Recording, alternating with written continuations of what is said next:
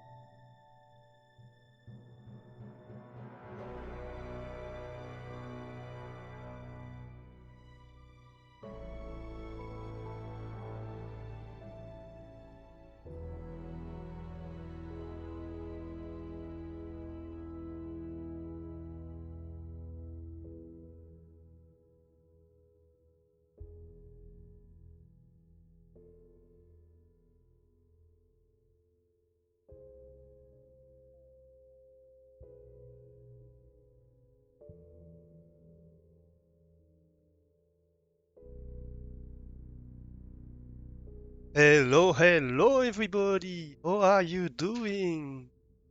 Welcome in Twitch baby cuz nice. 9 months. Thank you for the resub. And thank you for contributing to the Subnautica goal.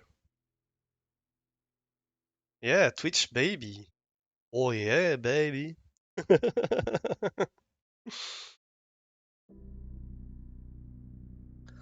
So today I'm a bit sick, so apologies if I have to mute a bunch. I'm still not fully recovered. I'm still coughing quite a bit, but I think I'm good enough to stream today.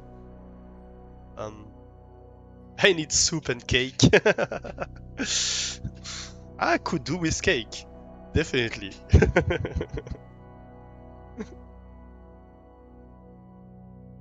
I would enjoy cake, definitely. And yes, today we are going to go back to Stationeers. I think I have two goals today mainly.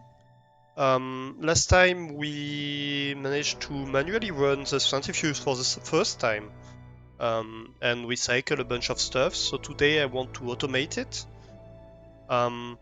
Maybe if we have time, start some like deep mining operation, or at least start setting up for it. But that's probably not gonna be my priority right away.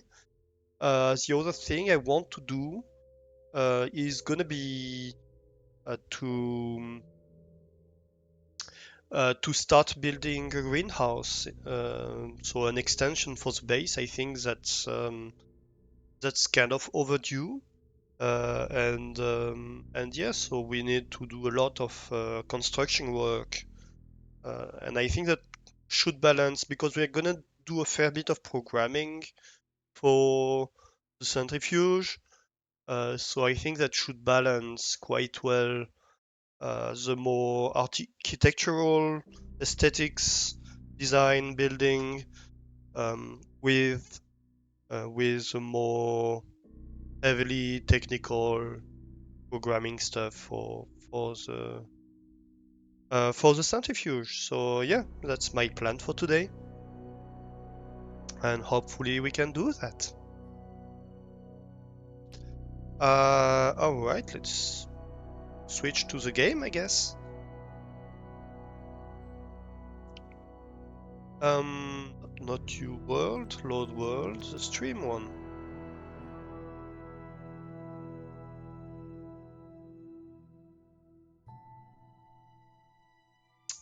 It is a bit of an impromptu stream today.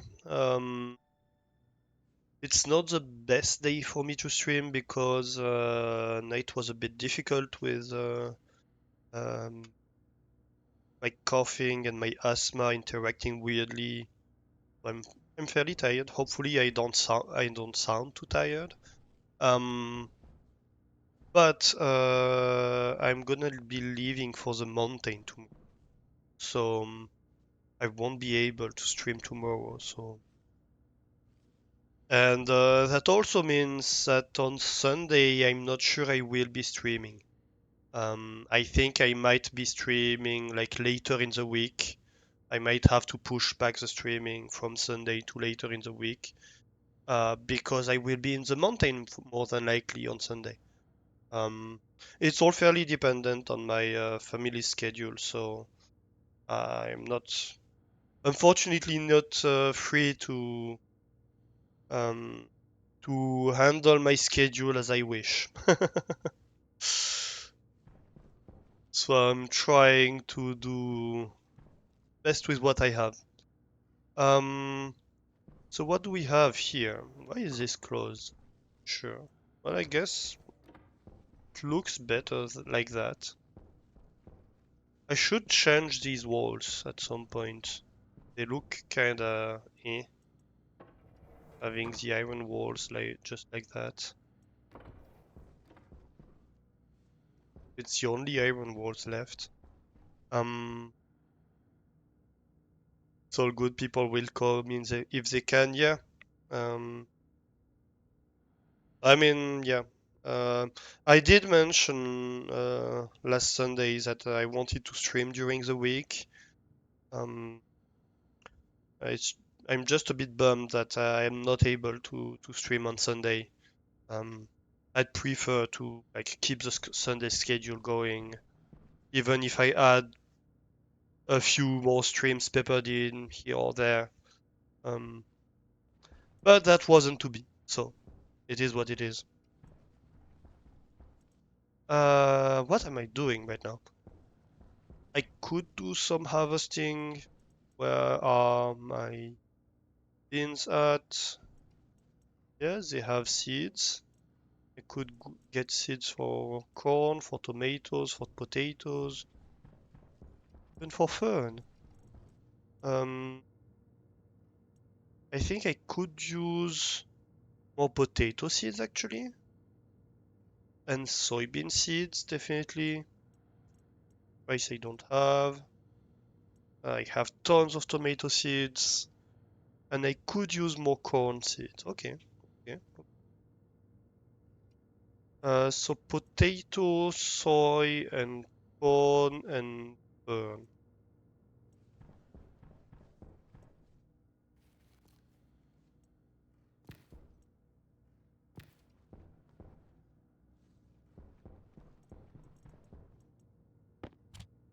For soy, we now have 8 seeds. That's good. Fern. Are they all fern seeds available? It's good. Well, I guess that's a good thing we're doing. We're handling the food stuff. A potato.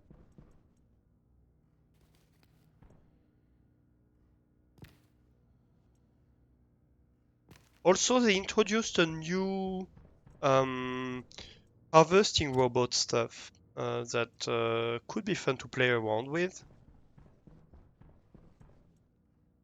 So hopefully at some point we get to set that up with the new greenhouse area.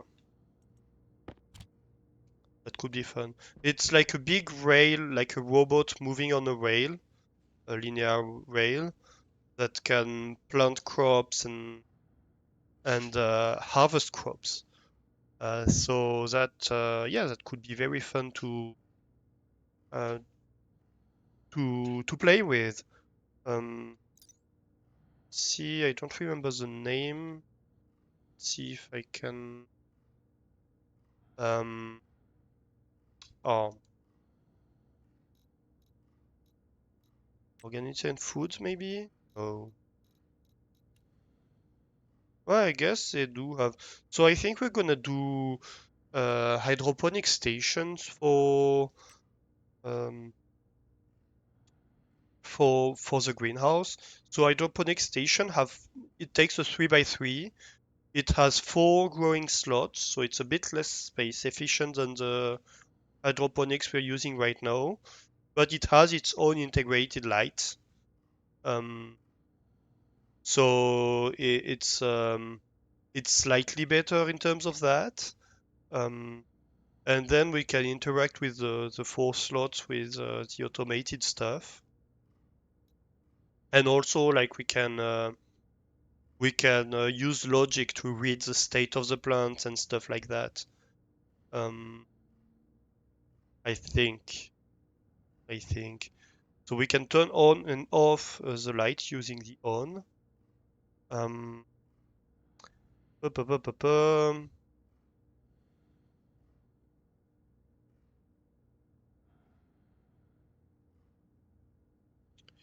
Logic slots, yes.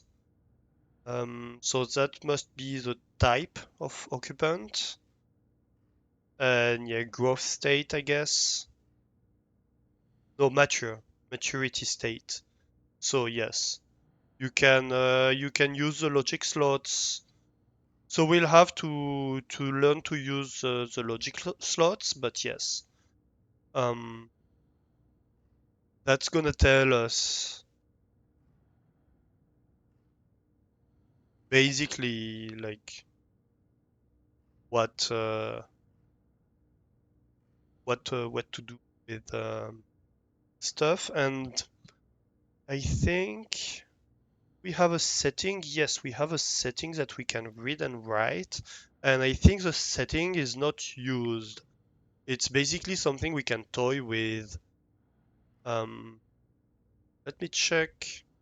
Hydroponic station on the wiki.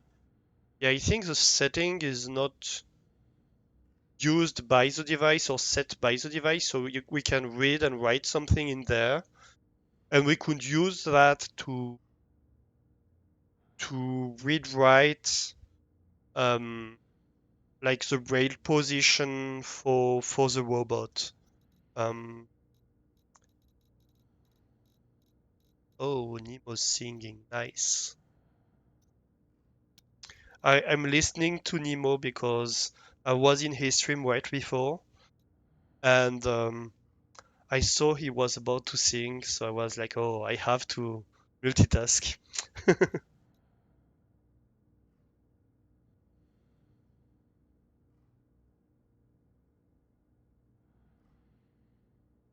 Definitely do follow Nemo55.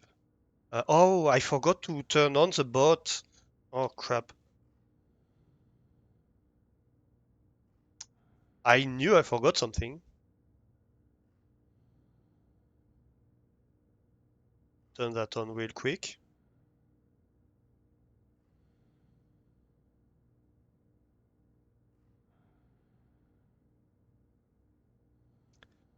Leap incoming.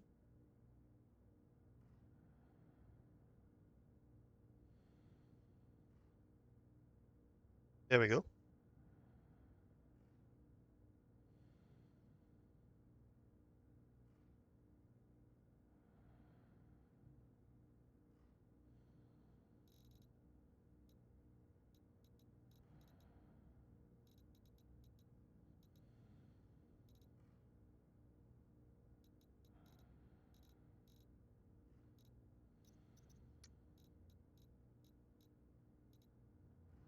Can I find it? Logic devices, maybe?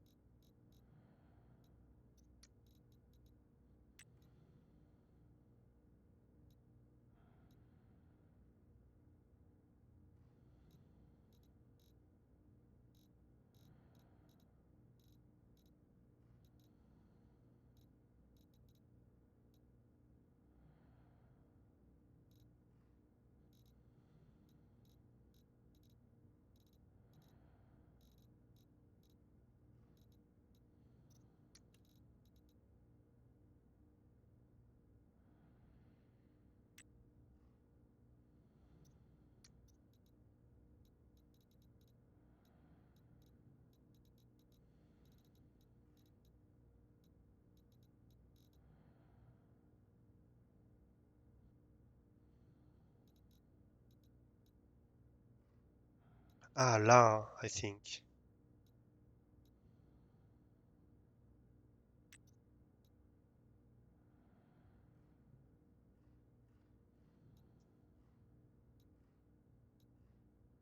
Yes, exactly.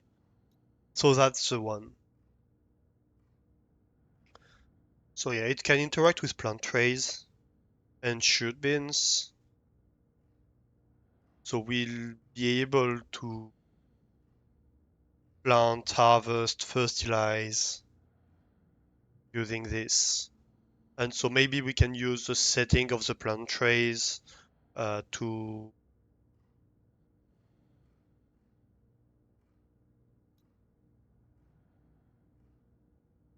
store the address because it has address slots. It's like a linear rail, and it has an index of its position on the rail. And so we can use the setting of this right where it should go. And maybe we can store that in the setting of the plant tray.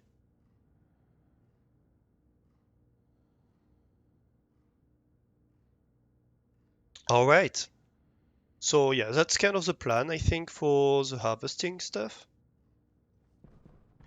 So let's see. So I think let's first of all harvest and replant the stuff, right?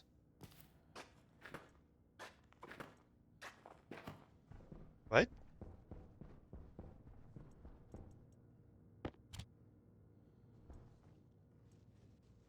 So we are letting that decay, because, well, maybe we can use the decayed matter later to play with fertilizer. Let's harvest everything, I guess.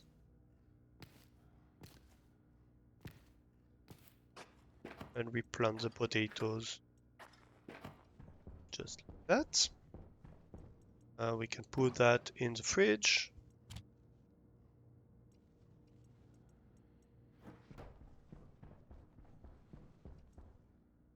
We can pick up the corn.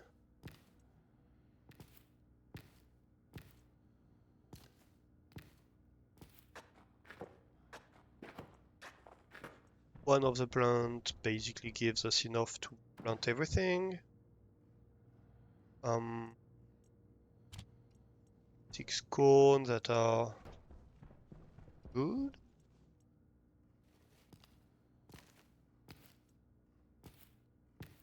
And the soybeans.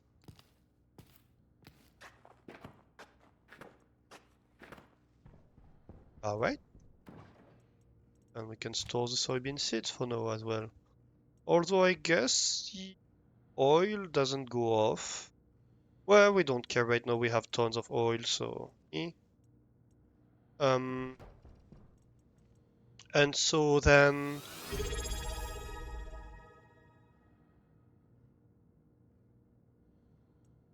hey, thank you for the resub, Dorwan. How do you throw a party at the Mars station? You plan it months in advance. How do you throw a party at the Mars station? You plan it month in advance. Nice, nice. Yeah, TTS is always a bit slow on my channel. I'm not exactly sure why. Um, Maybe I have to play with Twitch settings. Maybe I should go back and look at Twitch settings. Punjon, yes, punch on him. Off to the pungeon with you. Hey, SPFA, how are you doing? Hi, hi.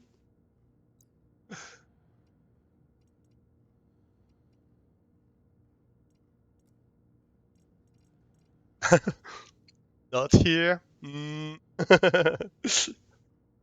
Have a good luck, Doran, and thank you for popping in. It's definitely appreciated. I appreciate all the friend lurkers here. Great to have you, friends. Let's see. So let's scan a few stuff. Um, so we have 1 corn here. We have 2 tomatoes. I think we need 3 corns to make a canned thing. If I remember correctly. I don't remember exactly. Let's go have a look at this food stuff. Yes, yes. Canned. Hey, Flame! 14 months as well. Thank you for the resub. Can't stay long, you have to commute home soon. Well, it's okay. Thank you for joining in. If you have to commute home, definitely, like, the time you spend it is appreciated either way. And Hype Train! Thank you for the Hype Train, everybody. Choo choo! What noise did I make? Okay, maybe I shouldn't say choo choo, it was weird. And thank you for the bits, guys. 200 bits. And no alert. What are the alerts doing? I'm not sure what's going on here. I'm not sure. Like it doesn't even pop up in my. Oh, here we go. It took its sweet time. Twitch is being so slow. It wasn't in my events either for a while. The corn soup is 5 cooked corn. Ooh, and 1 oil. Okay, that's a lot. So here we have 7. So okay, we can use that. Let's do that then. First of all, so we can put 1 empty can. Then we're gonna take this one. Can cook it.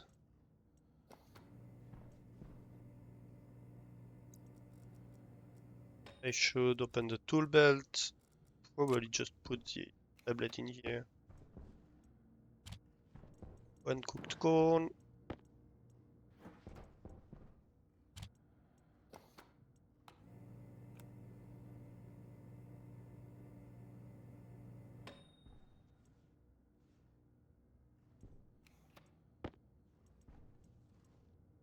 It's 2.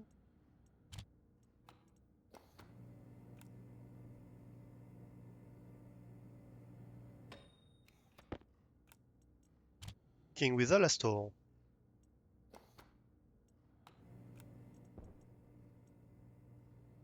3. This one is gonna be 4, and then we just the 1. Last one.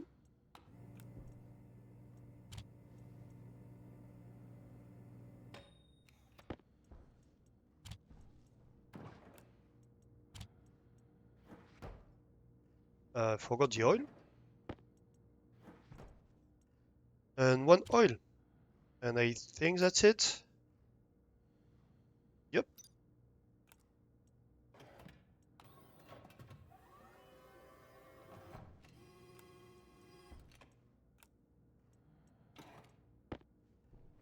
And that's a corn soup. And I guess we could make the canned fries. It sounds so disgusting, the canned fries, though. There's nothing else I can do with potato. Let's see. I don't want to eat canned fries.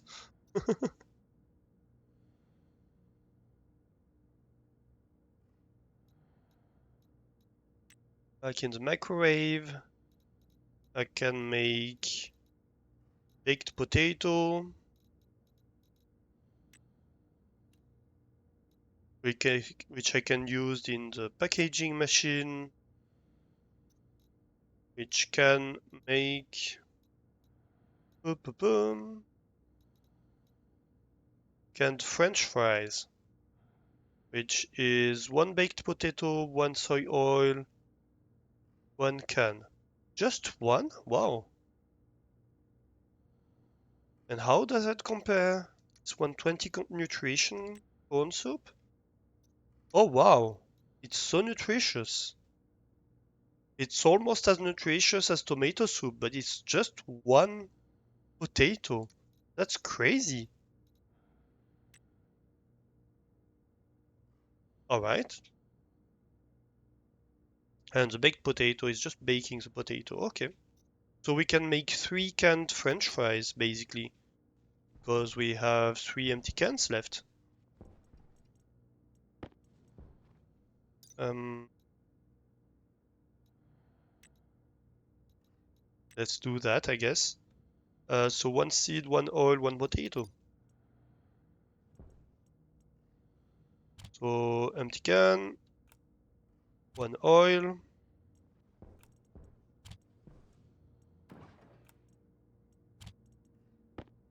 1 potato.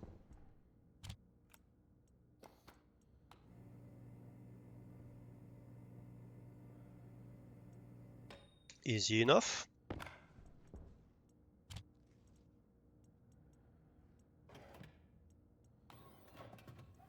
I'd be kinda reluctant to eat that, but oh well. What happens on Mars stays on Mars.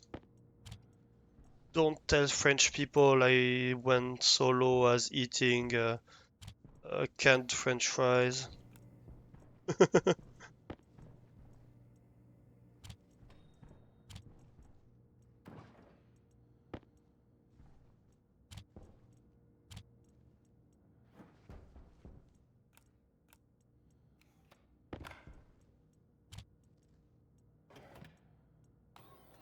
That kind of culinary crime might make you lose your French nationality, you know.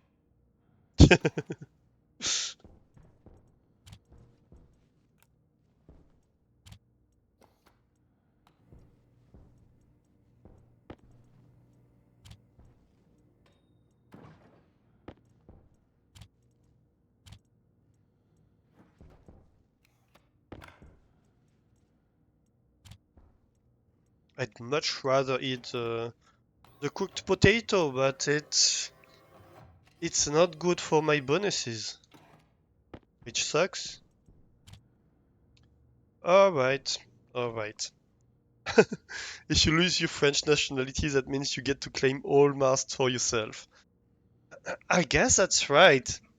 Like I could be my own state on Mars, right? I just need like many other states to agree with it. But at the same time, they don't have much to lose if they don't have a space program, and there's only a few states that have a space program, right? Granted, it's the most powerful diplomatic states that do have a space program, so that might be a problem for me. Um, but on the other hand, the other ones don't directly have anything to lose from agreeing,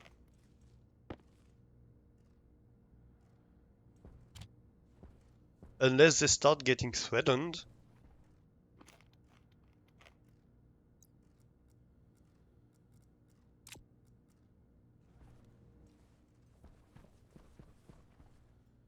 Alright, I want water just to get the hydration up.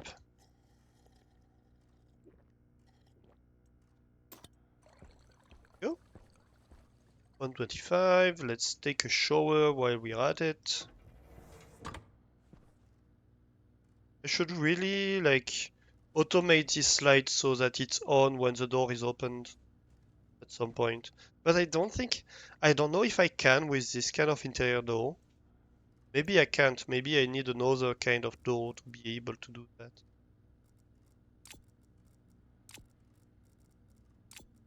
Might be the case.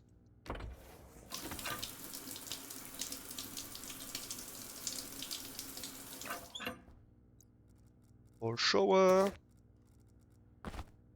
Here we go.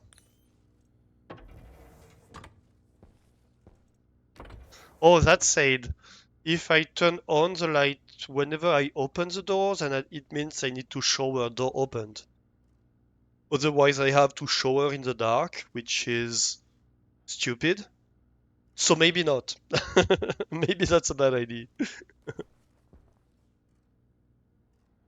Well, really, I could keep it on all the time. It's not that much of a power draw, and we have plenty of power at the moment. Alright. Let's close the helmet, just so we don't choke ourselves when going out. And let's go out. Where is my oxygen at? Plenty. We just changed it visibly. Alright, so let's do a small tour of the base first. See where we are at and kind of remember what we were doing. So we have the whole um, power tower over there, which is running very well.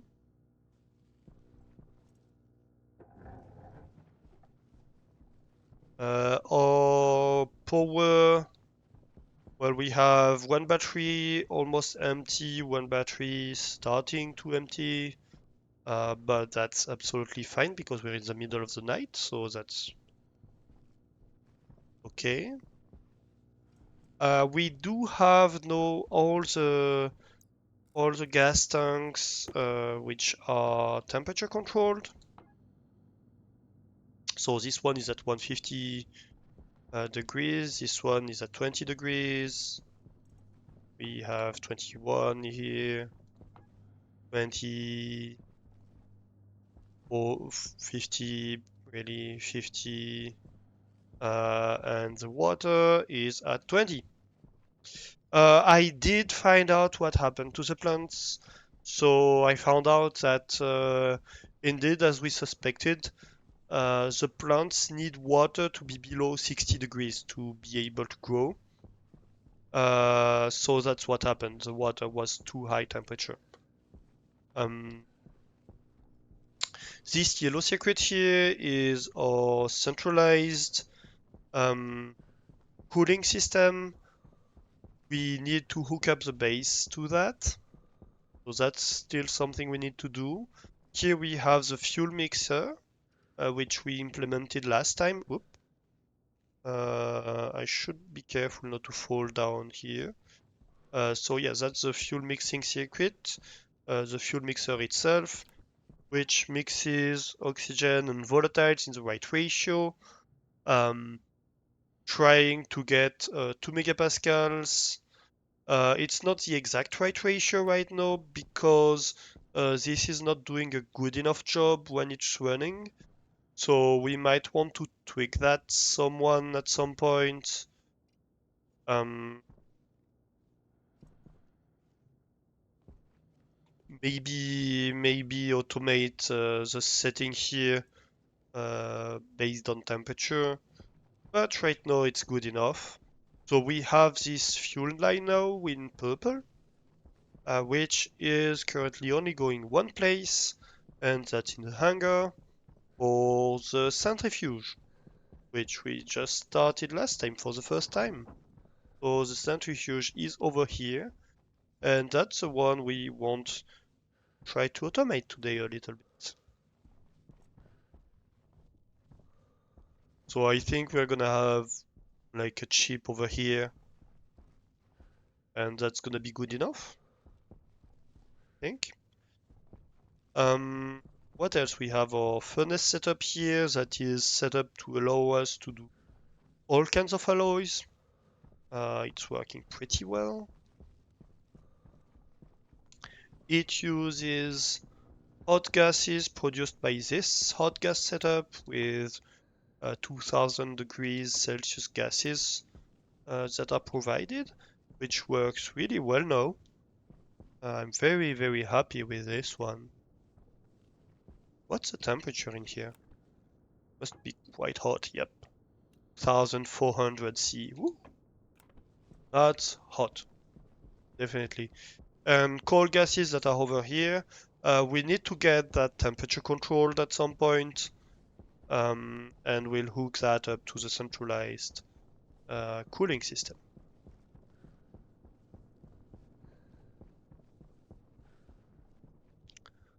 So that's pretty much where we are at. Oh yes, no, I forgot something. I forgot the cool gases project, right? That's a very cool project. It's so cool that it's at minus 182 degrees right now, and we aim for that project to get even cooler. Um, so yes, we are liquefying nitrogen. Well, first of all, pollutants in the first stages here that are in yellow, and then nitrogen in the black stages. And we are getting the temperature to go down step by step. So we are going like minus 80 to wait, to minus 92 to minus 114 to minus 136 to minus 160 to minus 181. And well, right now this one is at minus 182, and we want to see where it gets us eventually. Right now it's not producing enough liquid to stay cool here. Um, so we'll have to see. We'll have to see where it gets us.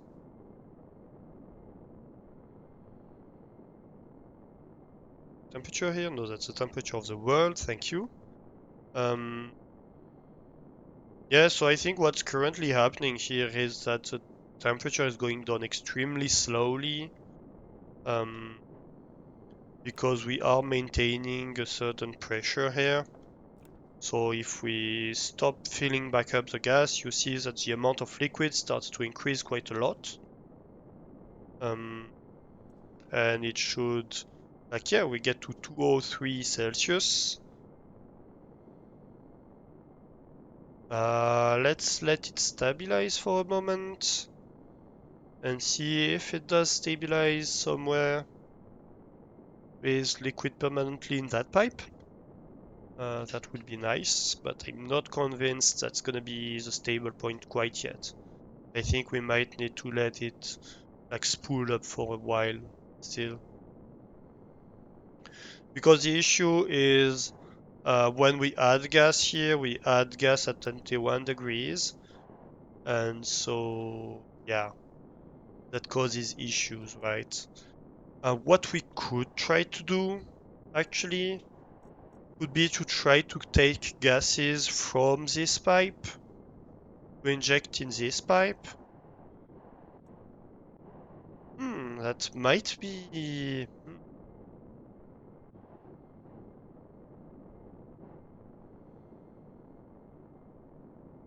But that's a back pressure regulator kind of thing, and we would want a pressure regulator.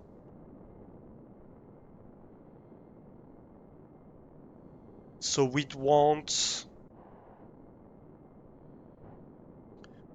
something that really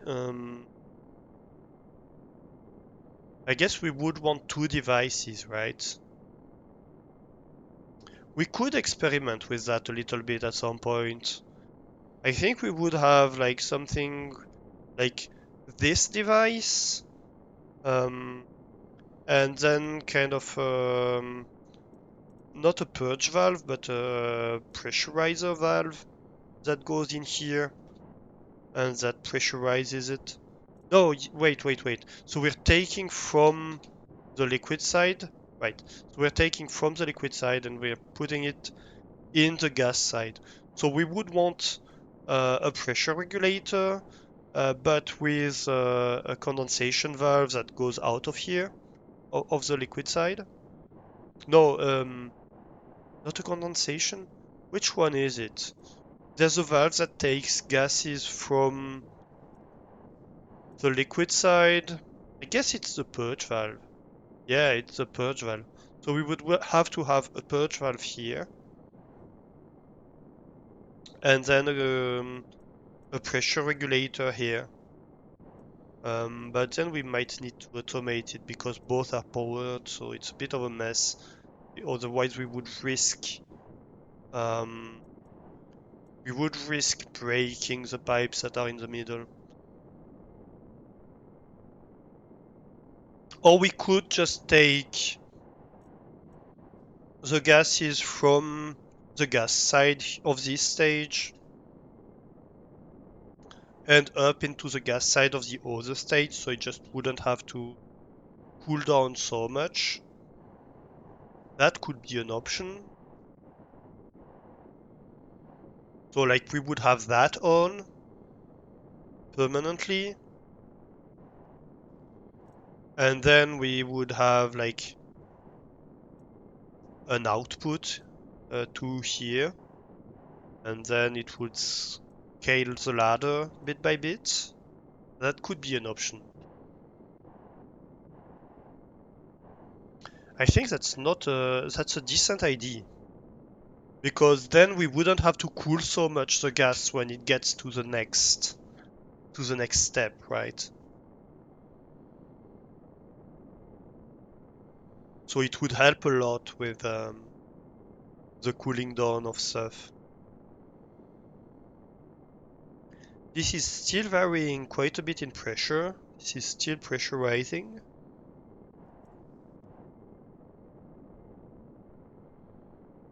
Pressure here is dropping, 223. Yep. So if we were to turn that back on, we would have probably the liquid quickly evaporate over here.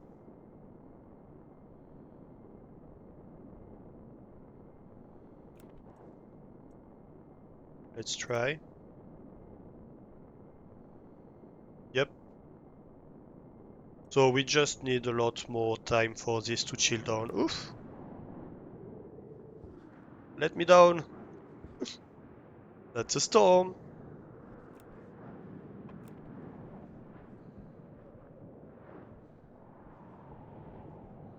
Alright, let's get ourselves inside then.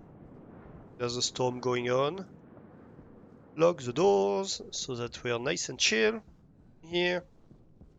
And we can start setting stuff up to program this, right? So we are going to want an IC10 chip. Um, or is this thing called IC housing?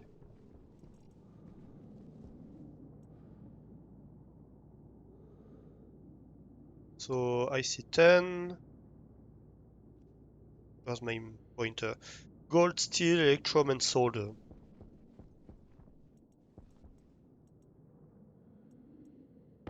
Gold.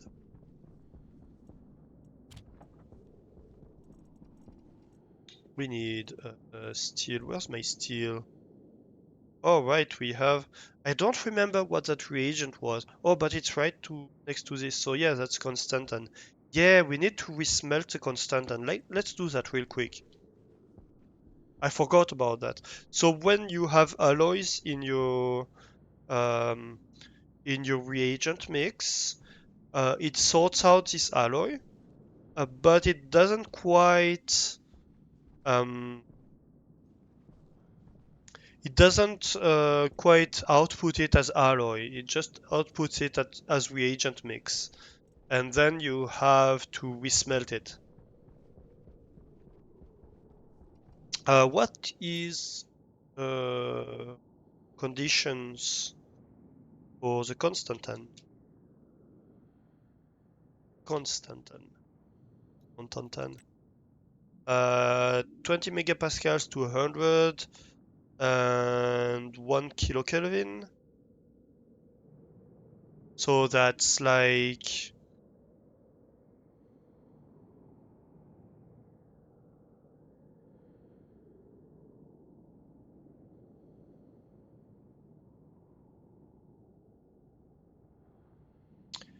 so that's like 30 megapascals probably is good, and 1.2 kilokelvin, something like that. What are the conditions here? Um, that's too low in terms of pressure, and the temperature is a bit low as well. So let's do like 25 mega or 21 megapascals and 1.2 kilokelvin. I think should be good. So the target pressure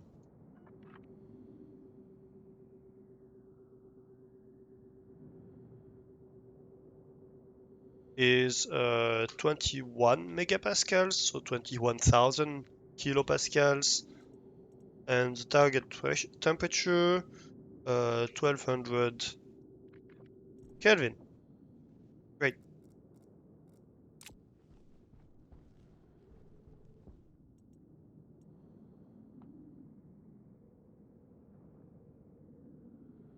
Maybe I should do a new batch while I'm doing this, but how much do I have Constantan?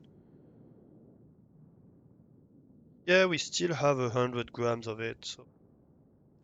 And we said it's like 50% nickel, 50% copper. I do have some copper I could use. Do I have some nickel I could use? What's nickel or again? That's nickel. We have a ton of nickel. I guess we could do 100 grams. Might as well.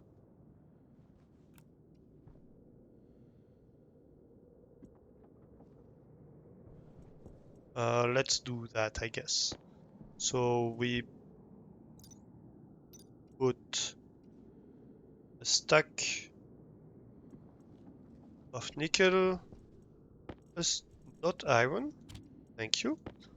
Stack of copper, that's correct, that's correct. So in here we have 12 grams of Constantan, 50 grams of nickel, 50 grams of copper, and we're just waiting for the right conditions for it to produce Constantan. That's great.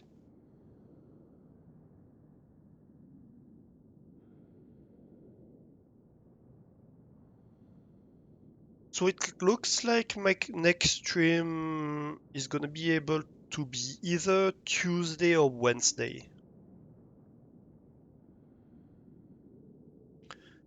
I've just been informed that I'm coming back on Tuesday evening. So I think that's what I'm gonna try to do. Instead of Sunday stream, we're gonna try to stream on either Tuesday if I'm able or Wednesday.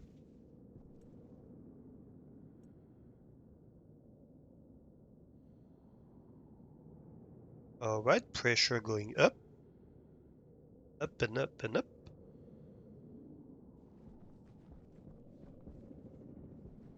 We are pumping in hot gas. We still need to clean up that setup quite a bit.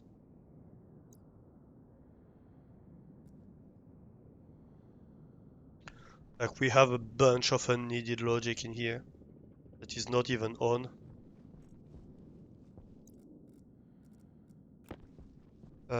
How's my supply doing? 800 kilopascals. Yeah, that's the issue, is that we're consuming a huge amount of it at the moment. Oh, 20 megapascals. That should be good in terms of temperature, shouldn't it? Oh, please don't tell me that mixing it like that doesn't work. 1 kilokelvin to 100 kilokelvin, 20 to 100 megapascals.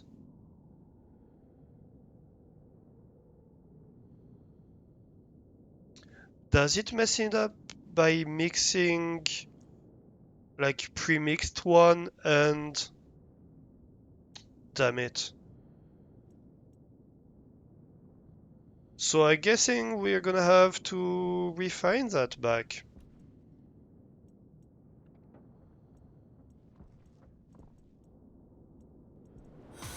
Oh, maybe that works. Raven 10819 just followed. Hey Raven, thank you for the follow. Did it expel the reagent mix in a clever way? Let's try that. Yep. Does this work? Please tell me it works. Nope, it doesn't. Oh well. Well, I guess we're gonna have to put all of that back in the... That's gonna be our test batch for the centrifuge, I guess. Damn it.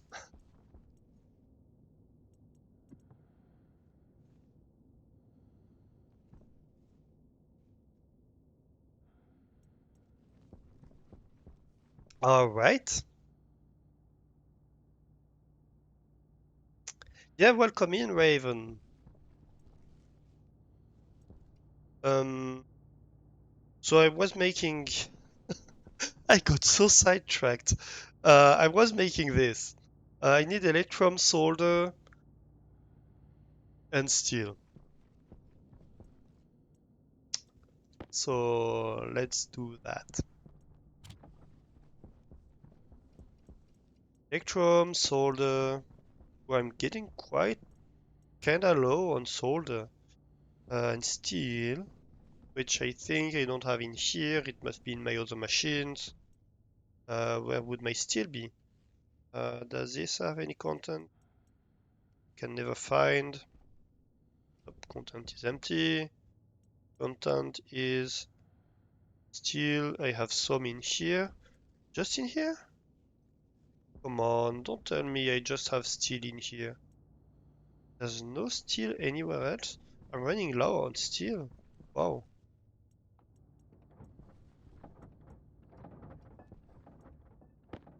The light can go back.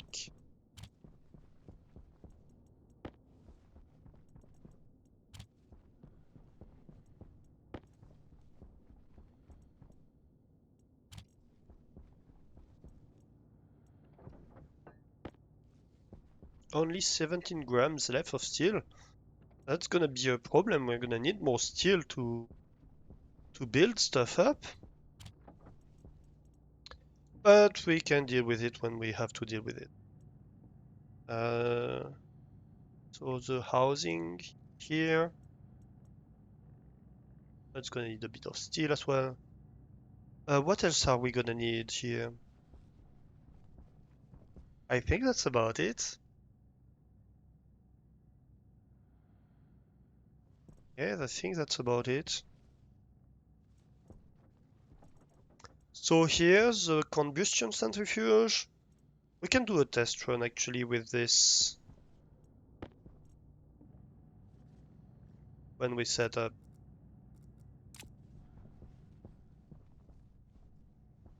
So I think the plan is to increase. So that's a combustion limiter. So the combustion limiter is like how much we allow stuff to combust. Um, and the throttle is how much fuel we put in, right? So the first thing we need to do, because if we open one but not the other, nothing happens, right? Because we have no fuel going in, we have no combustion going in. So if we open just one of them, nothing happens. We starting the machine.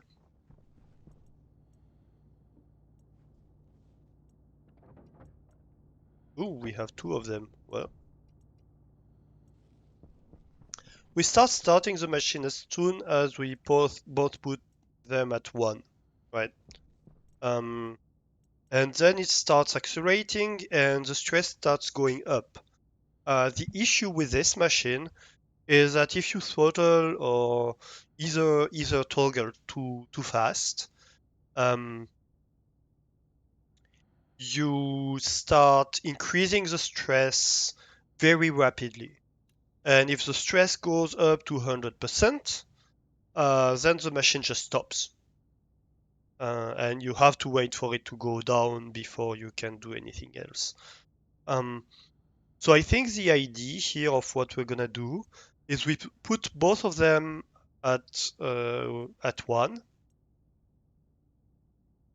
at the first stick, so it's 10%, and then we watch the stress going up, and we wait for it to stop going up, and as soon as it starts going down, then we can start increasing. First of all, I think the combustion limiter, so the combustion gets more and more efficient. So we stop wasting some of the fuel. And in the second step, the throttle limiter. So we can get more and more fuel in once we are combusting at 100%. And while doing that, we watch the stress, and as long as the stress is going down, we're fine. As soon as the stress starts going up, we stop throttling and we wait once again for the stress to start going down. Um, because it seems that you can increase the throttles pretty fast as long as the stress is going down. If at any point in time the stress starts going up and you keep throttling, then you have issues once again. Which is extremely weird. This machine doesn't make sense at all, but it is what it is.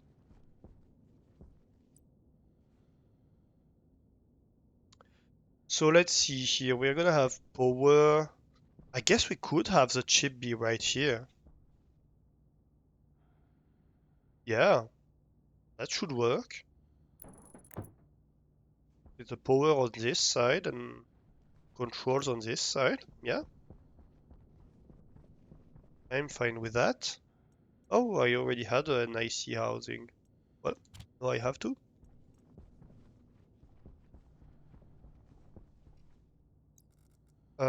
Cable coils.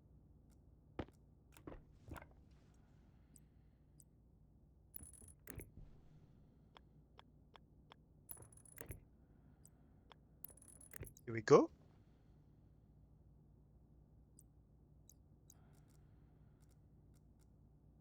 Is it me or the cable coils in hand look bigger? Or these did not appear before on screen? I don't think I remember our character holding the cable coils while we were placing cables. I think maybe that's the last update also. Oop, we have ads coming in. We're not gonna do much while the ads are coming in. Maybe we can test. Well, we can finish setting up stuff here, and maybe I don't know.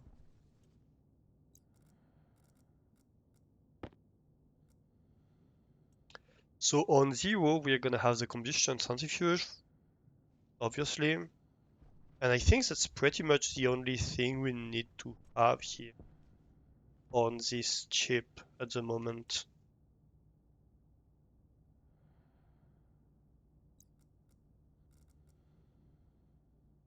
I don't think we need to read anything else. Let's get the laptop down.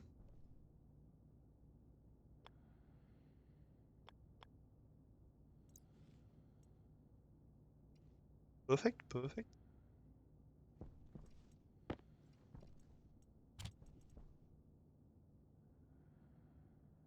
And we can clear that. So we're gonna have alias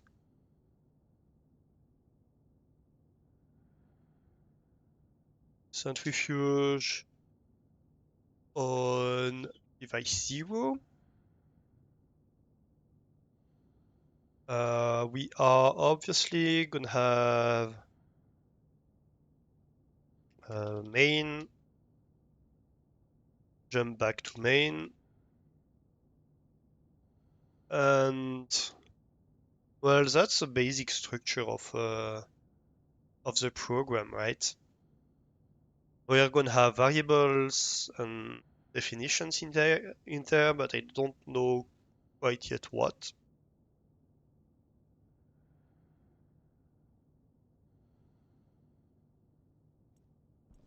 So let's see.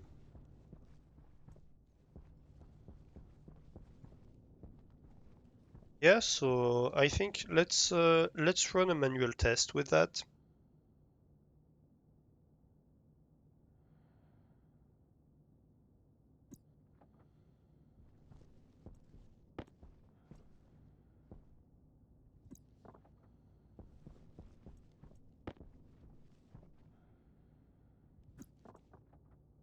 Oh, that's perfect.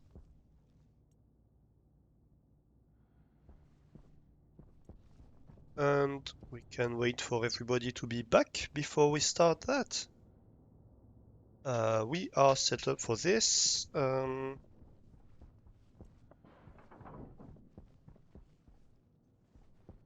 What do we have here?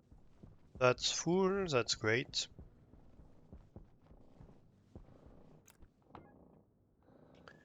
This is, I think that's just finished producing. Yep, because this pump is still pumping out stuff. Temperature in here is no 2400 Celsius. That's great, that's higher than we've ever been before. That's amazing. 2475 in the room, 2426 in the pipes. Yeah, that's really, really impressive performance for this system. I love it. And the ad break has finished. Welcome back, everybody.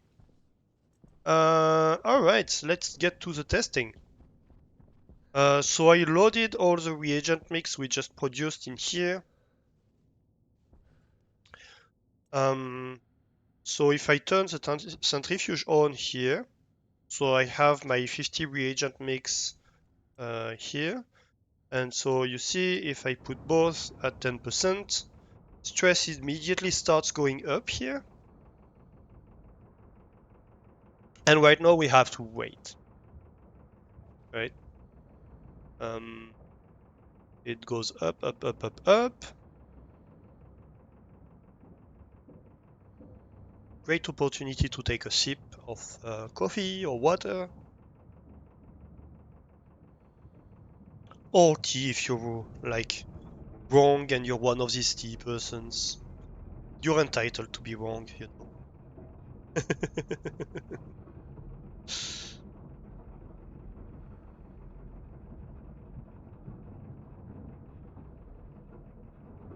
I just want to see how this pipe is doing. 2.6 kilopascals, that's fine. And this is doing 2 megapascals still, so it's keeping up. That's great. Stress is starting to go down, so we can... Stress is still going down.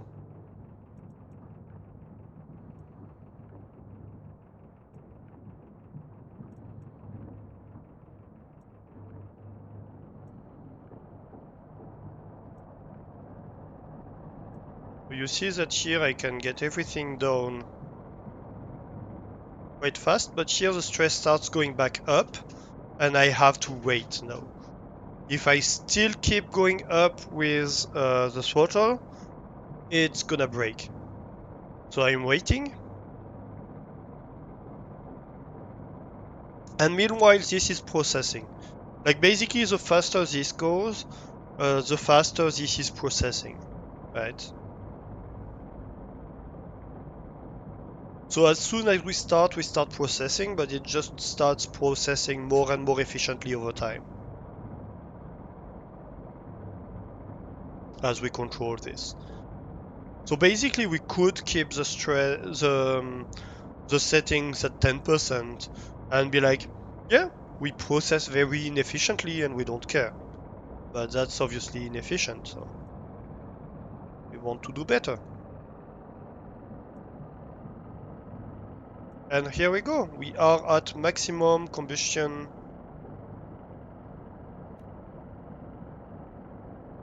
So right now we are at maximum performance. And that's all processing the reagent mix that we put in. So it's separating the copper, the nickel, the constantan. And we learned things today. We learned that even though we have the right ratio of copper and nickel, if we add constantan, well, we cannot smelt them both at the same time.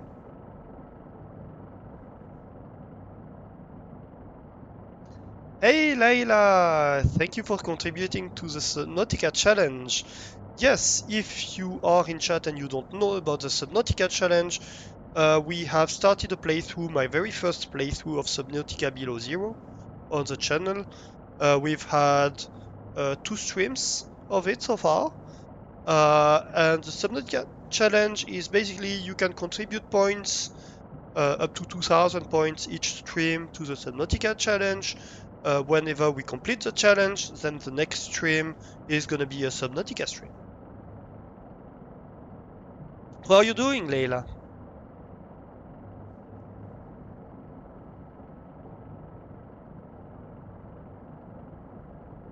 We are doing manual centrifuging because we kinda messed up making of a new batch of constantan. Basically, we had reagent mix of constantan that needed to be resmelted, and we wanted to make new constantan while we were at it.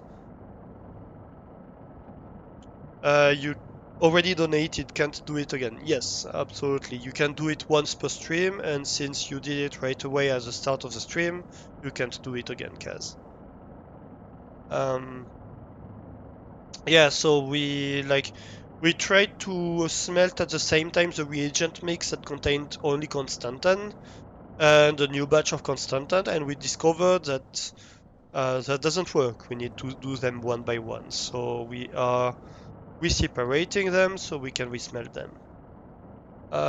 You're good. How about me? Well, I'm a bit tired today. I had like medical issues. Um, well, in the past few days recently, I've been a bit under the weather.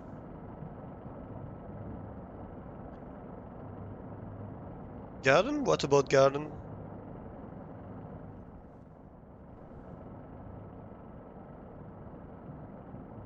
I'm not sure what the question is. Sorry. Or did I say garden? Or something that sounded like garden? Could be my accent. I'm okay. It's just like I've been a bit sick for the past few days. It's not much more than a cough here or there. Um, I canceled Sunday stream because oh, how is my garden? I don't own a garden. But metaphorically, I'm okay. Um, yeah, so I canceled Sunday stream because I was coughing too much. My throat was kind of painful. But the only issue is that this cough kind of interacts weirdly with my asthma. And so tonight I had to wake up in the middle of the night trying to cough my lungs out, which is not very nice. So I'm a bit tired, is all there is to it.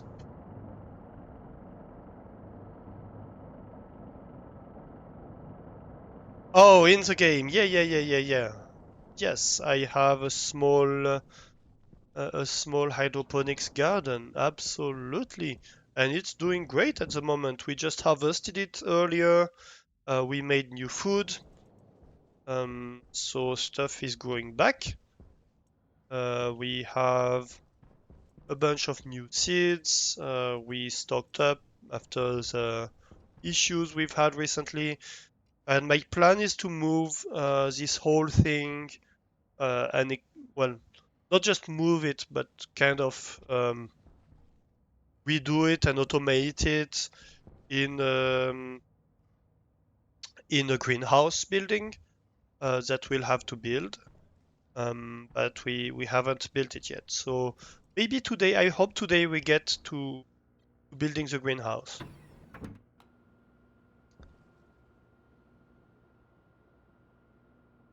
and that should be great. And I want to do a fully automated greenhouse where we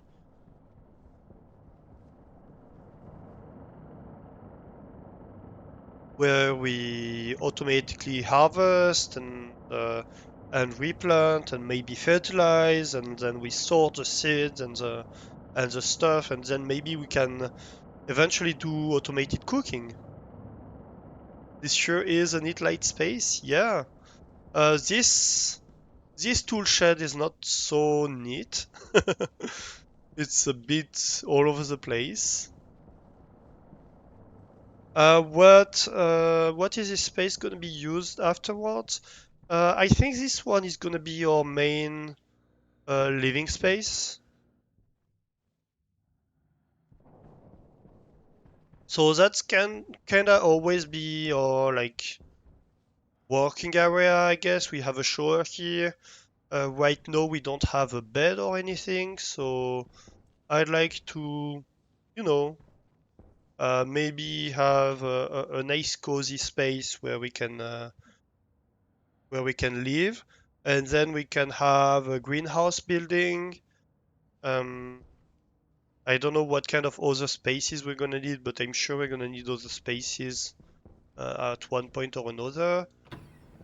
And then maybe we can connect this eventually, like pressurize the working area.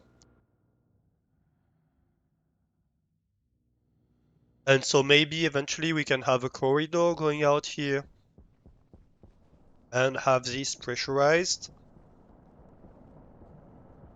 And in this direction, I think we're gonna have um, automated smelting building, where basically, so my plan for this is to have, I don't know, maybe this direction, automated like deep miners that automatically mine ores. And then on the base flow of the automated smelting stuff, we're going to have centrifuges that are going to smelt the ores coming in from the miners.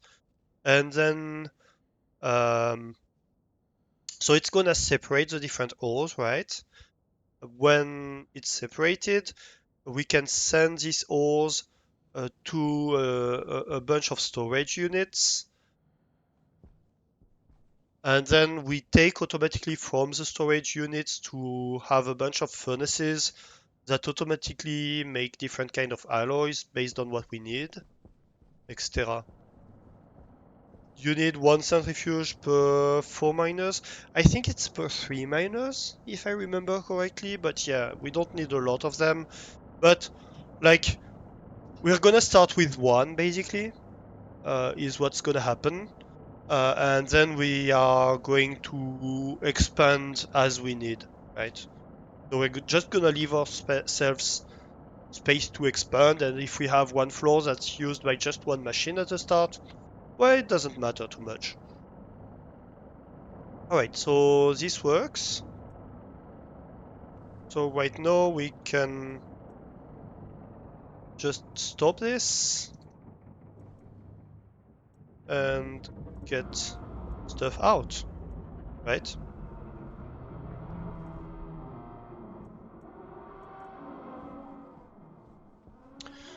Alright, and we can redo, and so we are gonna have like, what we're doing right now is automating the centrifuge, and that's gonna be the basis design for what we're gonna have in the automatic building.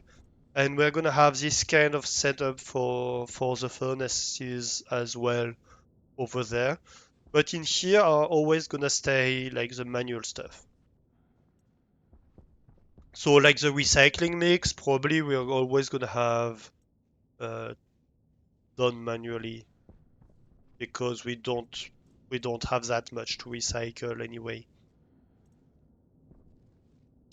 Okay, so that's the automatic furnace. Right now it's regulated at temperature and pressure for um, what's the name of this alloy? Constantan. So that mix that I have in my hand is pure Constantan, so we just have to resmelt it. Let's go. So we'll produce, if I do it like that, yep, it produces Constantan, perfect.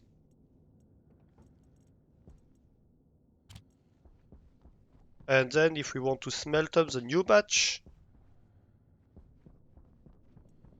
weekday stream, yes. I mentioned, so on Sunday I had to cancel my stream. I mentioned I wanted to stream during the week. So it has to be today basically, based on my schedule. And as I was mentioning earlier, um, I won't be able to stream on Sunday because I will be in a location where I don't have access to internet. So what I will do is that I will stream next on either Tuesday or Wednesday. It only depends. I'm coming back on Tuesday evening, so it depends on how how late I come back, basically. Does a combustion centrifuge generate waste gases too, and can then be piped, or is that released to the air around? Yes, they produce waste gases, and that's our waste pipe. So right now we have like 1.95 kilopascals of waste gases, so that's combustion products in here, and a bit of oxygen because I think the fuel mix is slightly imbalanced in favor of oxygen. Yep, we have slightly too much oxygen in the fuel mix, so that's why we have oxygen in the waste pipe. Yeah, so it makes pollutant and CO2 just like when you burn fuel, right? Whatever the combustion products of your burnt fuel is, it's what it makes. And I think if you have the ore mix of the deep miner, I think it also releases gases, like it off gases stuff when you separate it, I think. But I'm not 100% sure. And so that whole mix is getting piped at the moment, and it's getting thrown into our gases sorting system. So we have a whole gases sorting and filtering system over here. And so that's all gonna get processed in these tanks over time, so we can not waste stuff. Processed and cooled down because right now it's very hot gases. It's 1900 C. Yep, I recuperate everything. Same for this furnace. The output gases go in here and then are reprocessed um, by the whole system. And this furnace, I should dismantle it. I don't use it anymore really. But oh well. Alright, so we have to start programming this combustion centrifuge. Um, so let's see. So we want to remember like the throttle and the combustion limiter settings, or at least what we want to set them to. So that's going to be two variables. We want to know whether this is on or off, and we want to read the stress. So that's the first things we need to do. So we are gonna have like um, uh, combustion rate. That's gonna be R0.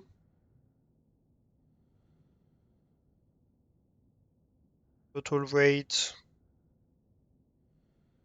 gonna be R1. Um,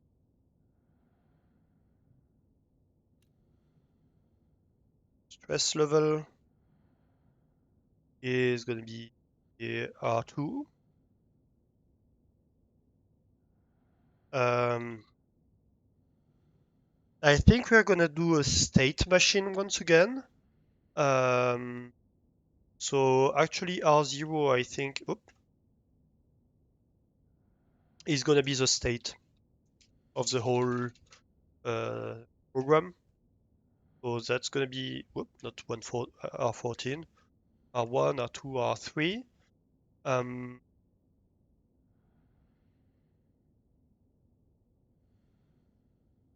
so that's gonna be centrifuge on,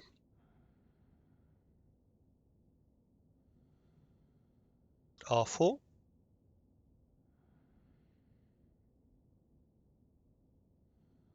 So in the main, so the states, what are gonna be our states? The states we have, state 0 is gonna be off. State 1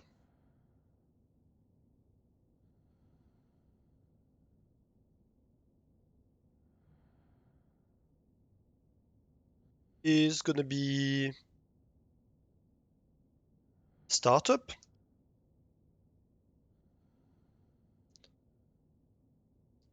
Then we're gonna have state 2. So startup is basically set everything at 10% and then wait a little bit for the stress to start building up. I think.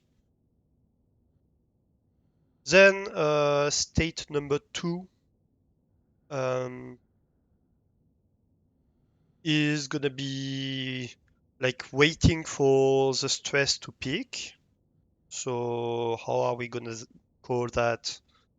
Um, Stress release or something like that?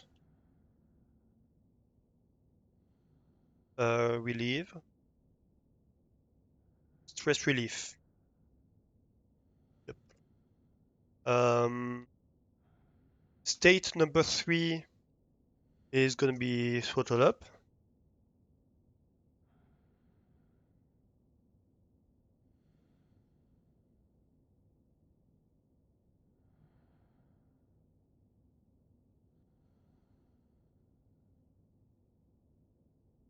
State number 4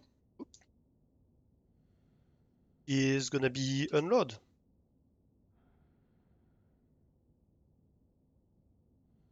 And I think that's about it.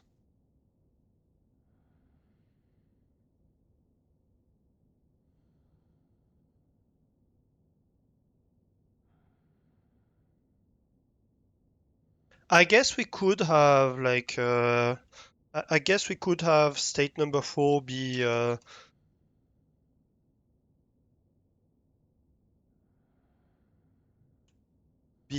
full like full full regime, um, steady state regime,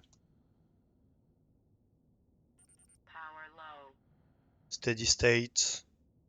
And I'm debating whether we should have throttle up and combustion up states.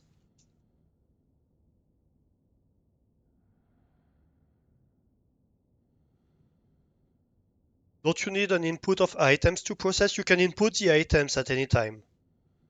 Um, so that's gonna be on or on off switch. Basically, this is something we're gonna turn on, right? So it's just gonna be like when we flip it on, then we start throttling up and doing all the things, right? Um, but you really can put in the items at any time. Yeah, yeah, this is a manual centrifuge. And even if it were automated, our interaction with another system could very well be the other system tells the centrifuge to turn on.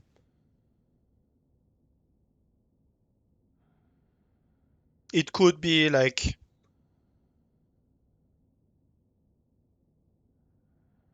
and unload is gonna like turn everything off and open the unloading. And once unload is finished, it's gonna go back to startup, right? Automatically. So, like, even like if we were connecting this to a deep miner, what would happen is that we turn it on,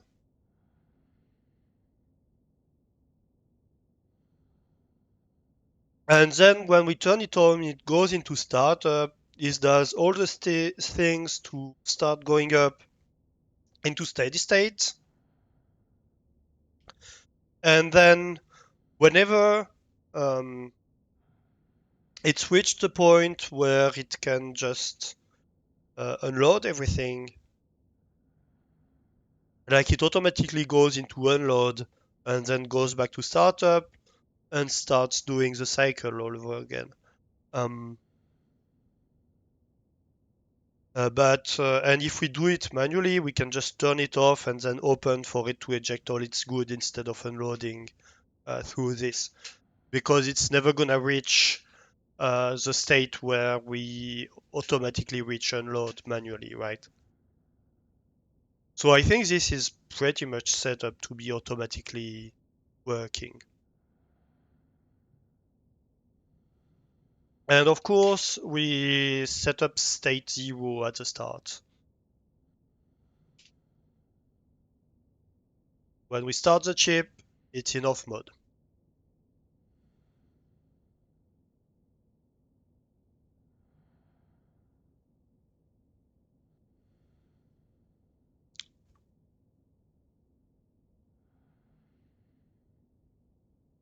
So I don't remember. Oh God, it's been too long since I've last been coding something. Let me find my MIPS reference, my MIPS cheat sheet. I forgot to locate it before the stream start. Nope. Here.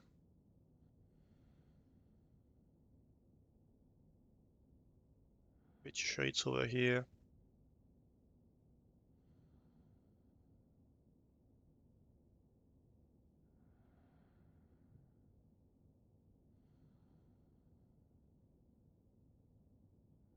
Okay, what's going on with this tab? Ah, I lost all my stuff.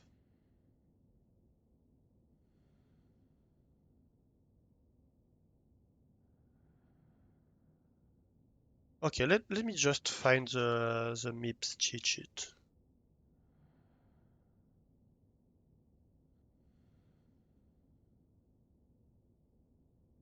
No, that's not the one.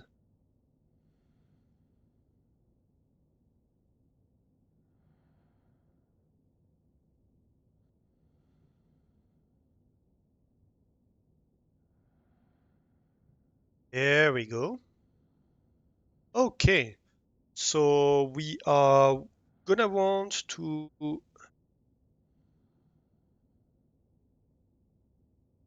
branch um,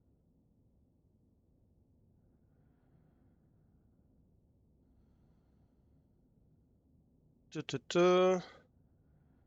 Yep, so it's gonna be B equal. Right. I managed to find these things. No, I'm losing everything once again. I can do it. So BEQAL. So that's we're gonna want to branch if the state is equal to a certain value to a function which is gonna handle well the off state first, right? So if state, so state is a variable a equals 0, we want to branch to off, and then we're gonna have off, and then we do whatever is needed to be done for off, right? It's with a big O, otherwise it's not gonna recognize it. And at the end of the off, we're gonna have to jump back to RA. And then when we are in off, we are gonna want to, well, I guess that's something we want to do either way. Whatever the step of the program we are in, we want to load um, whether the centrifuge is on or off, because that's something we're always gonna want to check. So we are gonna want to load centrifuge on from the centrifuge, and that's a variable on, right? So that's 1 if the centrifuge is on, that's 0 if the centrifuge is off, right? Um,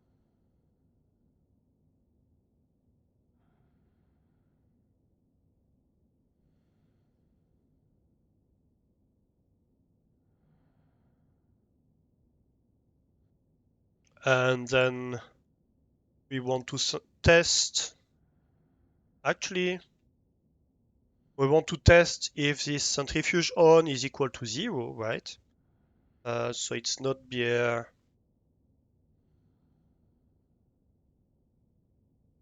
it's equal to 0, EQZ,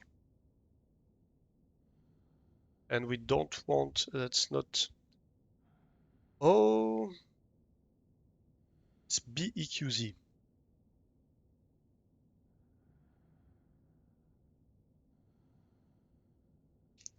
if centrifuge on is equal to 0, we do nothing. So we jump back to RA, right? If it's not equal to 0, then we want to move to startup. So we want to increment. Um, is there an increment thing?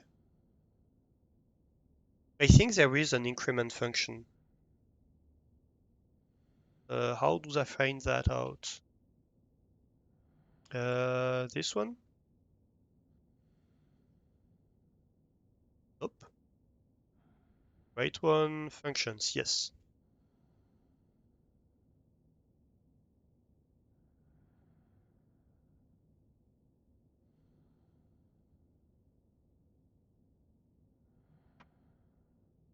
Well, we could do add.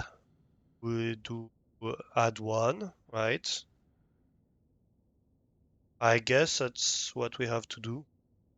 I thought there was an increment thing. So we can do add, or we can just set the state to one.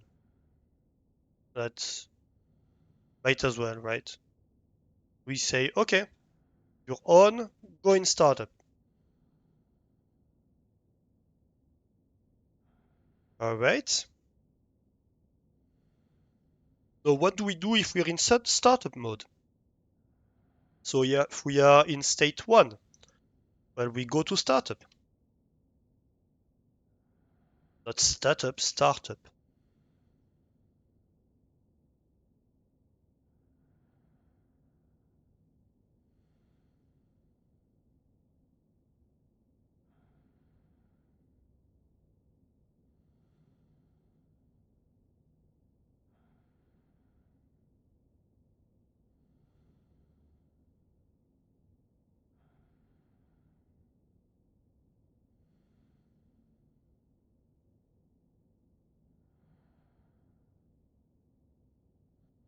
Um, so in startup mode, um, well, there are two things that can happen in startup mode.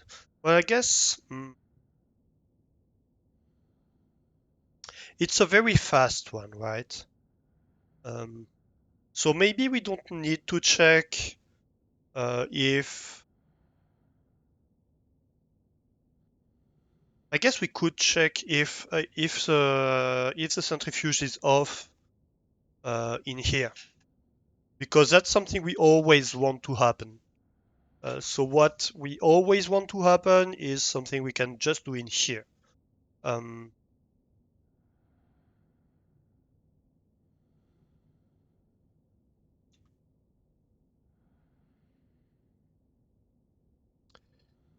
so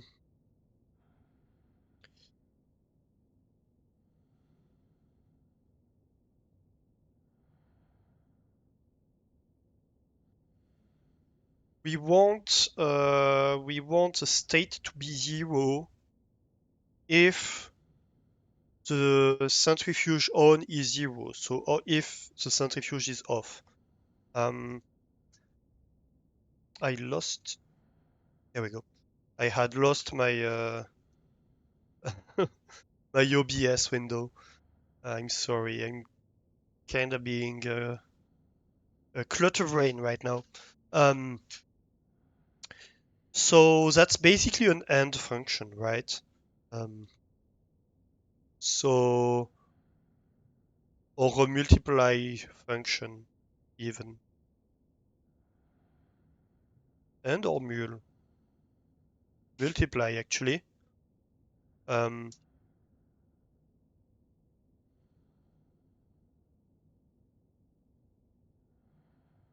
so here what we do is that we say the state is equal to state times centrifuge on.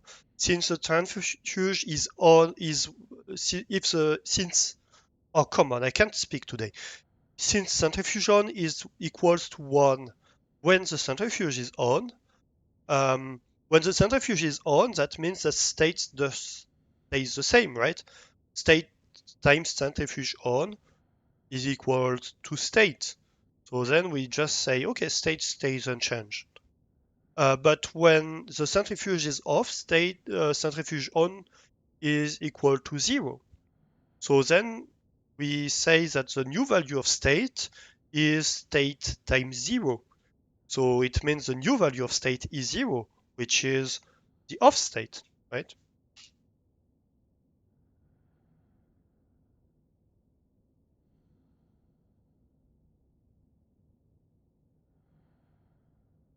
And so there's another thing that we need to do in the off state is that we need everything to be stopped.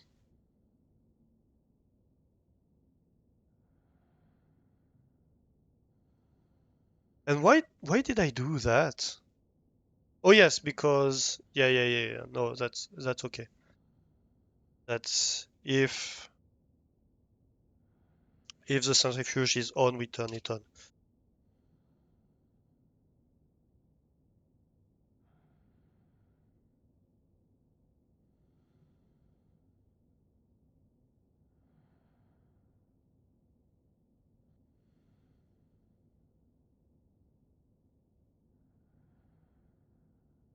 All right.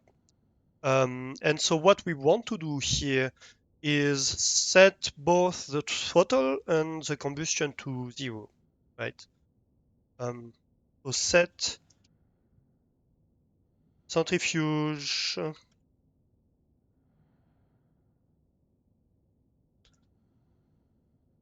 throttle 0, and we want to set centrifuge combustion to 0. So we say everything must be stopped, right? All right, when we enter startup, um, what we want to do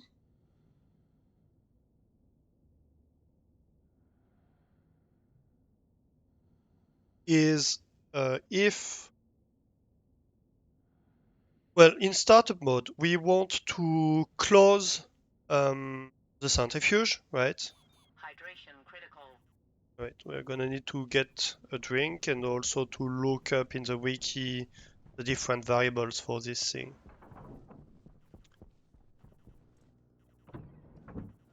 Maybe feed a little bit and renew our power, although we have a very long time for that. That's not a problem. The only one that's a bit of a problem right here is the water. But we might as well. All the things.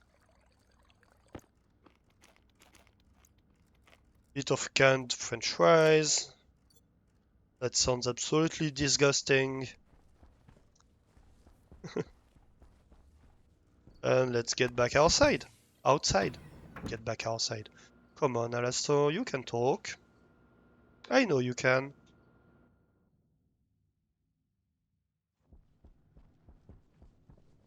Alright, back in.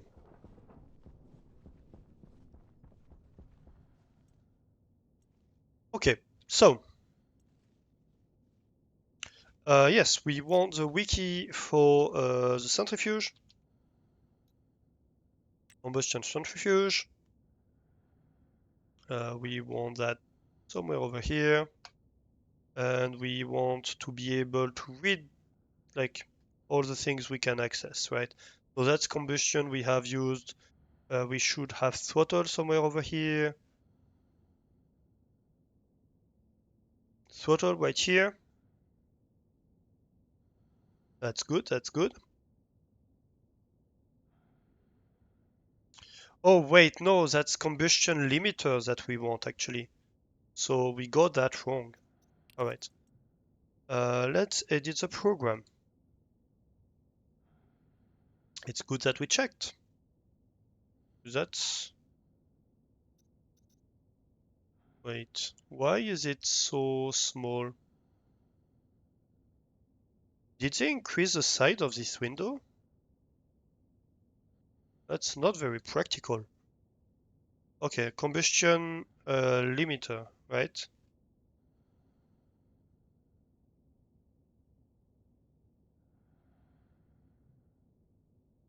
Okay, so we put both of these to off, to 0 right here. When we want to go to start, so we want to close, let's not lock. What's the state for, it's open maybe? We have an open one? Open, yes, read write. So we want to set the centrifuge open state to 0, so we want to close the centrifuge. We want to set the throttle. Is it 1 or is it 10? I think it's 10. Let me just check in the wiki, but I'm pretty sure it's 10.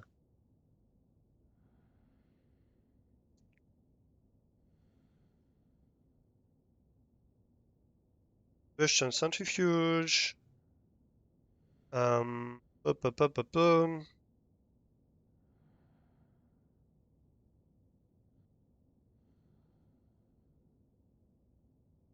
Throttle, where is the throttle? Throttle branch 0 to 100, yes. And combustion limiter is 0 to 100 as well. So that's right. So we want it at 10%.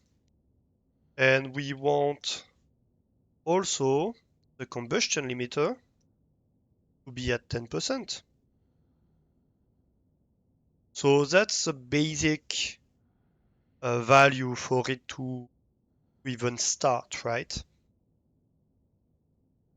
And then we want to wait for like, I don't know, 10 seconds maybe?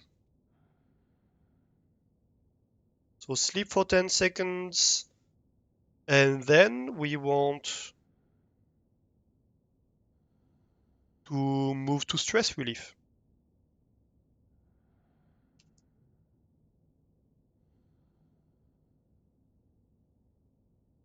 So then that's the main loop basically.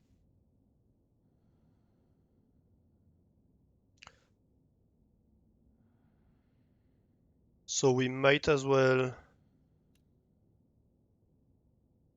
So stress relief is 2. 3, we said it's throttle up.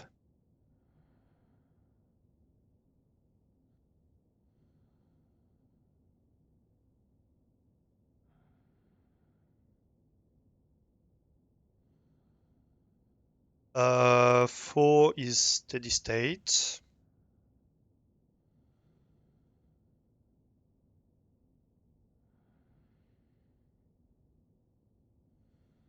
And 5 is unload. All right.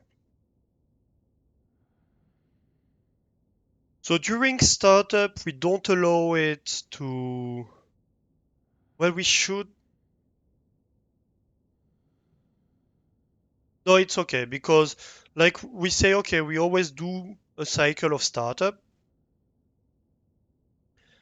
and then if it goes off, it's gonna be caught on the next cycle because that's really something like we pass by. We're not gonna loop during startup, right? We don't need to check for it being turned off during startup.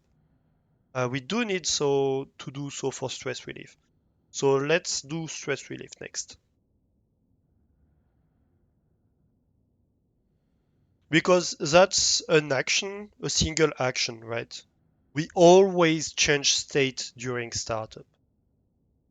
As soon as we go to line 34, we always change state by the end.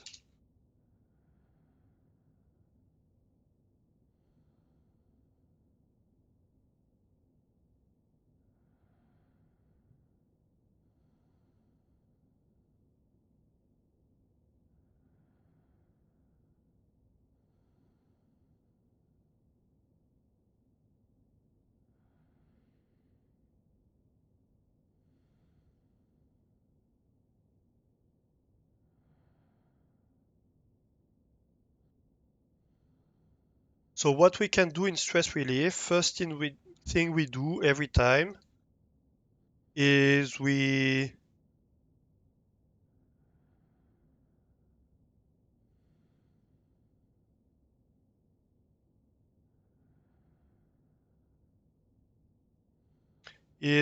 the centrifuge is not equal to 0, and I think it's NEZ, yep.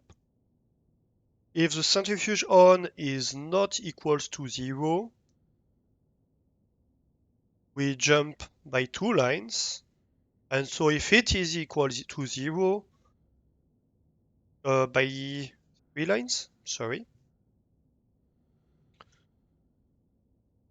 we move back to state 0 and jump back. Otherwise, if the centrifuge is still on, we're going to watch the stress, right? So we want to know the stress. So we have the stress level. We want to know the maximum. We want to remember the maximum stress, because what we want to do right now is to detect if the stress is still rising. So we want to know like the maximum stress that has been reached during this stress relief cycle, and we want to move to the next cycle if the stress starts going below this maximum, right? As long as it's increasing, we want to say, okay, we have a new maximum, we have a new maximum, we have a new maximum. Up, we're going back below. That means that the stress is going down.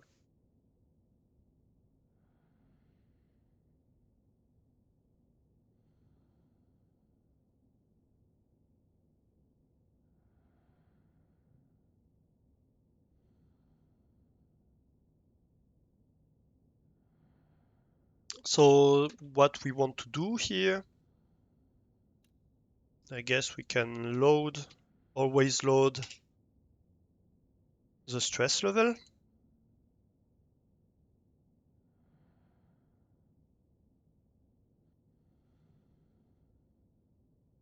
And it's called stress in here, is it? Da-da-da. Stress, yes.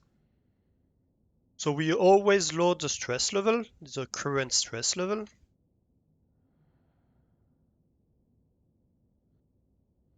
And I guess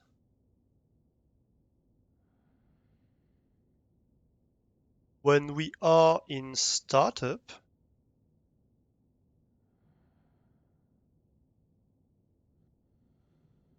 what we do is that um, we set the max stress value to the current stress level.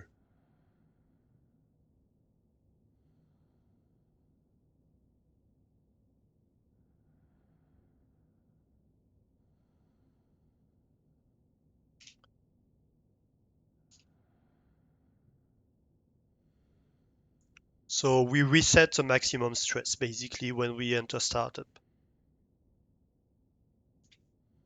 And so if we've been turned off, we are always gonna go in startup next.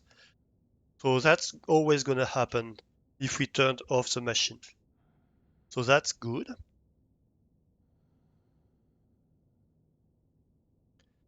And then in stress relief, what we do is we check if the current stress level is greater than the max stress.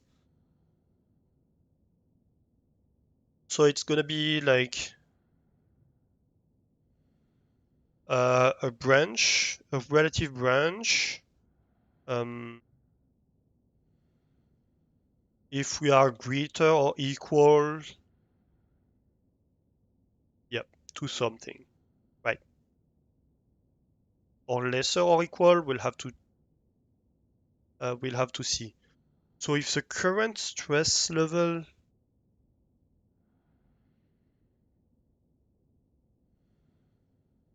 No, if it's lesser than, yes. So if the current stress level, no, wait, I'm getting confused. Yeah, if the current stress level is lesser than the maximum stress level, then it means that we are not in stress relief mode anymore, right?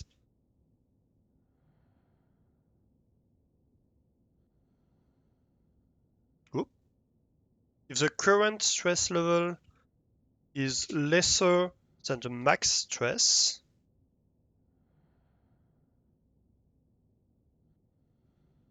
um,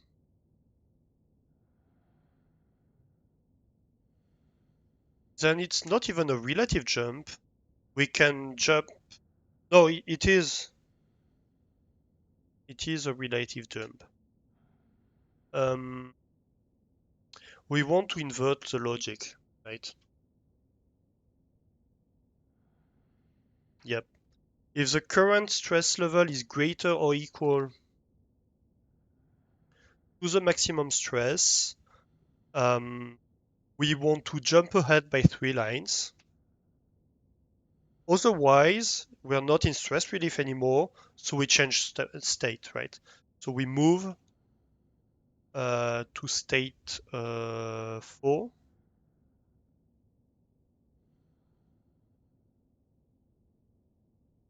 That correct? So we move to state 3, which will be throttle up. And we jump back. Um, if the stress level is still increasing, um,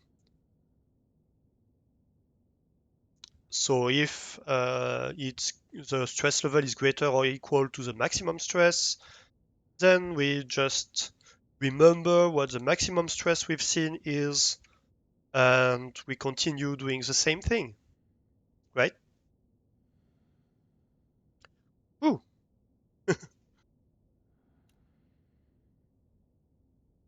It's always a bit weird in this in this in assembly language, because you have to invert the logic of your conditional branching, and so it's always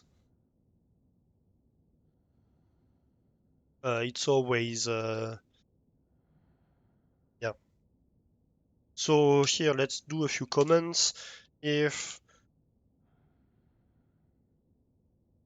centrifuge is off, move off state.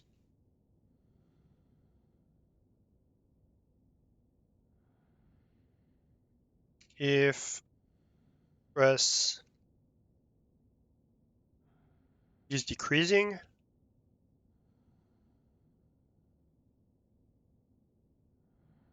throttle up.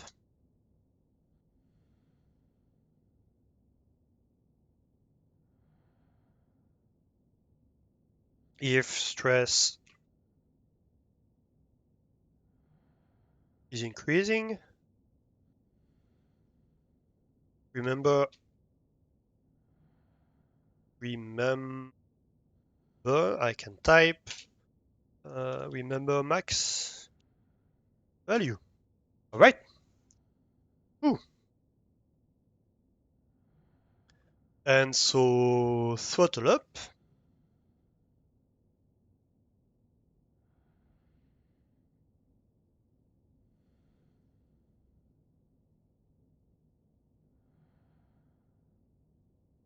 If centrifuge is off, move to off state. Thanks for the MIPS tutorial, you could use it. You plan to build a 3-way airlock today with 3 buttons. Oh, yeah, that sounds like a fun project. We do have, so not quite an airlock, so it doesn't have obviously all the logic that you're gonna need.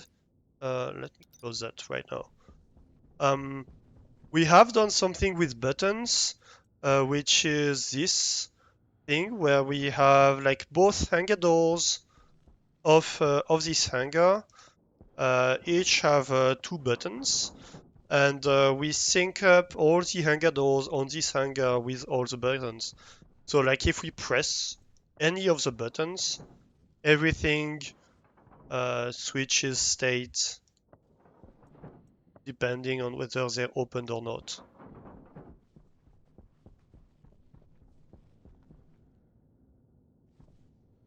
Well, doing airlocks can be, I could see it being a bit difficult. Um, I guess you have to remember if you're pressurized or not, and then just handle the pumps um, based on that. What gets difficult, I think, is if you want to start like locking doors, like having lights that tell you stuff, etc.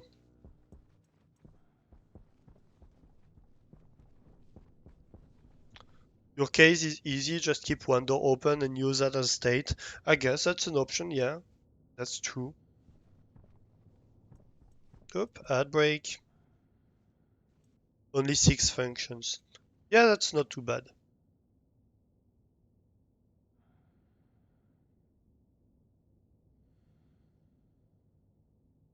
Okay, so the throttle up.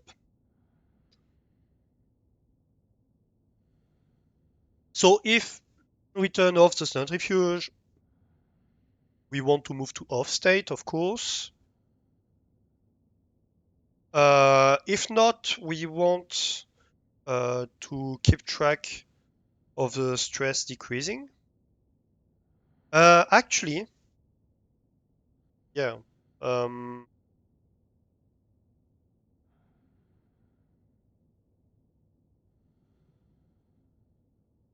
if the stress level is greater than the maximum stress, so what's happening here is that max stress is going to decrease, right?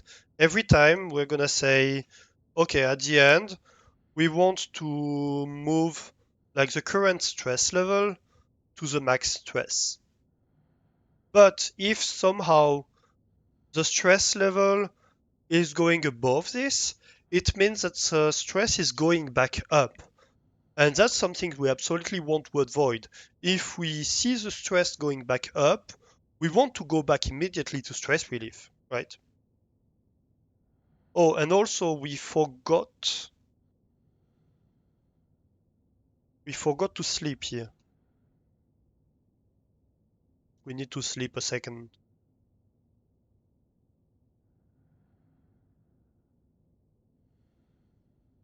So if the current stress level is lesser or equal to the max stress, um,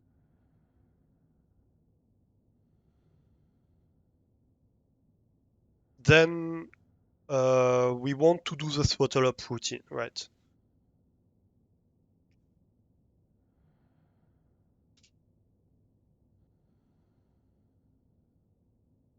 So if the maximum stress is lesser, no, if the current stress level ooh, is lesser or equal to the maximum stress, yes, we jump ahead. Otherwise, we go back to stress relief, which is state 2.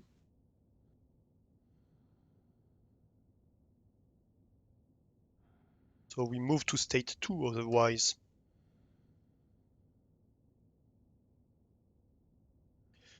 Okay, so if stress increases back up, go back to stress relief.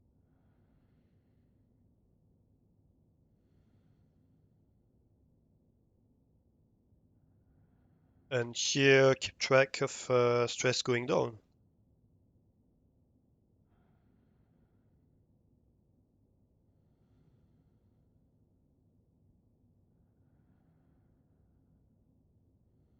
All right. And then in the meantime, we want to do whatever we need to do. And so basically, it's going to be like if the combustion limiter is less than 100%. Oh, actually, A, air tank low. Oh no. We forgot that we wanted to keep track of the combustion rate and the throttle rate, right? That's something we absolutely need to do. Um, so what we're gonna do um, is that we're gonna update a few things. So we move combustion rate 10, move throttle rate 10,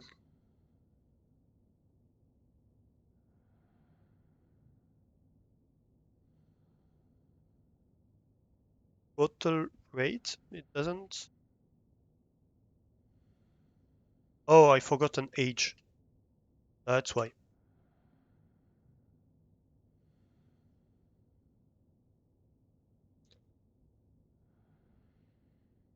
And here we assign, nope, not the correct one. We assign the combustion rate and the throttle rate to the values.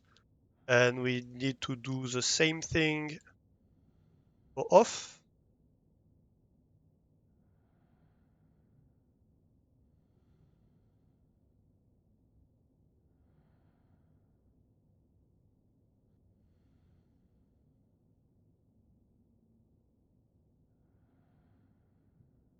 Otherwise, it's kind of a mess. I guess we could have that once at the end of all of these. But okay. If we're lacking space, we can do it. Okay. And so here what we want to do is if the combustion rate is less than 10% than 100%, so we want to branch if it's equal to 100%. So that's BR EQ. Yeah, EQ. So if the combustion rate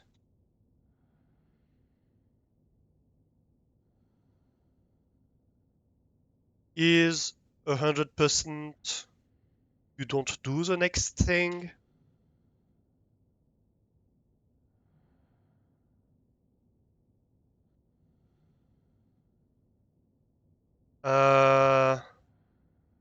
No. We need to start with the other one. If the combustion rate is less than 100%,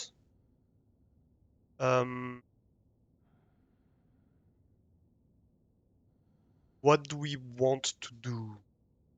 If the combustion rate is less than 100%, we want to increase the combustion rate. Yes. Um,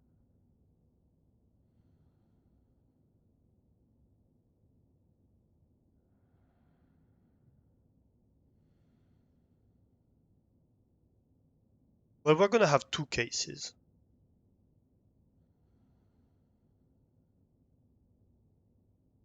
If it's less than 100%, if it's equals to 100%, and really we're going to have another case, which is if the throttle rate is 100%.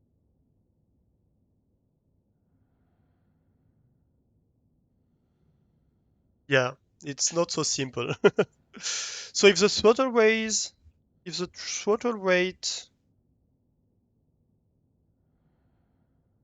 is less than 100%, it means we're not finished throttling up, right? But if it is equal to 100%, the throttle rate, then it means we finished throttling up, and so we totally need to move to the steady state, which is state 4.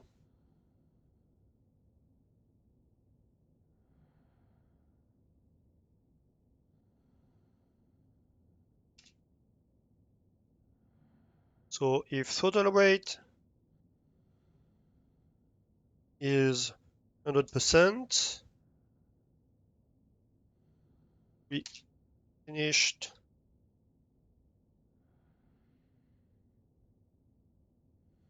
finished throttling up, move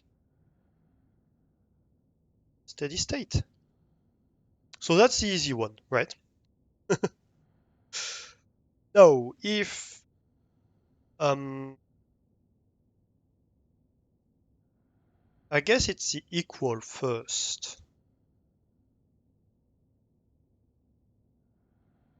If the combustion rate is 100%, we have finished increasing the combustion rate, um, but we want to keep increasing the throttle rate, right? So here we just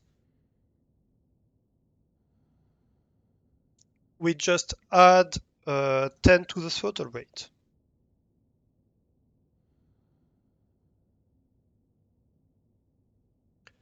And we jump back. Well, actually,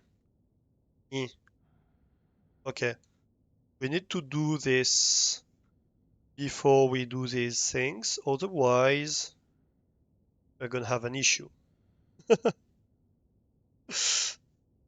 Otherwise, we're never gonna keep track of the stress level, basically. And we don't need to jump back to A because here well, for this one we can, but for this one we don't need to jump to RA. We need to jump ahead by more. We'll see how much more. Um, so anyway, we jump ahead if the combustion rate. So I guess we can jump ahead by 2 because we end up here, and that's okay. But we don't want to go out of this function yet.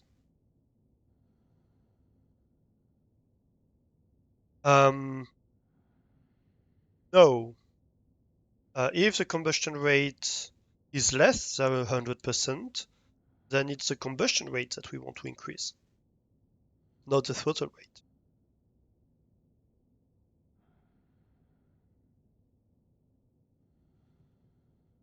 And it needs to be in this order because otherwise, if the combustion rate were at 90, we would be like, okay, the combustion rate is less than 100%, right?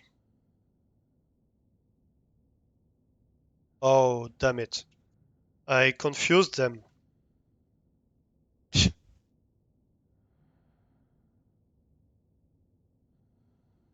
Hmm, wait.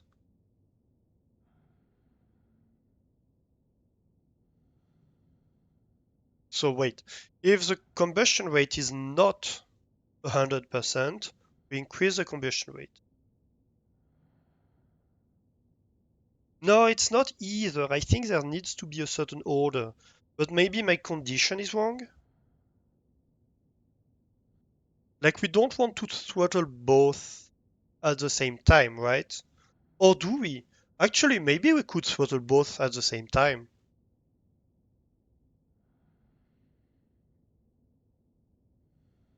Can we? I don't see why not. Yeah, let's try to do that. Yeah, that's so much easier than what I was trying to do. All right. If the combustion rate or the throttle rate is equal to 100%, you jump ahead by 3, right? So you don't increase them. But otherwise, you increase them. And actually, yeah, no. Um, the throttle rate, do we need to have two of them? We don't. If we say that they always at the same value, we just have a need to have a throttle rate. We're gonna simplify this.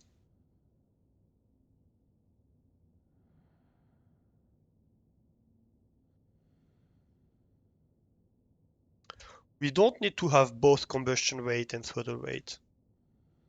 We can just have a throttle rate. I changed the wrong one.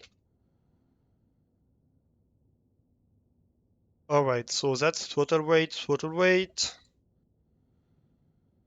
That's one less line. So if the throttle rate is less than 100%, you move to state 4. No, if it's not less than 100%. So if it's 100%, you move to state 4, which is steady state. Um, if it is anything else,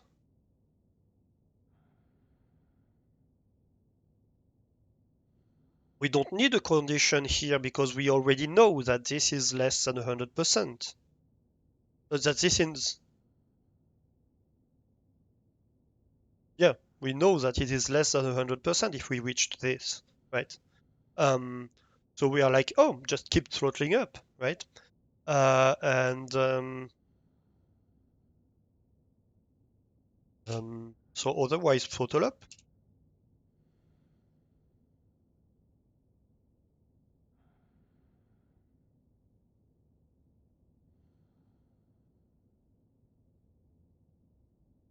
So we do this, and we can just be like sleep for 1 second, or like,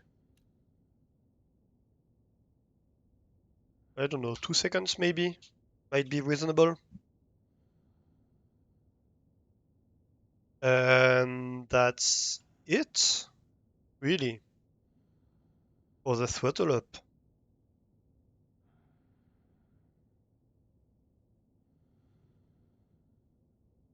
Yeah, the steady state is gonna be very similar at the start.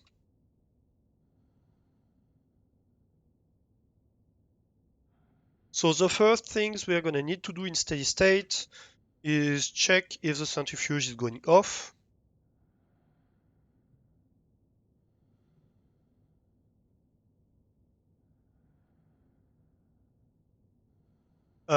The stress can't go back up really in steady state, or at least we don't really care if it goes back up. So the only thing that we need to do is keep track of the stress.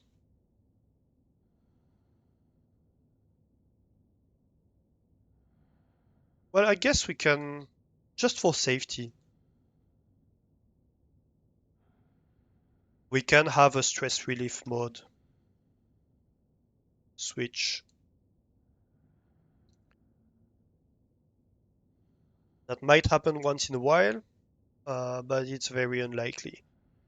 Then we keep track of the stress going down. That's good. We don't need to throttle anymore because are there after all.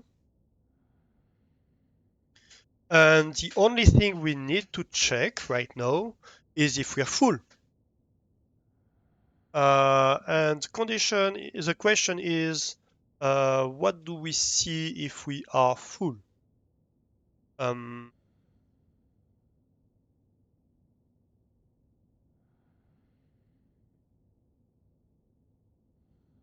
I think it's reagents. probably.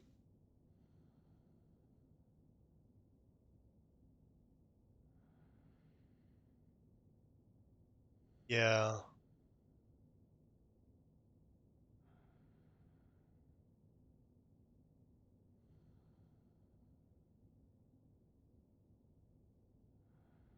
So the reagents thing, the wiki tells me reagents, the amount of reagents within the centrifuge caps out at 3000, at which point the centrifuge will air out.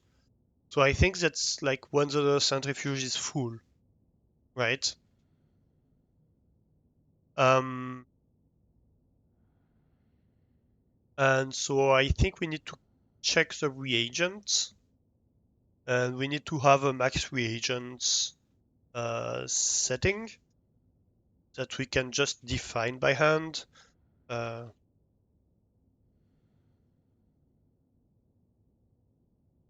at 2500, for example. So like when we reach 2500 reagents, then it means that we consider ourselves full. We don't want to reach 3000 because if we reach 3000, um, we will have an error. And so that's basically it. So we want to load in a variable. What are we going to call that? Um, Current reagents. Anti-critical. Yep, we need to renew our air supply real quick. Oop.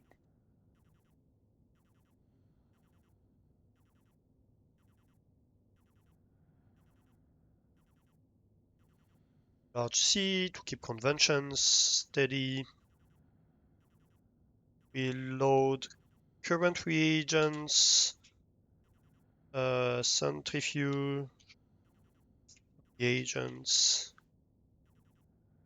and we're gonna come back to that. Let's get some air.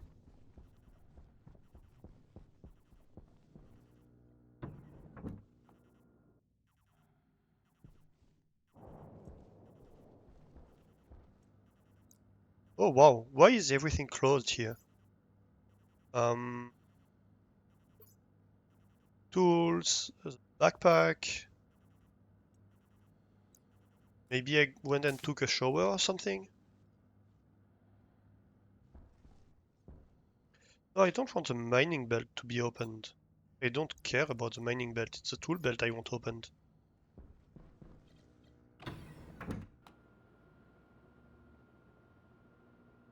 There we go.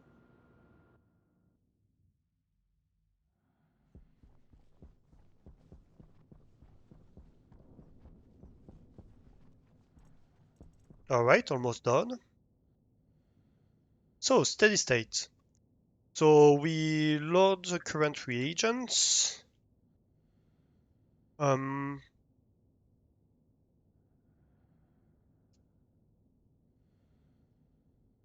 and we keep being in steady state if the current reagent is less than the max reagent.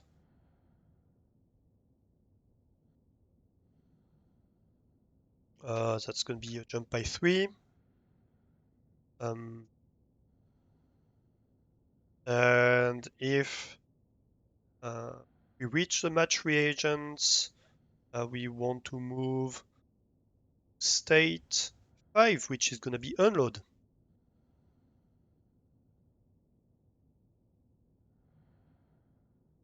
So if max reagents content reached,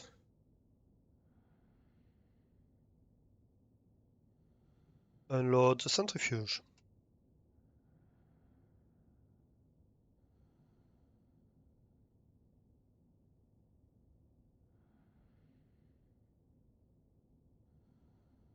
And I guess we can just jump by 2 here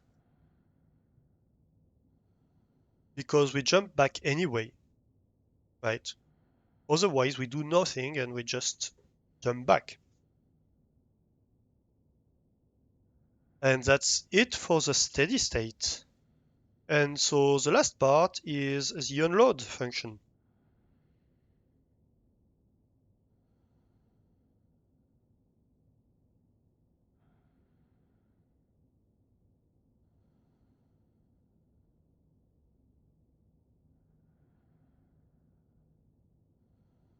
Okay, so when we unload, um, what do we want to do? We want to set the throttle rate to 0.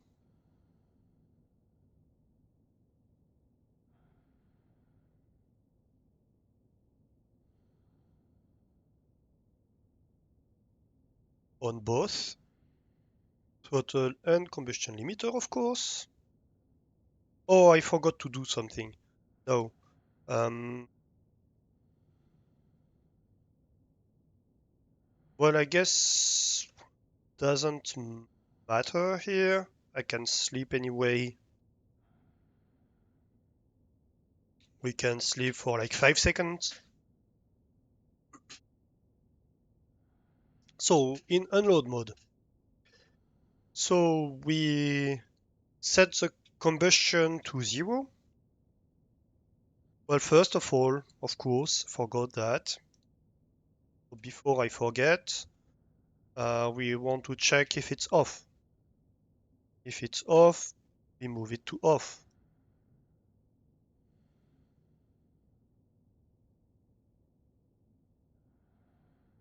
Otherwise,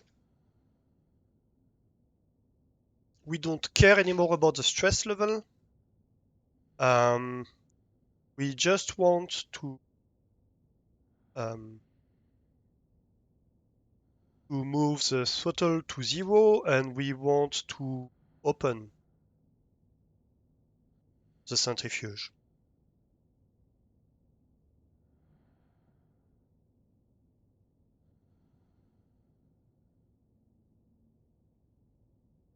Um, and the only other thing we want to check is we want to check the current reagents.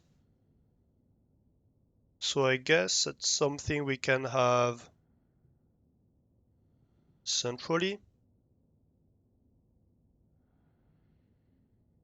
Can always read the current reagents so that we can keep up with the state of the centrifuge. We keep track of everything either way.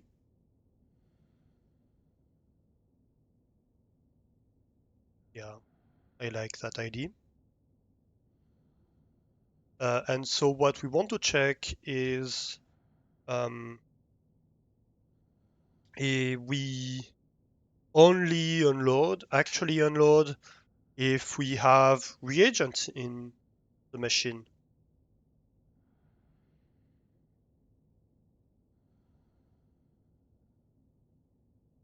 So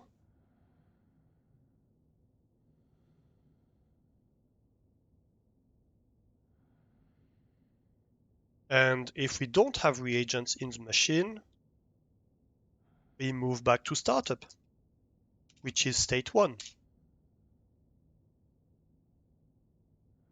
So if the centrifuge is empty, go back, startup. Um, and in startup, the centrifuge is gonna close. We don't need to take care about that.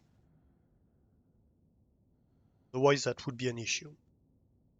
So here we want to throttle down and open the centrifuge and sleep a little bit.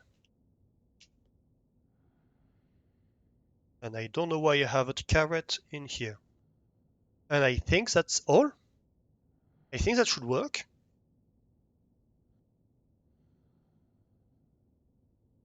Shall we test it?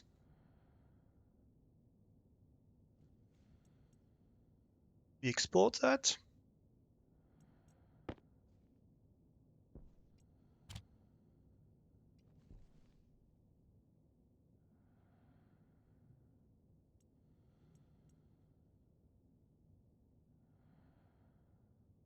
I guess.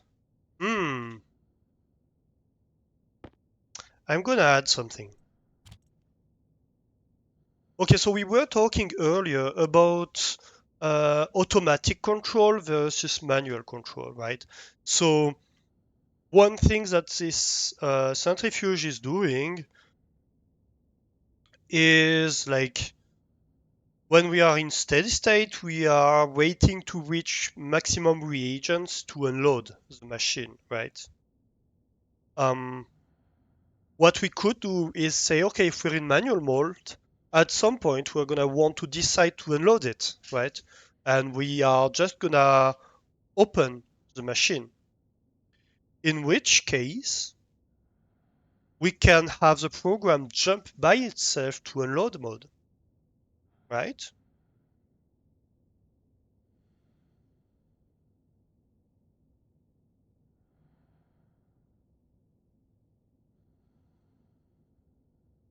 So we can have another variable, which is um,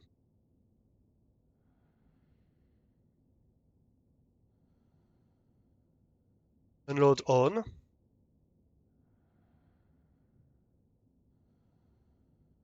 and we're just gonna load whether or not the centrifuge is opened.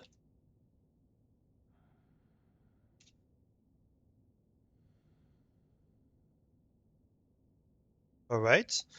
And so know when we are, whether we are in stress relief, in throttle up, or in steady state, we want to check if it's been opened manually, right?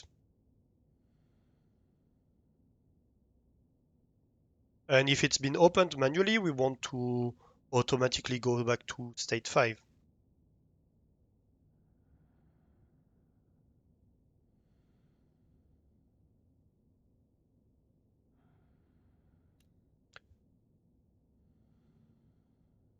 No, it's EQZ.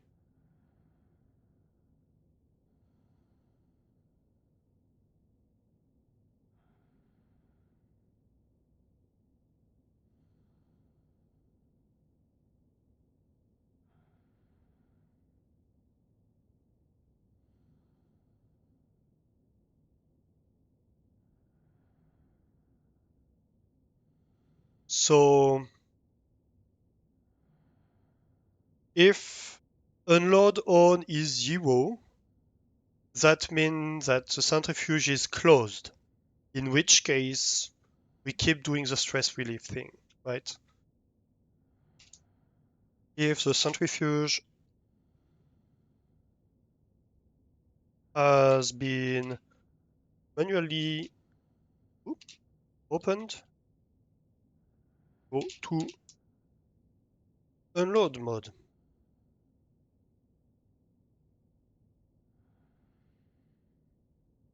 We want to do that as well when we are in throttle up.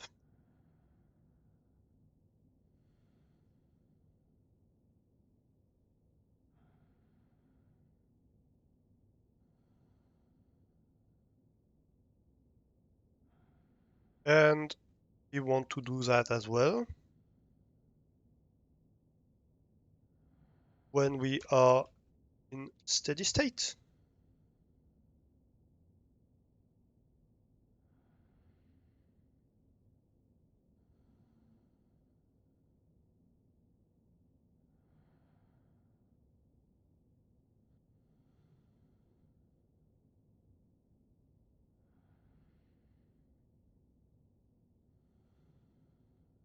And that should be cool. Let's export that.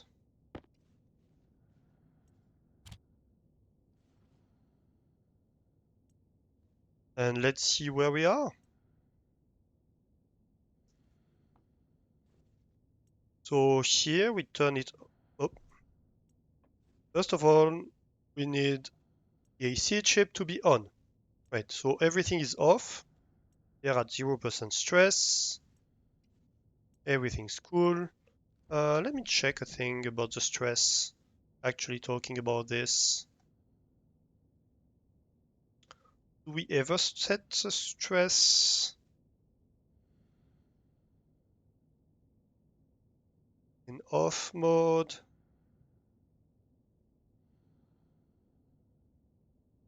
Yeah, in startup, we initialize the stress level. Okay. In your code, 80% of the time goes to debugging. Hope the ratio is better for me. It depends on the code. Let's just say it depends on the code. So let's see. So we turn it on, it goes to 10%, right? Stress is going up, and right now nothing is moving. Actually, we could have the chip right in here. That would be much better, actually. We're gonna do that, if that works.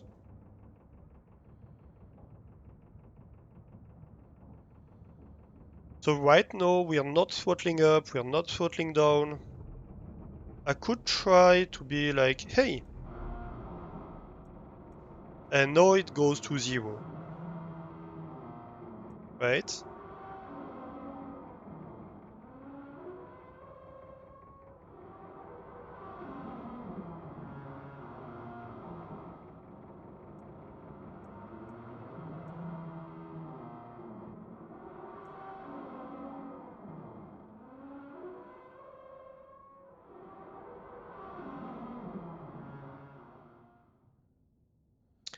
Okay, I think we're missing something.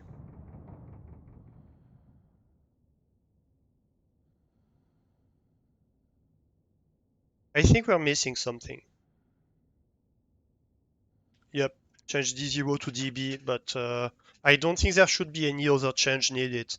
That's why I'm like, oh, we should definitely put it just in the centrifuge.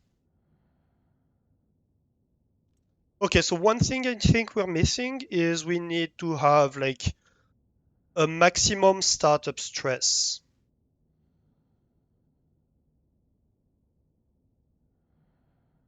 Like if the stress is above a certain value, we do not want to actually start up. That's one thing we're missing.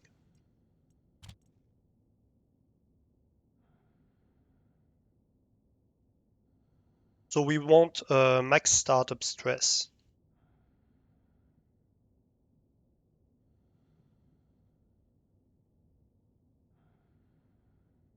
Which we're gonna want to be like, I don't know. Well, really, we want the stress to be 0 at startup. We don't even want to have a max startup stress. We just want the stress to be 0 at startup. Um, and on startup, so like, okay, we close the centrifuge, that's good. But before we throttle,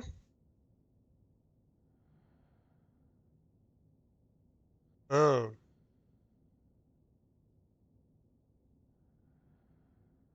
so this is gonna go here. The max stress level keeps going down.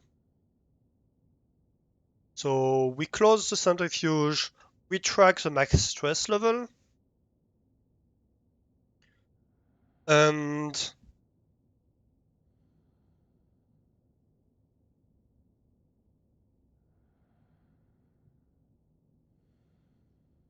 we only continue if the stress level is 0. Um, and so we jump by 2. Otherwise, we are waiting for the stress to be 0 before throttling up.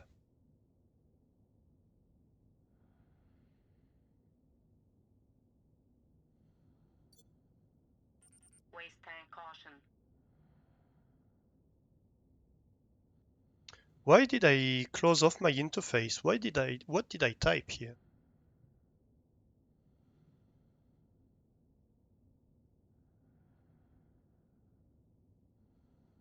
All right. So I think that's something that was needed. Um,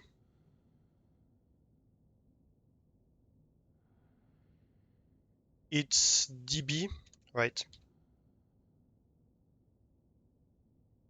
Let's export that and we can put it in here.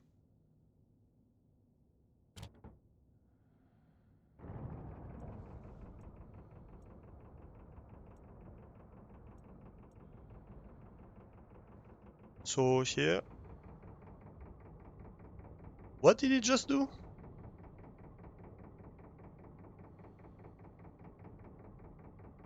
Why did it open itself?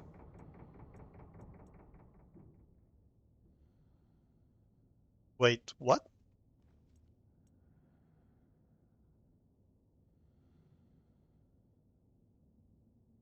Eh,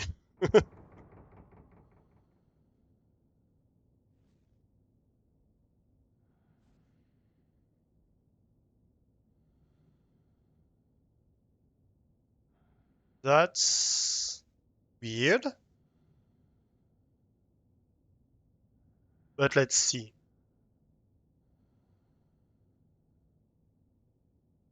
Maybe it was a remnant of like the weird state we started in. Let's see what happens when we reach 0 here. Right now we should be in startup mode, right? So right now we should be closing. Oh, wait. There are reagents in here. What? Oh no. Why? Come on.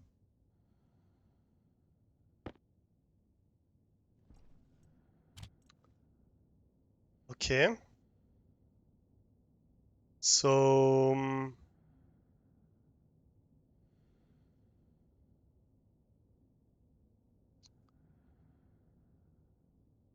if the current reagent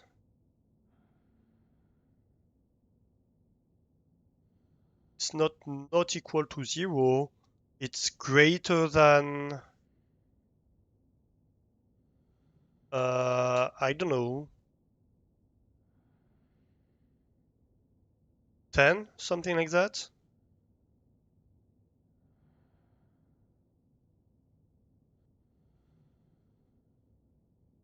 No, it's because they don't drop out of the centrifuge if there's less. Like it only drops out like full milligrams, I think. It's the same for all machines. Like it's the same, for example, with the recycling machine. If you go look at the recycling machine, like I have fractional milligrams, and it's just waiting in there, right? It's not getting them out because in here I have a like round number. Well, yeah, I have a unit number of reagent mix, and I never get fractional reagents out of the machine. So I think that's what's happening here. It's a rounding error.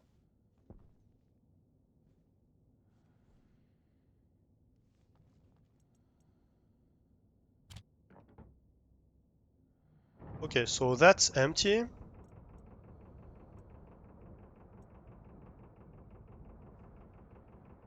Okay, stress starts increasing. Here it shouldn't open the machine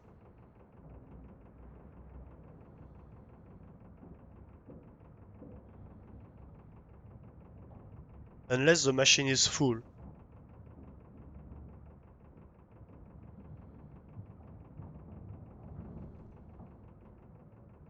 Let's have the full machine in view. Yeah, great.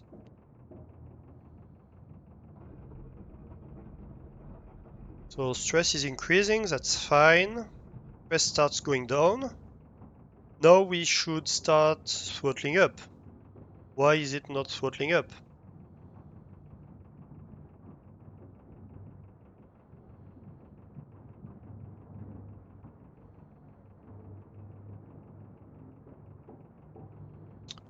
On.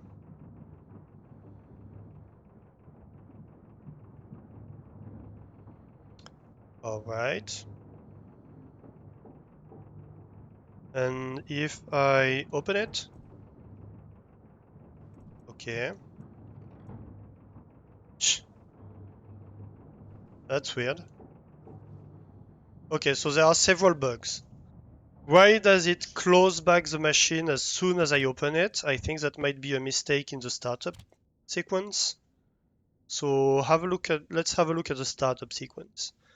Um, the startup sequence, yep. Because, well, I guess that could be fine because I don't have anything to unload. So the unload is immediately sending it back to startup, right?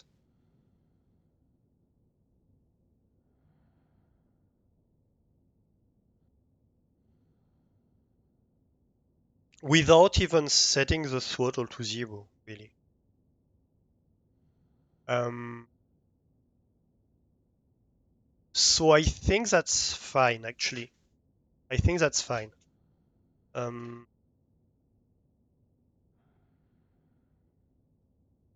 but we need to wait for the stress to be 0 before throttling up, and that's perfectly fine. The stress level we update every time with the actual value, and when the stress is equal to 0, we should start moving the throttle rate. And that didn't happen, and I'm not sure why. Maybe because I didn't wait enough.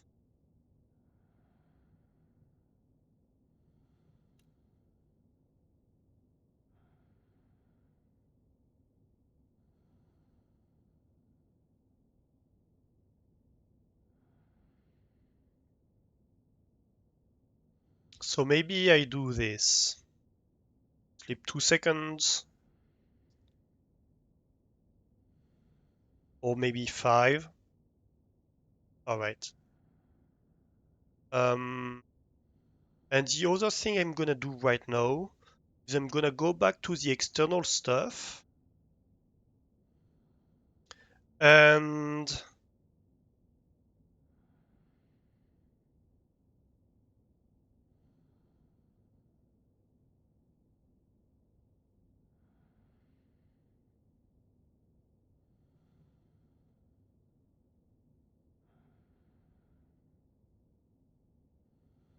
I'm gonna write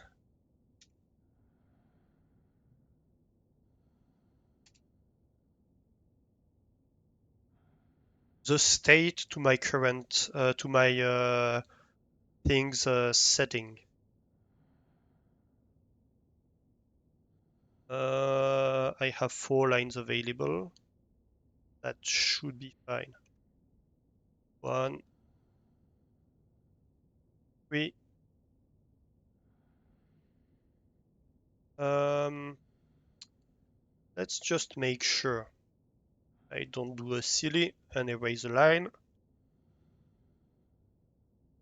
Right.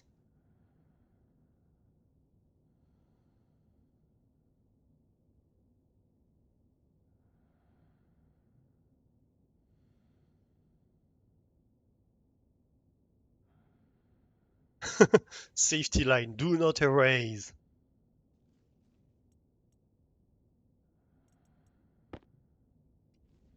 And I guess we're gonna get it in here then. Right, so we're off. That's perfect. And let's say we turn it on. We start. Good. Stress starts increasing. So we should have 5 seconds after the stress starts increasing. So state is 1. So that's startup, right? Oh, no, that should change. State should be changed. No? Startup. Oh, I move.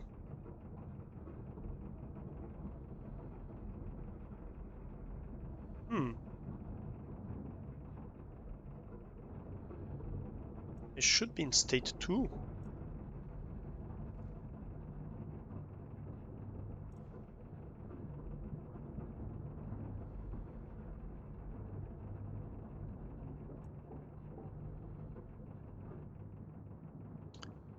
Why? Is it waiting for the stress to get back to 0? Maybe I need to set a threshold that's not 0 then. Maybe it's just being silly with like fractional values or whatever. I'm not sure why it's not.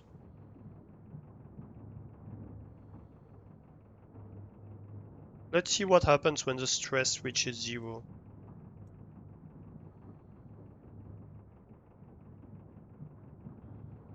Stress is 0. State is still. Oh, state 2? Yep. Yeah. Okay. So it waited for the stress to be 0 to even consider. I see.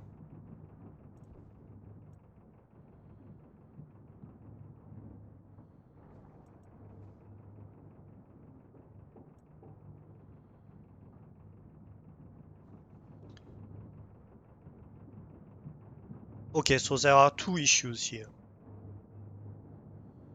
with what we are doing.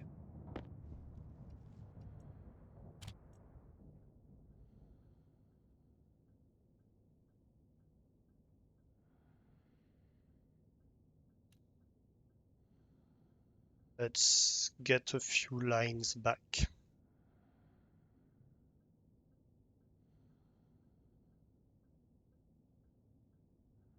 There are two issues. The first one is that, yes, it is suggesting I need the shower. Actually, it's suggesting a lot of stuff. It's suggesting I need a shower pretty badly. It is telling me that my waste gas is almost full, which wouldn't be great to happen. So let's take an empty tank here. Hydration critical. It's also mentioning that I need to hydrate badly. The shower isn't the worst. The hydration is. And the waste tank in second position.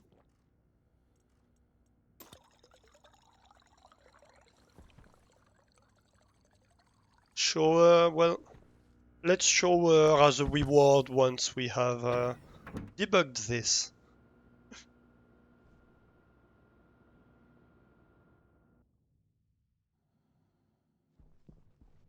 Okay, so there are two issues here. The first one is in the current situation we are, if we enter the stress relief routine, while the stress is 0, really we're never gonna um,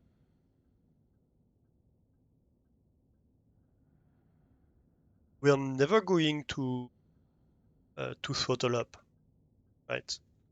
So if stress is 0, we throttle up here.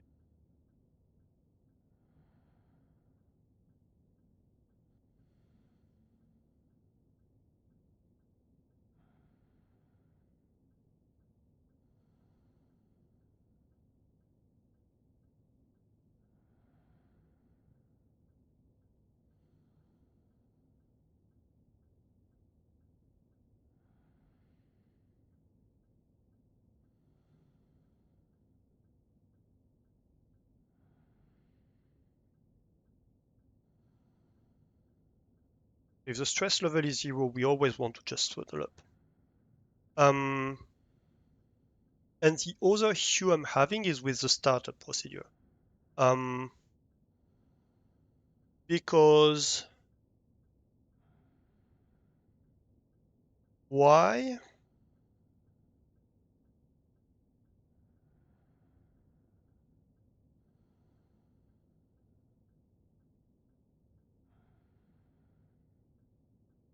Why is it waiting for the stress to be 0?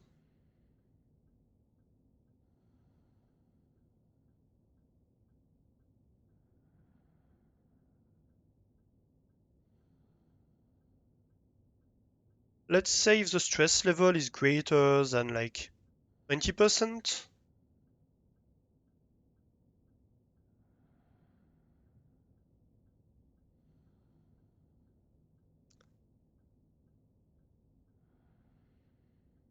I guess that's fair. So we close the centrifuge, we keep track of the stress. If it's above 20%, then we wait whatever happens. Otherwise, we go to 10% throttle and we move to state 2. That should help.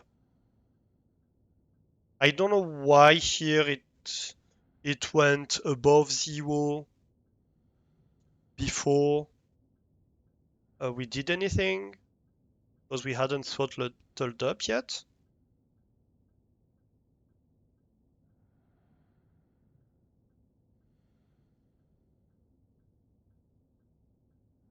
I guess it might be the closing of the centrifuge that disturbed it, or something like that. Maybe by just moving this light we could make it work. Let's try it like that. We'll see what happens. So stress is 0, everything's 0. Let's assume we're opened. It closes.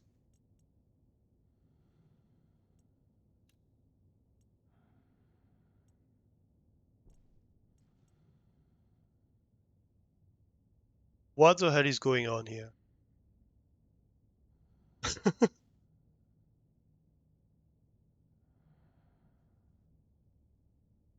What is startup doing? It's even worse.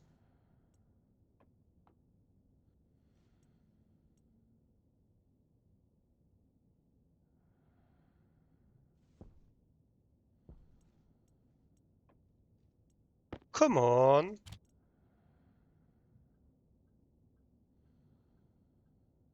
So we close the centrifuge. That we are doing. We move the stress level to the max stress to keep track of it going down. That's fine.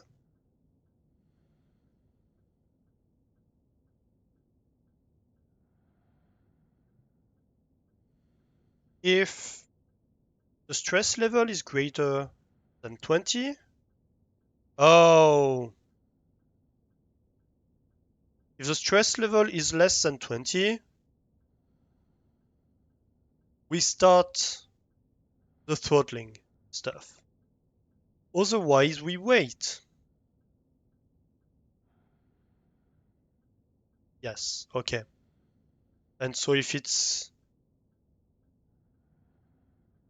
less than 20, then we set 10% and all of that. All right. I made a mistake. That's my bad. That one is free of charge.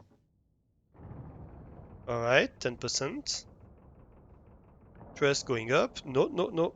Why are you starting to increase? What's wrong with you? That's gonna crash the centrifuge. For sure. Well, maybe 2 ticks might be okay.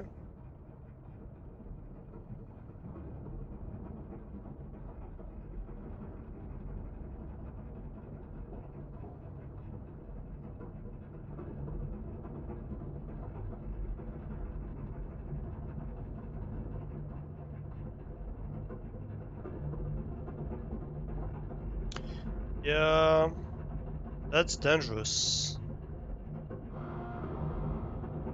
We are definitely gonna crash the centrifuge. Second tick was not warranted.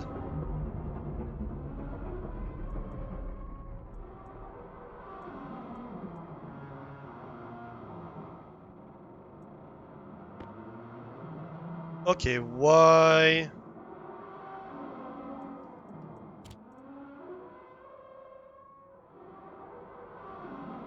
So we went there, we moved to state 2.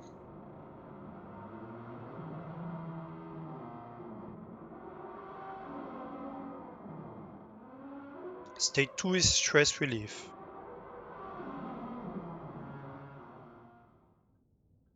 I think I know.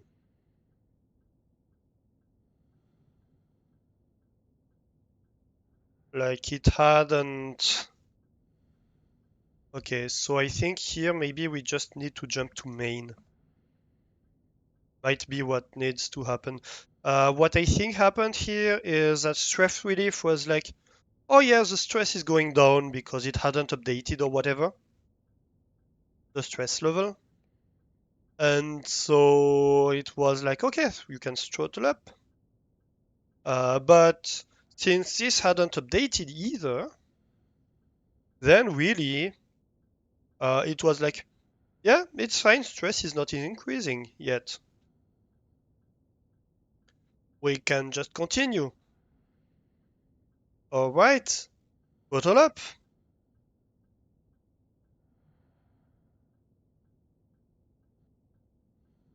And so this one might need to jump back to main as well. Like we restart the whole loop with like reacquiring everything, etc. Um, at the end of this. Throttle up. Does throttle up need to? I think throttle up is fine. Steady state is probably fine to stay like that. And load is definitely fine because that's the last line. So that's fine, I think. Okay, let's try like that. 10%. Stress going up. We are in stress relief mode, that's good. We have stayed at 10%, so that's great. And so this time we should work properly.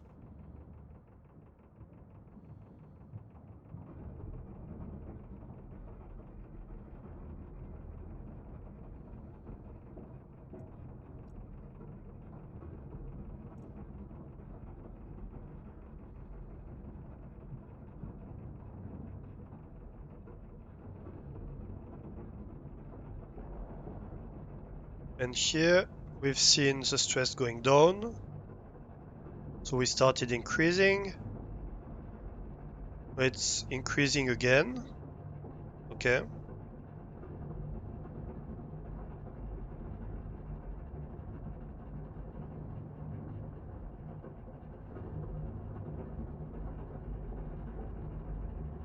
So maybe in throttle up we need to wait. You see the flashing shower thingy? Yes, but we're only gonna do that as a reward once we have succeeded. I think we're doing it too fast. We're throttling up too fast after we see the stress decreasing here. That's not gonna work. We're gonna crash here. We are going better than we were.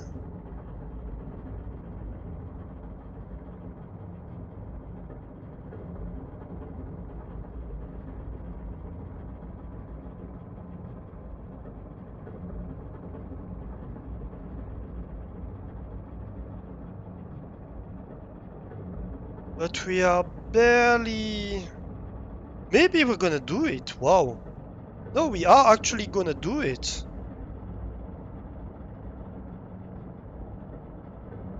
Yeah, we are at 100%. We should be in state 4 steady state. We are in steady state, ladies and gentlemen.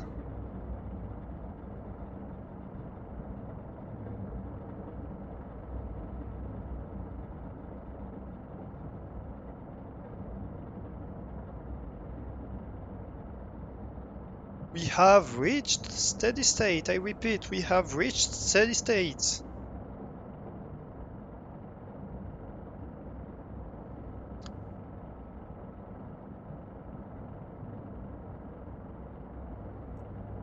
And so right now, if we do that,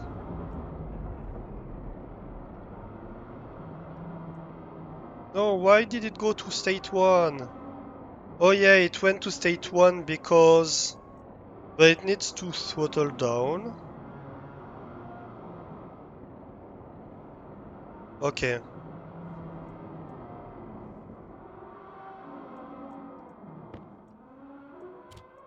So there's one modification we need to do in unload. We need to throttle up whatever the state, to throttle down whatever state of the reagent is.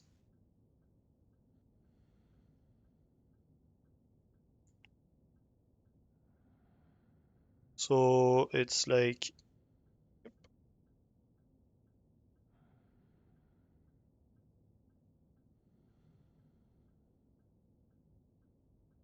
we test the state of the reagents after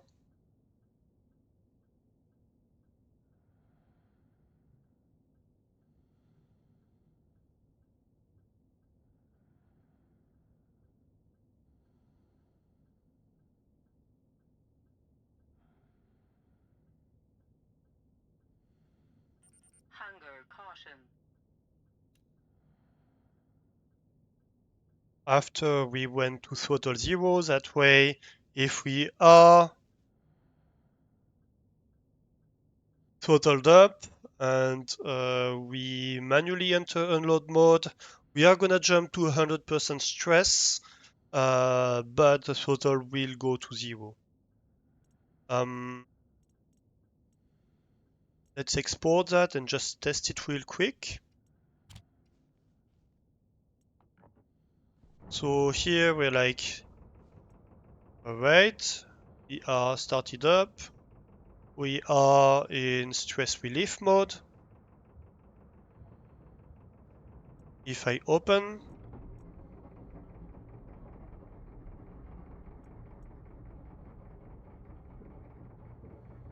why did it close immediately? Oh, my throttle and everything is at 0. Okay.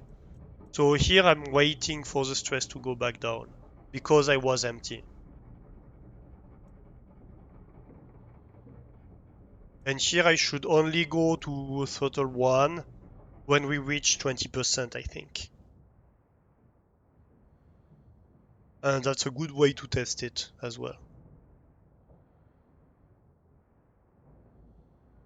So that's what happens if we recycle, basically.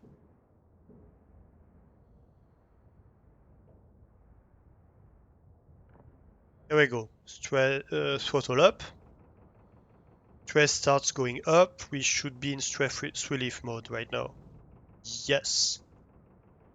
Let's see what the stress relief mode reaches, because we start pretty high in stress already. So here the question is, will we crash when we're starting after a cycle?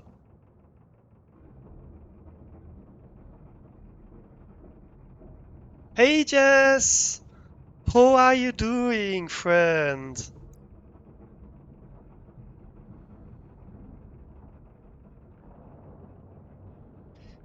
If you do not know Wojes, shame on you. Uh, no, if you do not know Wojes, there's no shame, but definitely give her a follow. Jess is a streamer I'm moderating for, and she is an absolute amazing streamer. She's an inspiration for my journey into streaming. So yeah.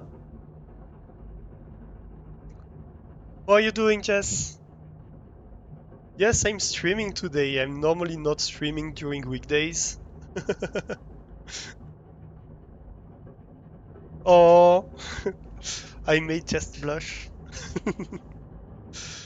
But it's true, it's the truth. We are currently automating the combustion centrifuge. You're a sleepyhead? Yeah, it's super early for you, isn't it? Well, I say that, but it's past your what used to be your stream time.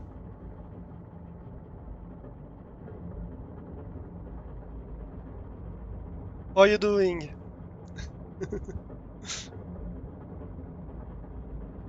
Thankfully, now you have a few more hours to.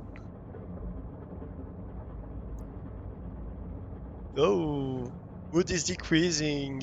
Oh no, we're getting low mood because of the low hygiene. Because we have determined that we will not be allowed a shower until we got this running. I'm not sure you managed to stream so early for so long. Yeah, I'm not an early morning person either. Okay, we did reach steady state. Perfect. It will be stinky code. Exactly. So let's see right now if we throw in a few reagent mix.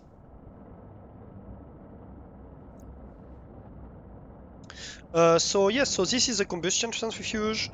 Um, the combustion centrifuge, what it does, it processes what's called reagent mix, which is like when you mix a wrong batch of reagents to try to make an alloy and you mess it up, you end up with stuff all jumbled up together, or when you have your deep miner, which is running. It's an automated miner that can mine pretty much infinite ores, but it produces them as a bundle, as a jammed bundle that contains only random stuff. And so the combustion centrifuges that to separate it into, in this case, you can see iron, copper, silver, nickel, constant, and so this reagent mix is what we got from recycling stuff that was spent. And when you recycle stuff, you get 50% of the materials back. And so we threw this reagent mix in there. We are currently trying to automate the combustion centrifuge. Um, because it has a fairly complicated startup sequence where when you start spooling it up, the stress in here starts to increase. And if the stress reaches 100%, everything's become unstable, it's vibrating too much, and your centrifuge basically jams up. And so you have to increase this to control this based on stress so that you don't reach 100% when starting up. So that's what we did here. And so here we are full. Well, we have processed everything, I mean. So the centrifuge is not full, so it's not automatically going into unload mode, but we can do that manually. And that should work. Yeah, it's going to 0%. It's getting everything out. The stress went automatically to 100%, which is pretty normal. And we are just left with a little bit of copper and nickel in here, which is not enough to get it out. So it has to stay like that. And the state here is back to 1, so it's startup mode. It closed itself back up. That's perfect. And so now it's just waiting to reach 20% stress to restart. That's amazing. I should really close this door so my stuff doesn't um, escape. And that should be constant, and I think. Uh, and yeah, the conditions are right for Constantine, I'm pretty sure. Yes, so that's 1 gram of constant then. Perfect.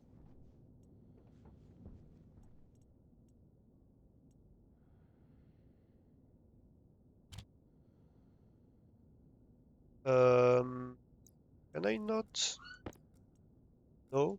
I have to have like 1 gram of constant and that's by itself. Okay, fine. Where is stress?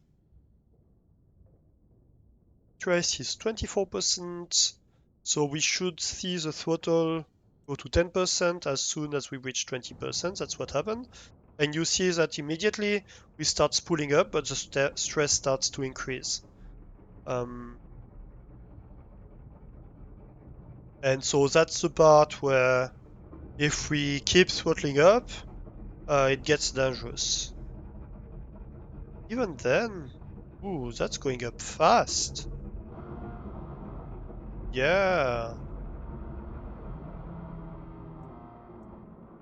what happened here?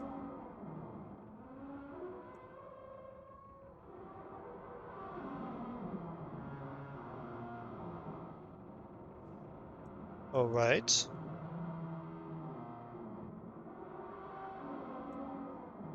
Well, that it's progress. Yes, it is. That highlights two issues with our current thing, our current version of the code.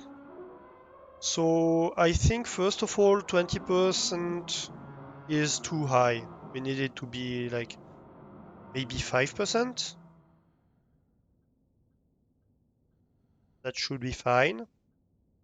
And the second one is that really anytime if the stress reaches 100%, we should just stop everything. So that's gonna be a global safety. So like um, if the stress level is less than 100%, you can continue. Otherwise, we move state off.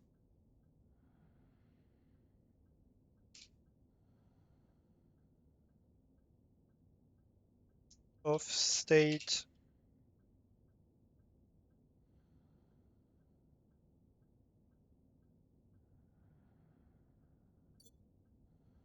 Oh, that's a percent that closes everything off. I got it. So we move to off state if stress reaches 100% at any point in time. All right. And otherwise, we do everything else. I think that's good.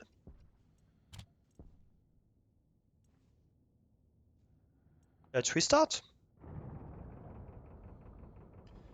And so I think we'll need to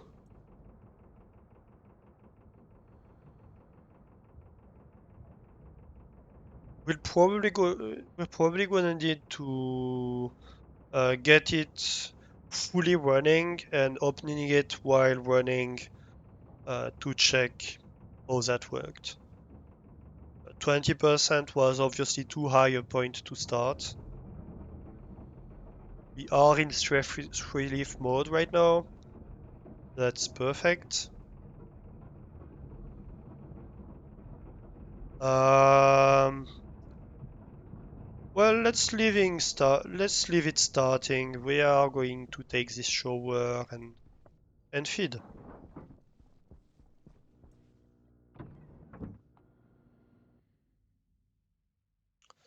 Um, we need one, three, not one. We need three, four, sorry. Uh, and the tool belt. Okay, That's my menus. So we need to feed. That's in my pocket.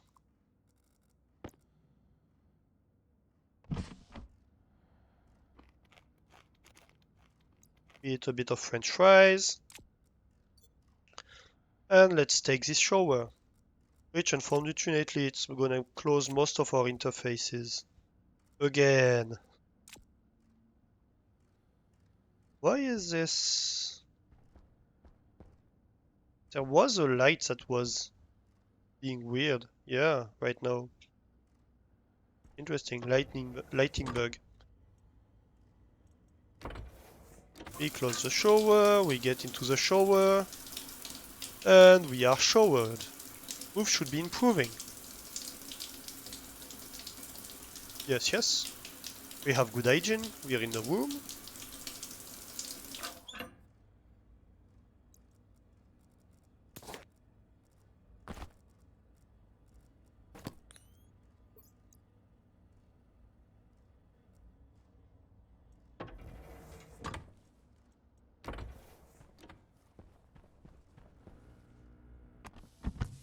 Let's close the helmet. No more stinky Alastor, yeah!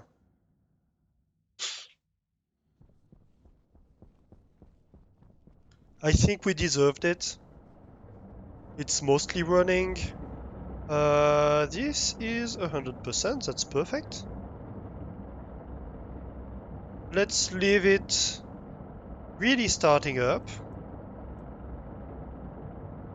We are in steady state officially. Let's wait for the stress to be 0. And then we're gonna crush everything hard. I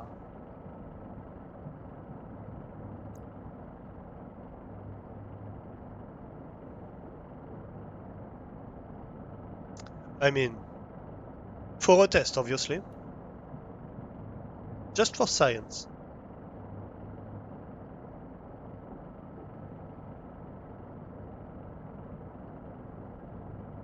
Alright, almost there.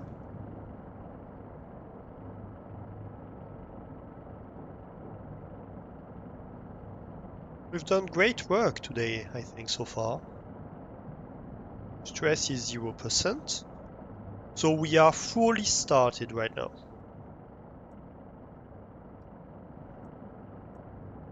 And so we can be like, yay!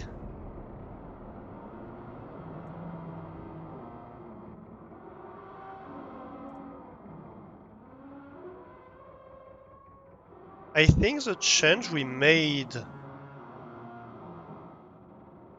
I'm not sure the change we made for the unload mode was efficient right here.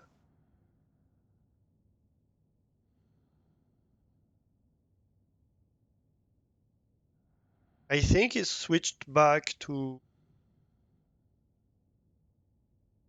off state because it had reached 100% stress. Which actually, that's a good point.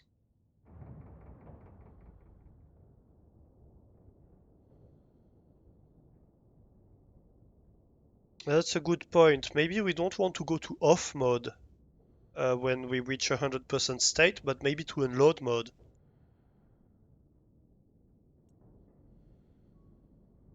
Because right now we're in startup, right? Because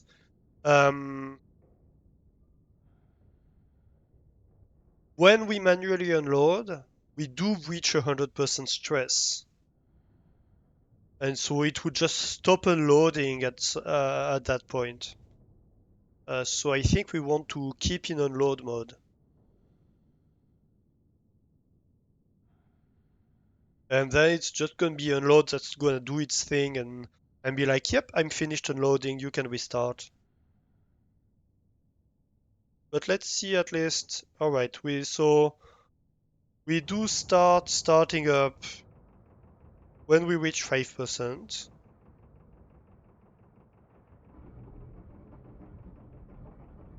At this point, the stress starts increasing rapidly, but that should be fine normally.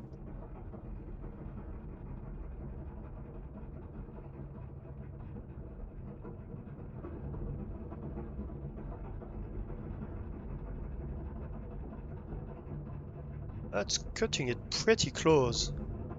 Why is it increasing so high?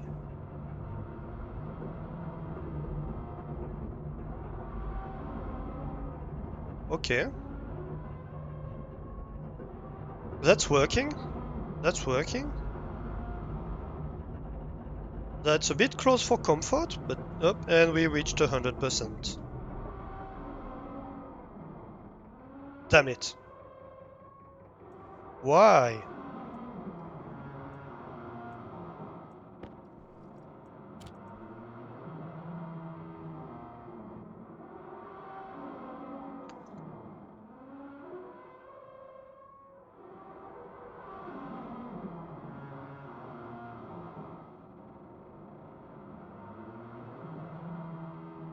Alright, so we move to unload state if stress reaches 100% at any point in time, that's fine.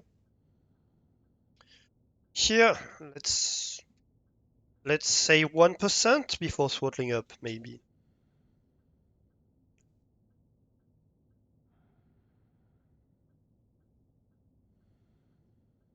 We need to be less than 1% to throttle up.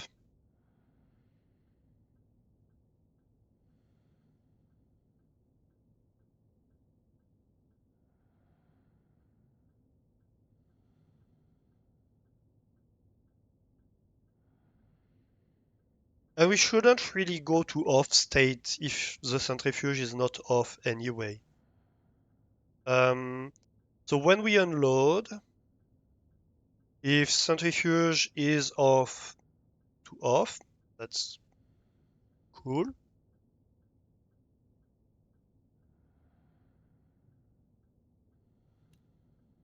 Really what we should do, we could condense this to like one line. Oh no, we can't because we have to have the jump. That's fine. We can't do the multiply trick that we did earlier. Um, it's not just about changing the state. So here we move to throttle 0. We open the centrifuge, we move to throttle 0.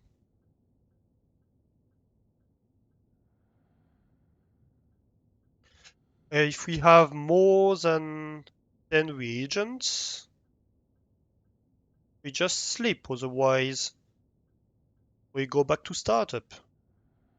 But we should have opened and throttled to 0 anyway.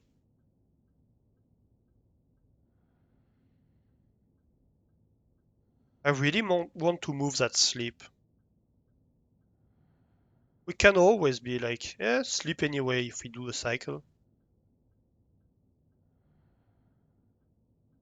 And then that's just jump by 2.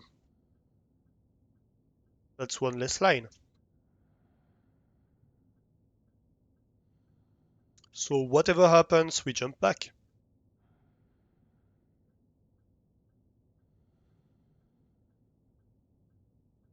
All right. Um,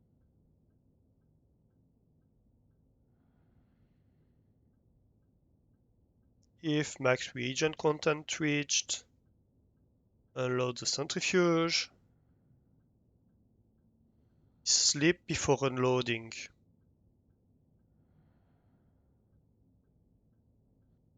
Yeah, we're gonna sleep anyway. I guess just to not separate the logic, we can put the sleep before the check, just to keep it kinda consistent.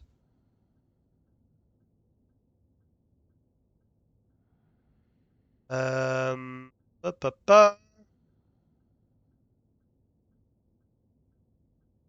All right.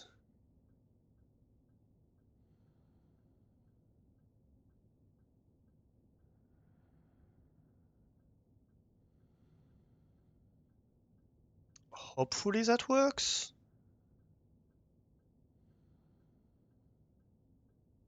This time. Export that.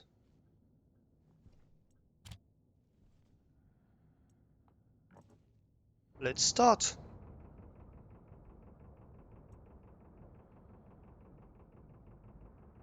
So we are obviously right away in stress relief.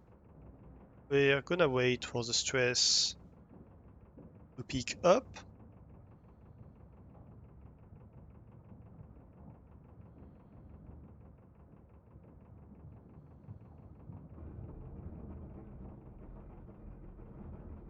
There's really some hidden variables behind this, I think. Like the fact that the stress peaks so hard um, when we restart, where here it just peaks to 54%, right? When we start from 0, and when we start from 5, and actually when we restarted it was like 2%, it went to 95%. So it really sounds like there might be some kind of hidden variable. Um,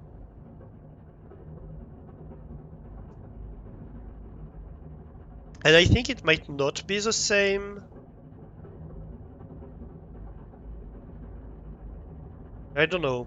Maybe it displays 100% stress, but it might not actually be 100% stress. It might be more, something like that.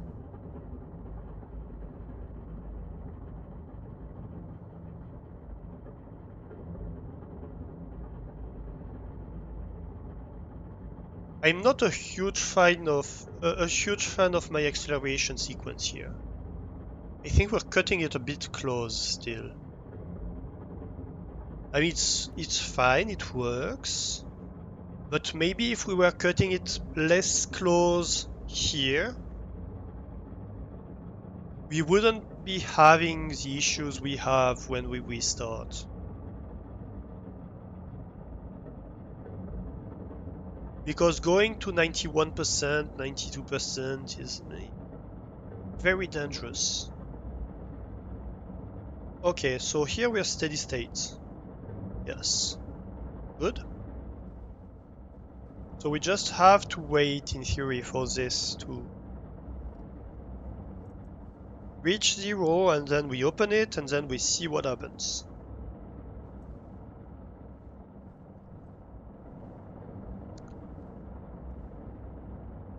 Like if you have spin emotes, today is the stream, right?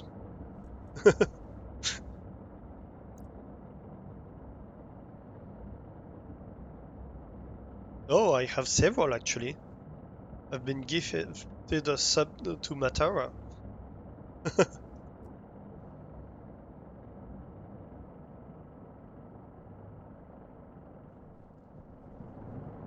Today is a spin day.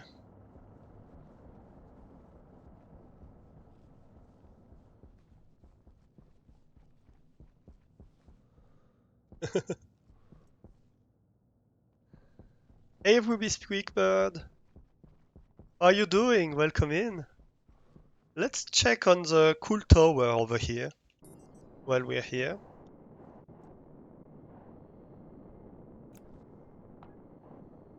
Minus 208. Oh, we have liquid. We have stable liquid at minus 208. Nice. So we're ready to build the next stage because oh yes, right.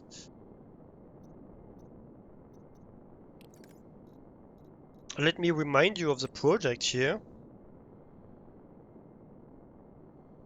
Liquid nitrogen, no, let's use Celsius, can go to minus 230 before becoming solid.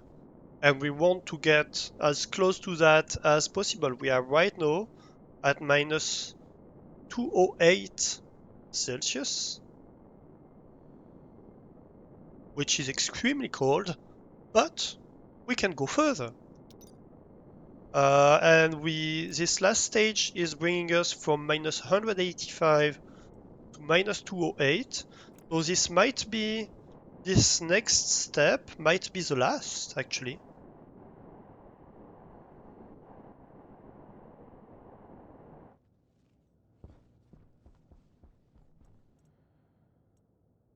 Do we have radiators? Nope.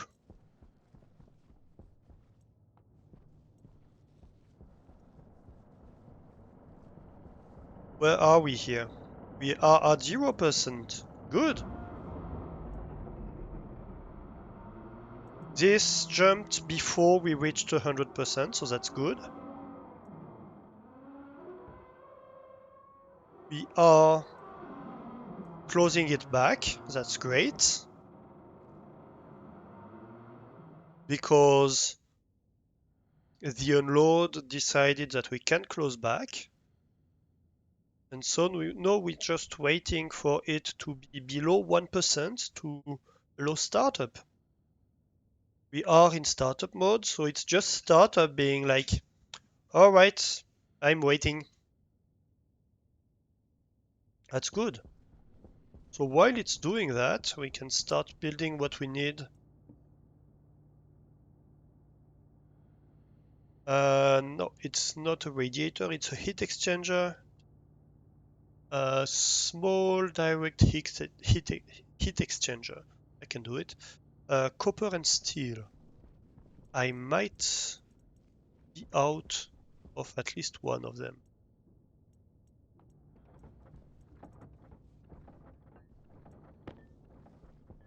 Solder, electrum. Nope, I'm not out of either. Great. Although it's very close. What's my stress level doing? 14%. We still have a few seconds. Run, baby, run.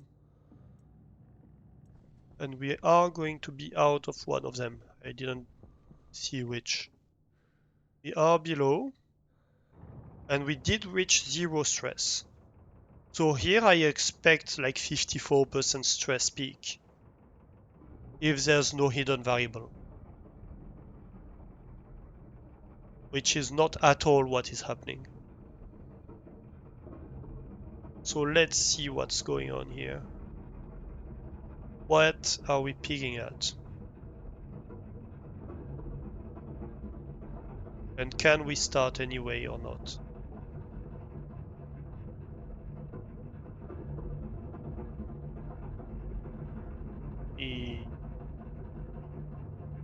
95%, that's way too close for comfort. Pretty sure that's gonna crash us.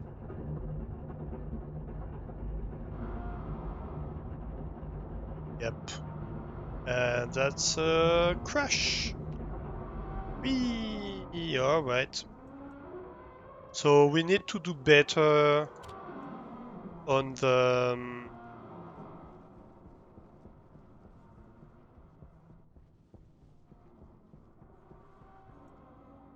switch. Oh, we had gold in here.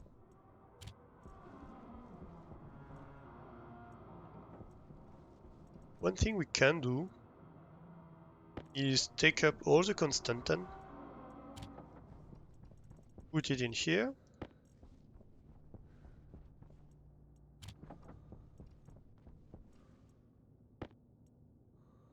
Nope, your constantan too.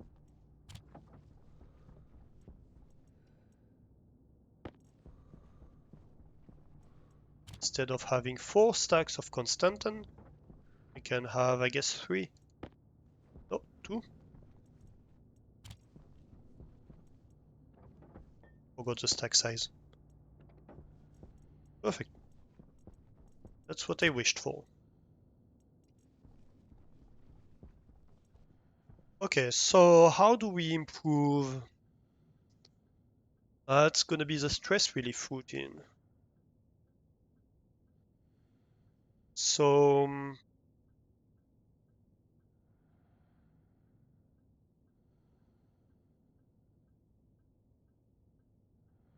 I guess we can say we need to throttle up.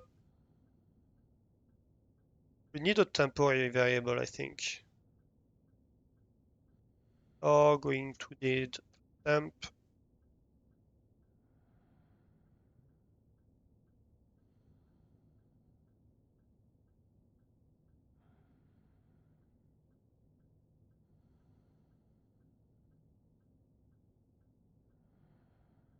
How much space do we have? We have 4 lines, that's fine. And so here, what we can do is say temp is gonna be stress level minus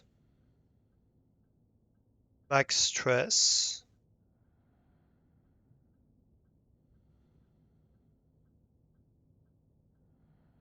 or max stress, wait, max,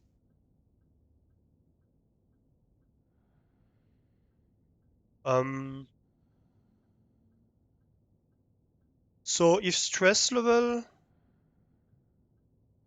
is less than max stress, stress level minus max stress is going to be negative, right? But we want it to be um, more negative than just barely negative. We want it to be like you need to go back down by 10% or something like that, right?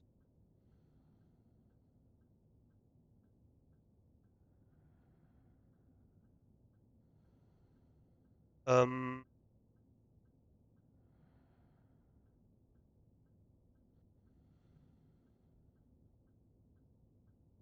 and that's nope.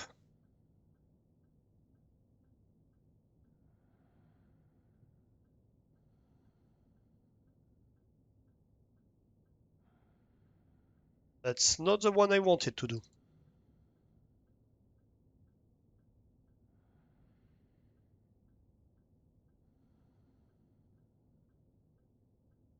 That's in here. That's in stress relief.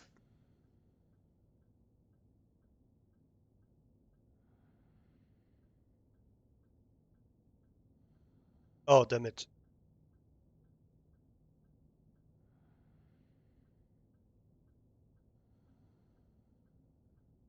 So I say that temp is stress level minus max stress. So here what I'm saying is that is stress level minus max stress is greater or equal to 0, then we wait, right? And if not, if it's 0 or less, um, then stress is actually decreasing and we can start throttling up. And so we want this threshold to be changed to be minus, let's try -5. Like we want to be like, we have actually started decreasing, but we don't want to wait for half an hour. Um, if stress level is 0, just throttle up, right? Um, yeah,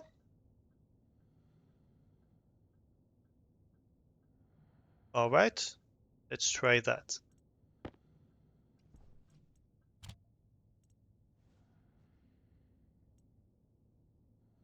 Did I export? I think I did. Let's re-export just to be safe. So we are in state 0. Want to start up. We are waiting for it to relax. I didn't check something. We'll see. We'll see if I did a silly or not.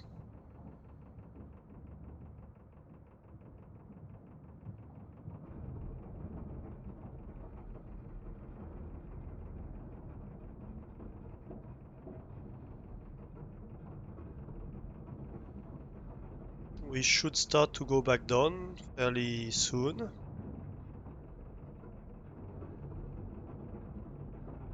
Yep, 54 is the maximum. And right now we should start increasing again. And I did mess it up. I did mess it up, and you know why I did mess it up?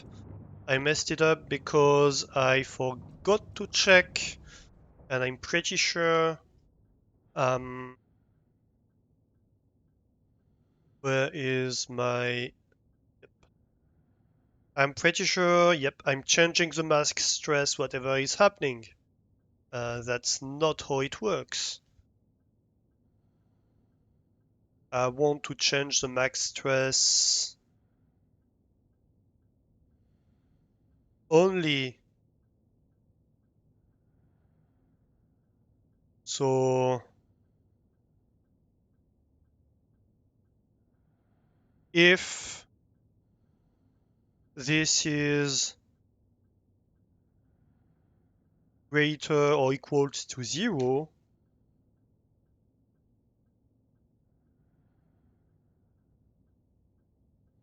we don't change max stress, right? We want to change max stress only if stress is increasing. If stress is increasing, stress level minus max stress. No. So if it's less than 0, so if the stress level minus max stress is less than 0, it means that stress level is less than max stress. So we are going down.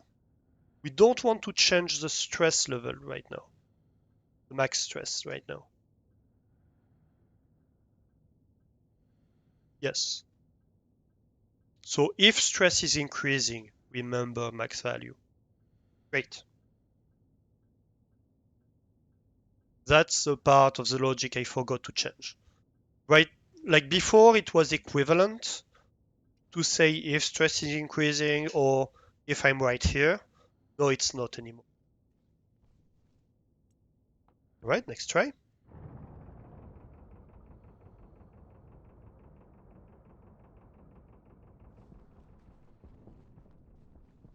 Did I produce it?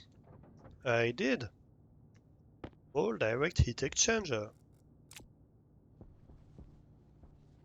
And I don't have any more copper and almost no steel. I'm gonna need insulated pipes. I'm gonna need insulated liquid pipes. I won't have enough. And I'm gonna need pressure regulator and pipe valves.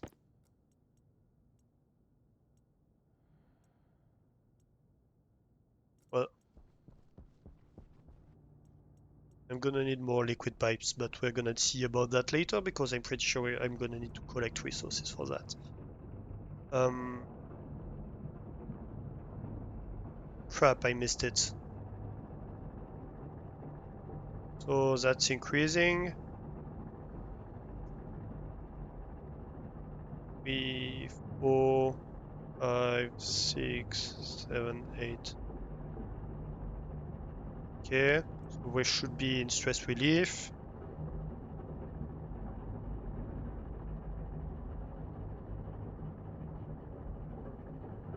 Okay. Why am I going so high right now?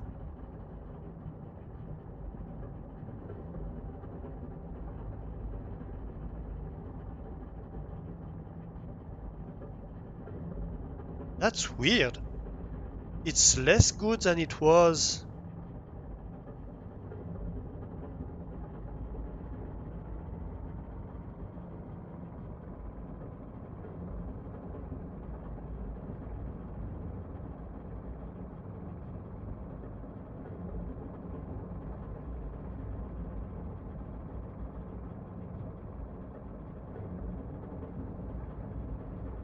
Yeah, that's extremely weird.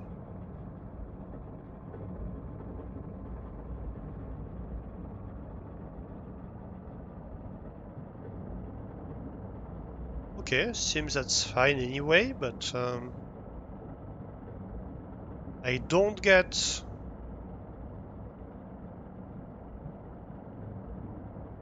why it's doing it like that. I do need a bit of water.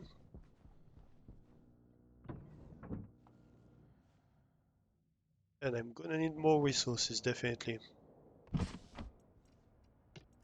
Oh crap. Can you drop this for a moment?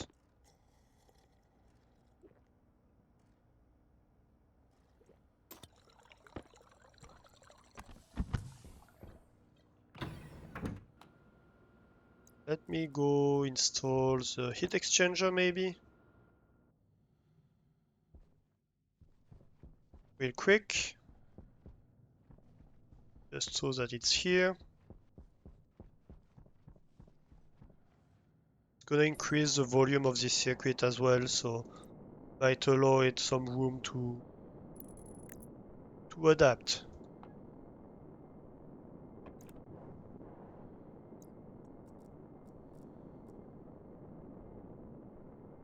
Oh, you know what I did? Messed it up. 100. This.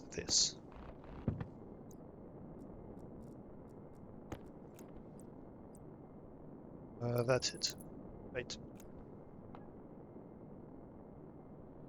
Okay. And now we can be like, oh yeah, you want a T here, and a T here.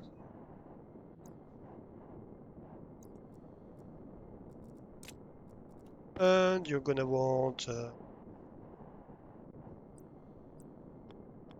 something like that here, and you're gonna want a T here, but I don't have enough pipes.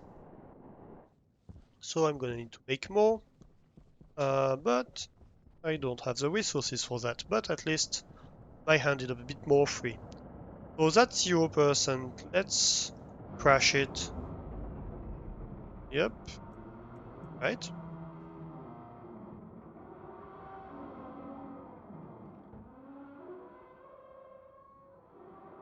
It's not 100% anymore.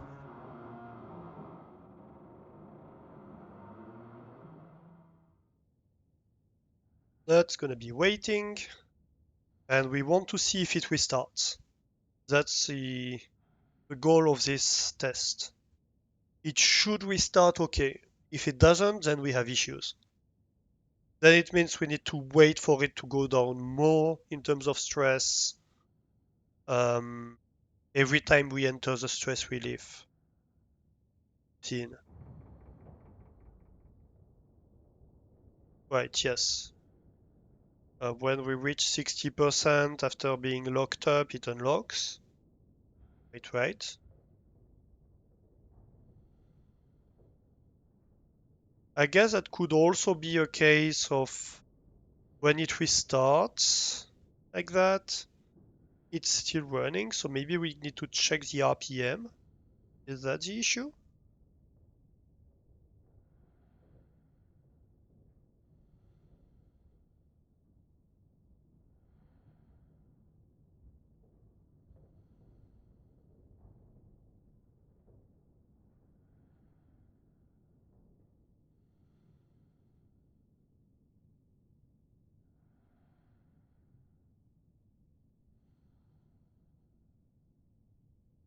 I guess that could be the issue, that it's starting with RPM still going on. It's like 1 RPM, it's not that much. Okay, let's see where we go from here.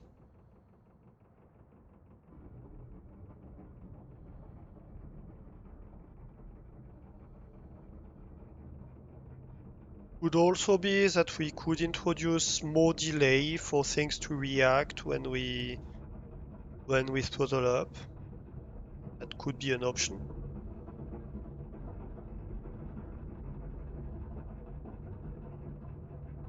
So here we reach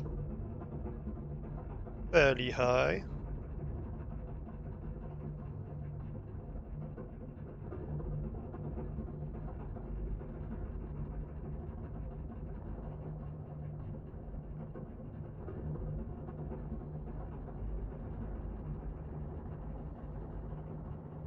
Okay, we are re-increasing in stress near 80%.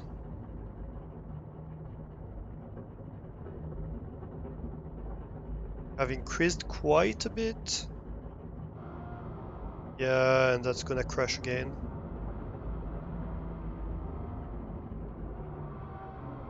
Ah! Or we could have a high threshold, like never throttle up if you're above a certain threshold, a certain value of stress. That could also be an option.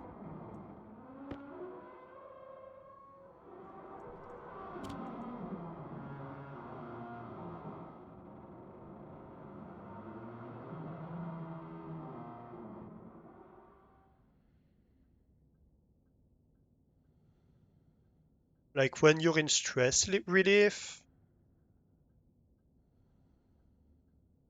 if stress is decreasing, you go in throttle up.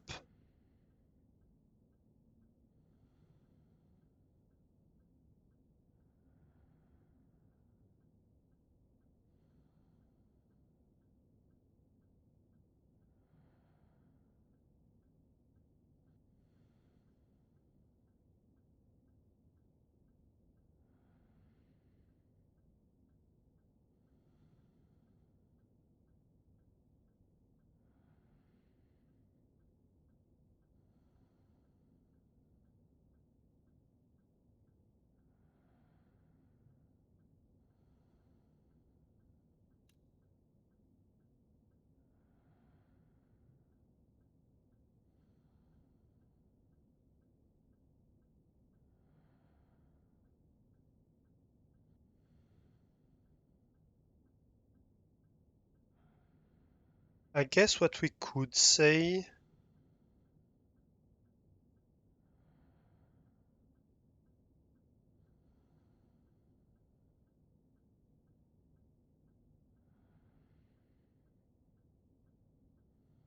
is that okay, okay. I think I know. I think I know what we do. So we take this, we move it here first of all.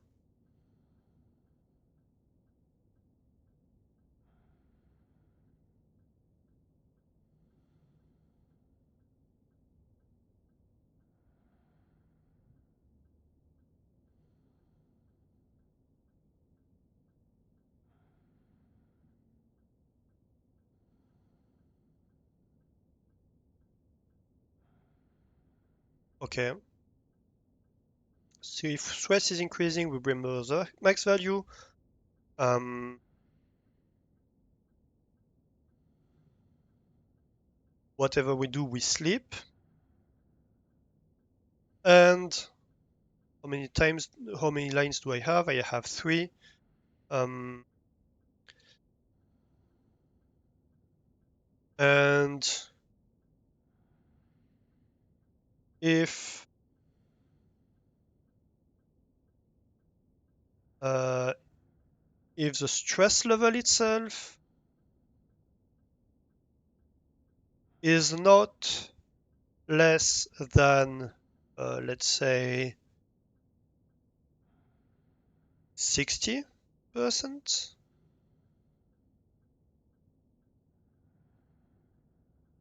we wait.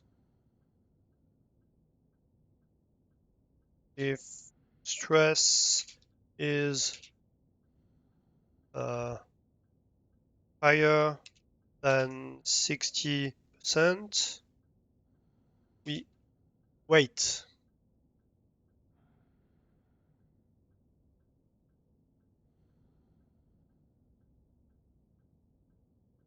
And so this one really can be also moved up. Um,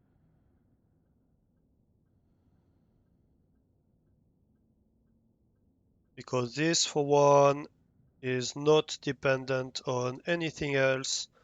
It's not stress logic. It's just basic tests. Okay.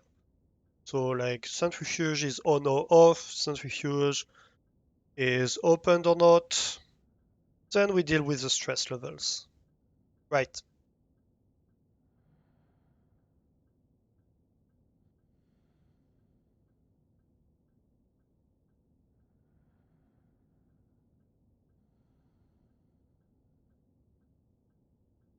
And maybe we even go to main. No, that should be fine. Yeah, that should be fine.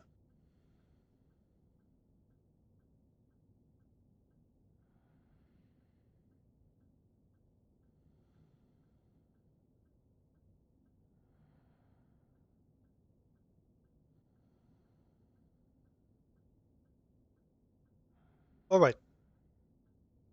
I think that should help. And I think we are cutting it close in terms of lines. Yep. But still we are going to define safety stress 60. Um, uh,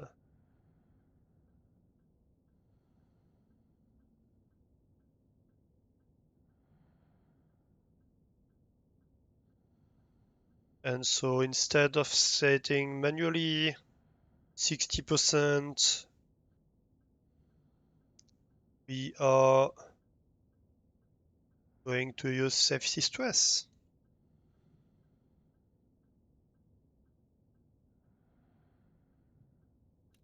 Can export that. I have once again lost all my stuff because I typed a percent somewhere in there. And once again, we restart everything.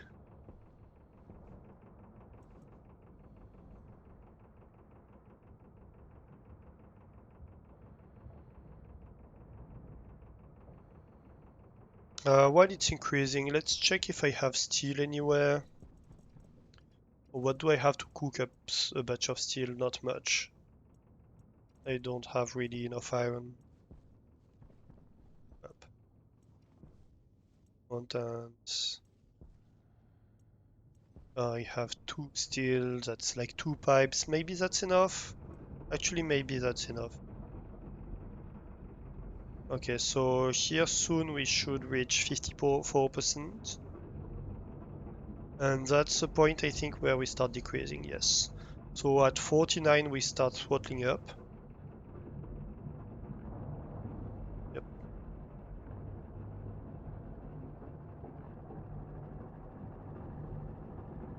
That increases. We are in stress relief right now because it's increasing. And we are going to go above the threshold of 60%. So here we should not go back down until we go, well, we should not go back to throttling up until we go back down to 60% this time.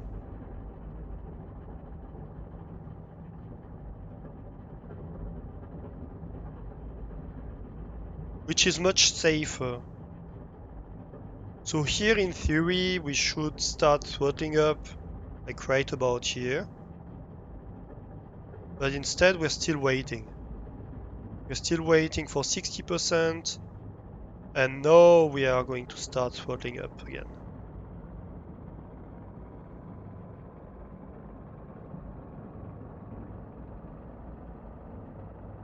And here the stress goes back up a little bit.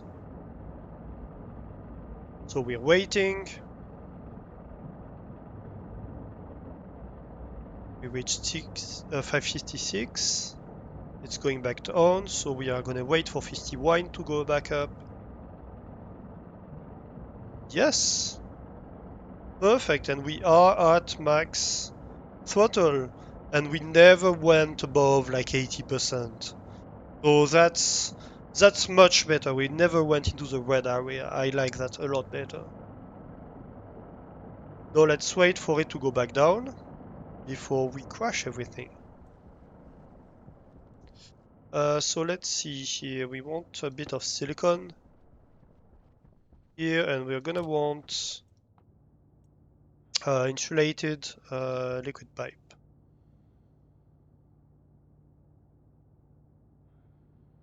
Insulated liquid pipe, yes. Should be able to make 2 of them.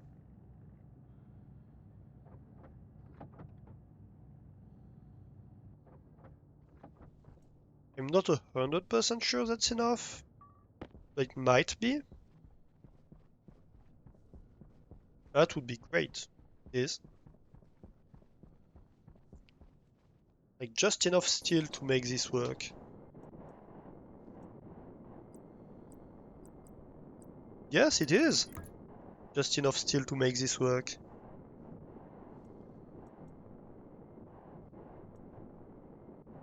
So that's going to from the gas to the liquid. Let's see the valve. It's gonna be this kind of valve from the gas to the liquid. And then we want a purge valve, and that's gonna be a pressure regulator.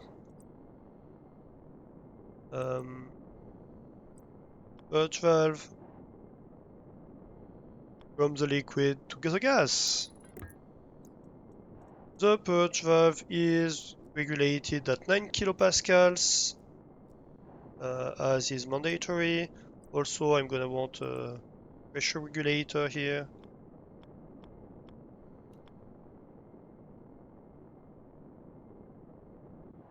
Where is it?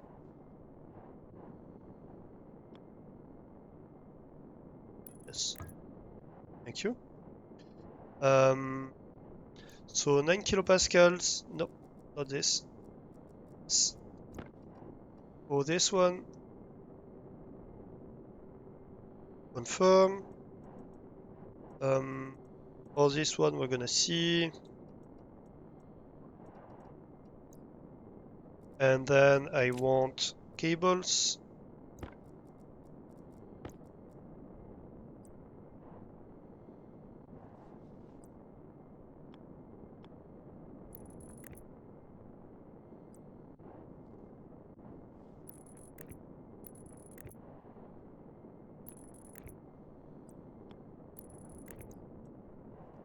All right.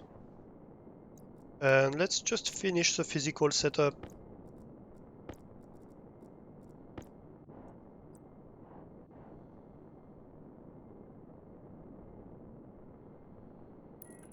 This.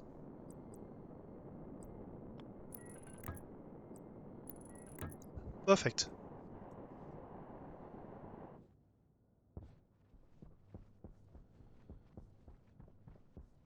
And let's get back to the other bit. So this is running perfect. Let's crush it down hard.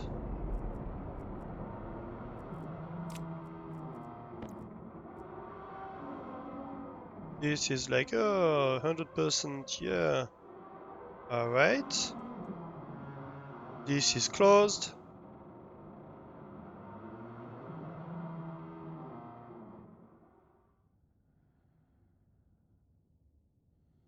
Now we are waiting. We are in startup mode because we are waiting for it to be 1%.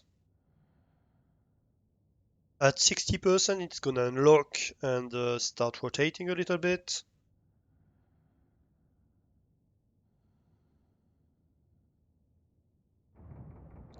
Yep, and that increases the stress a little bit as well. All right.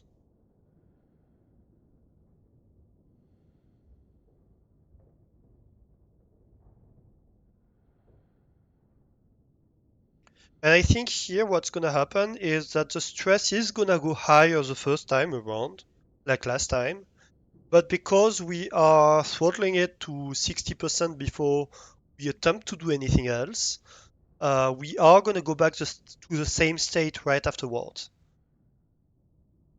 So on the throttle up procedure, sorry, let me try that again. On the throttle up procedure, we are going to be in the same state, whether we're starting or initial startup.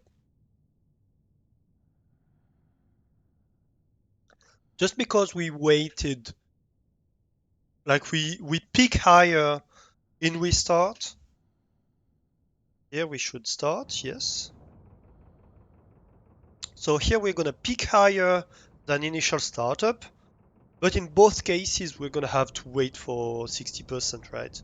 Or no, actually on initial startup we go to like 54%. So the first throttling up happens. So we'll see. But so here we peak at like 90% almost. Higher actually.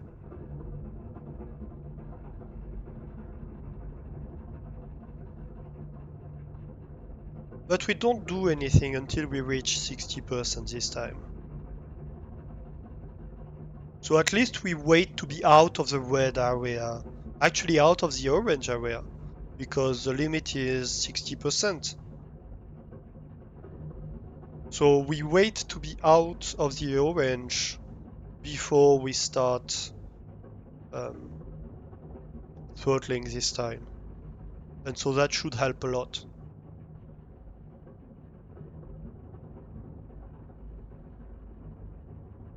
Here we increase the stress once again. Well, we increase the throttle. Stress is fine for now. And stress is starting to increase. Let's see where we peak at.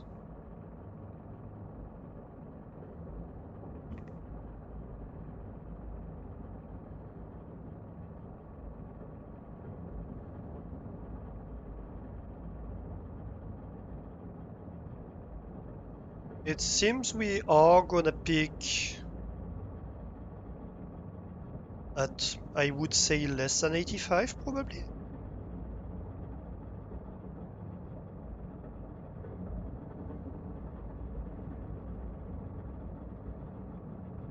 Yeah, we peaked at 82%. So we are not gonna crash this time. Because we are gonna wait once again for 60%.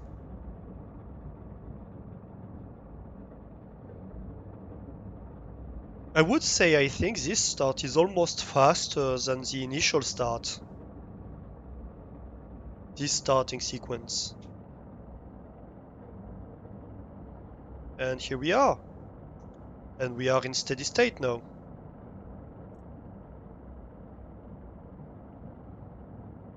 Perfect. All right, we have it working. Finally. Woohoo. That was difficult.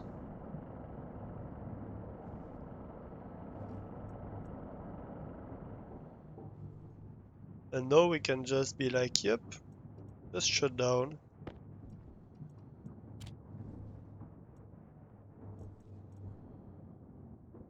Um, all right, so we can remove the debug lines. So we don't want to set the setting to state at any point in time. We can say that this is the device itself. Perfect.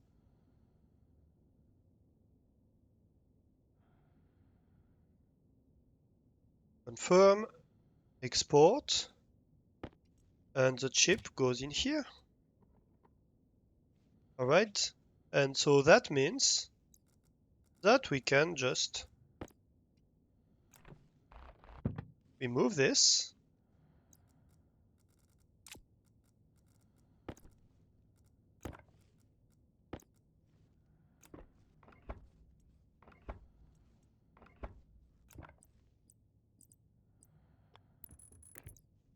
and be like that.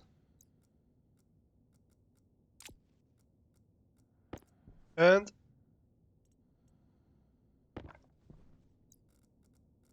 that is our centrifuge programmed.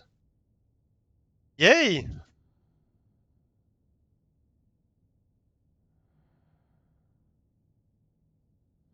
All right. So that's the first objective of the day completed.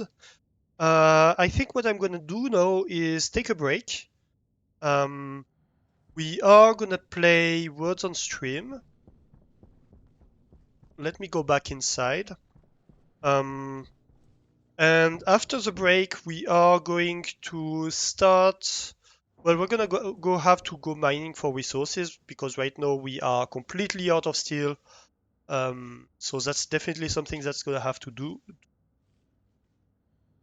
happen. And we are going to start to build a greenhouse that's gonna go over there. Um, and so I think we're gonna have a corridor that goes from here, and then we're gonna have a bit building where we are going to be able to automate growing plants.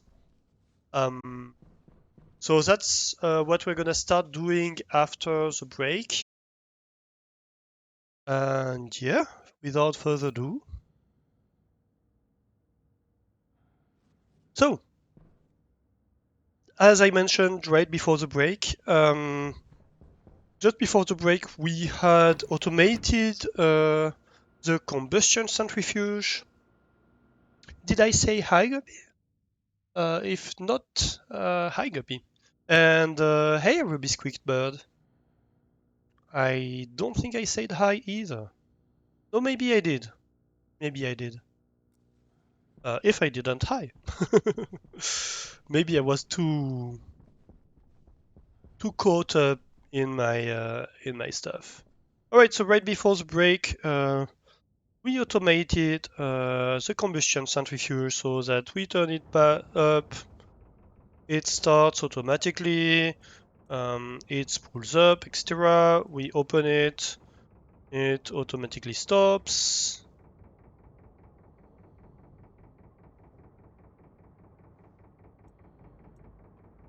We turn it off, it automatically stops. When it's full, it unloads stuff. If it's only partially full, it unloads whatever it has. All that jazz. Um, so, no.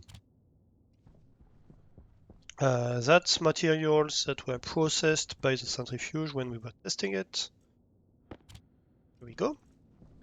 Um, so yes, we have started setting up the probably last stage of the cooling tower,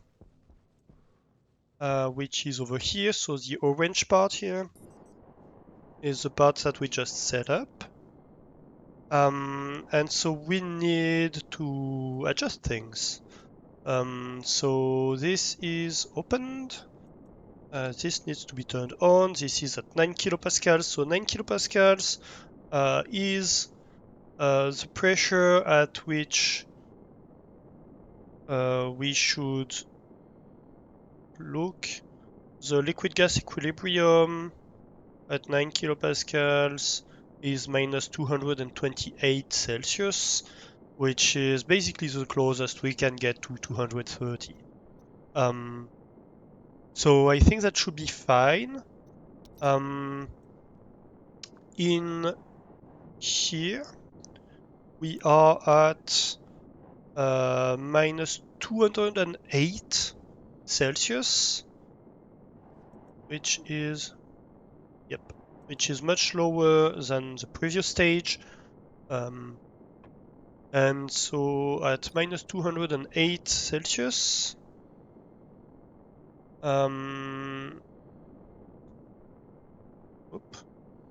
the equilibrium pressure should be 46 kilopascals.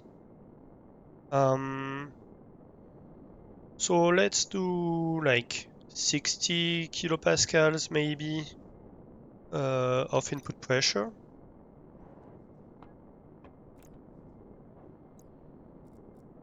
And that should 60 kilopascals. That should probably be good enough. So this is being cooled down fairly quickly, actually. It's not that much gas. It's like 1 mole of gas. On this side, we have, well, we have about as much. So, but yeah, on this side in total, we have like 9 or 10 moles of gas. So that's comparatively quite a bit.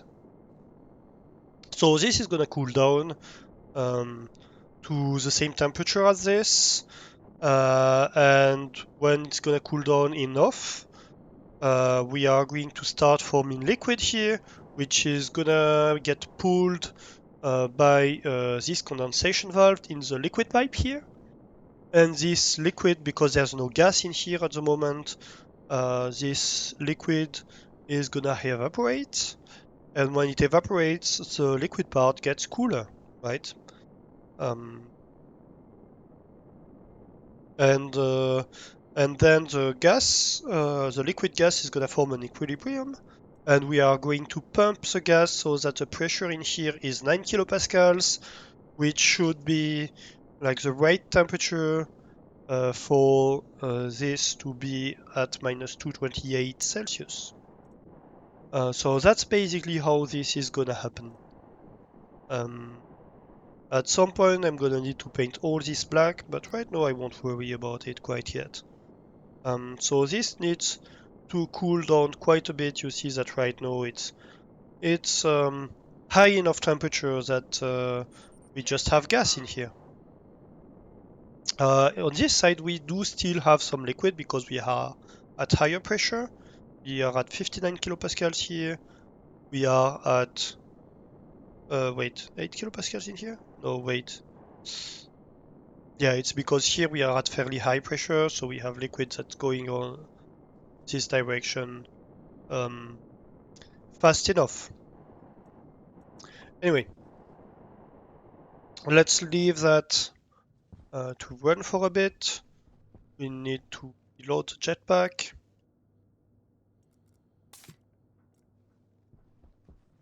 Here we go. And so now we are going to want, well, first of all, to clear our inventory. What's this? Oh, the IC housing. Yes, yes, yes. I forgot I had an extra one. We have a few extra valves. Perfect, perfect. So that's inventory clear.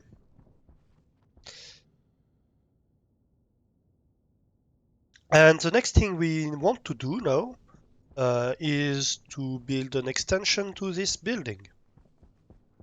Power low.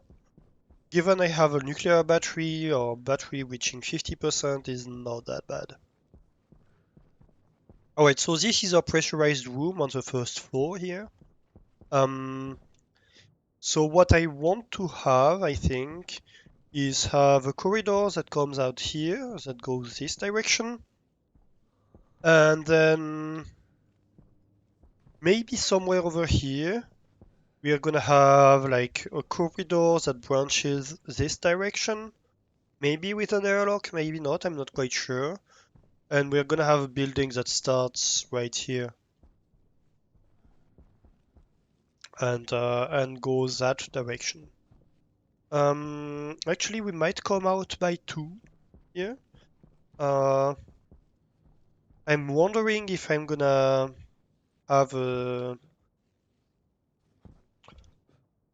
stairs going up here. That might be something I might fancy doing, just so that everything is not just a flat block. And also, since the building is gonna go this way, the ground is higher that direction, so that's gonna allow us to dig less. So yeah, I think that's something I might want to do. Let's do that. So I think the first thing I want to do, let's check if I have steel plates. I think I do. If I do have some, and maybe some steel frames. Steel frames, yes, I do. And steel sheets, yes, I do.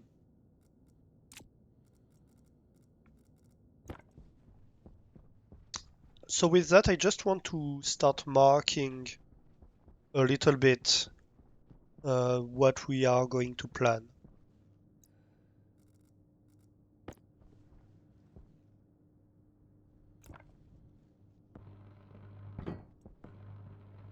So this is the corridor is going to come this way with the fully welded stuff. And then I'm going to go this way, go one flight of stairs up.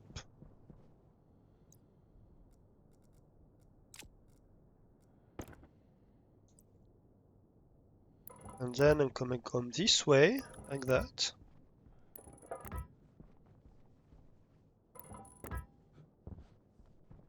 How deep am I gonna go? 1, 2, 4. Well, at least 4. I think. Let's see. So in here we are. That's gonna give me a greenhouse.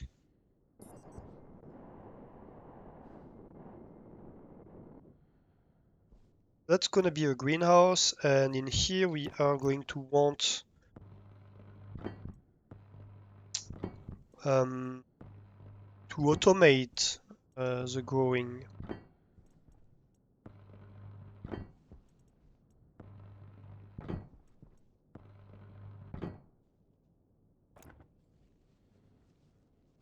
Oop,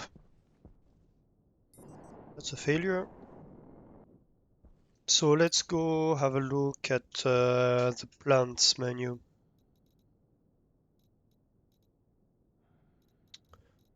Organizing food. So what do we want to grow? We want to grow mushrooms, but that might have to be like a separate cubicle, but it can still be in the greenhouse area. That's second, third, four, five, six. That's new. That's completely a new one. All right, all right.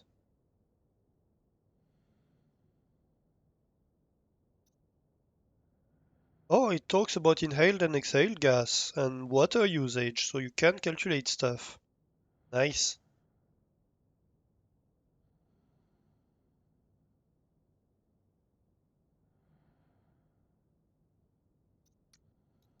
So 1, 2, 3, 4, 5, 6, 7.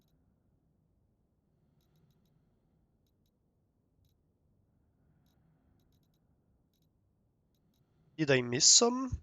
8, 9. 10. I want fern, I think. What is switchgrass?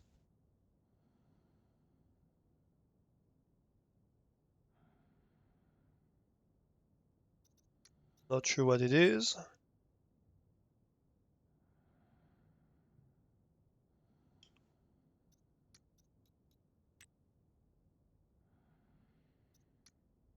Okay, so 1, 2, 3. The fern is used in the chemistry, yes. Is that used? No. That's unused. That's unused. I don't think I have a use for that. Don't think I have a use for that. Flowers,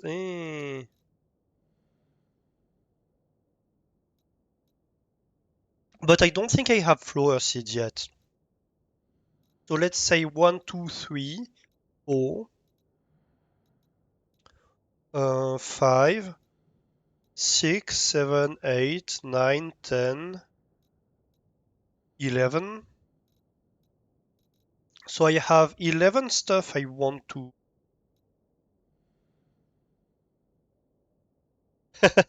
Hey, Gupian got first. Hydrate, yes. I have a brand new coffee. And we have the ad break, everything at the same time. Ah, nice. And stretch. Uh,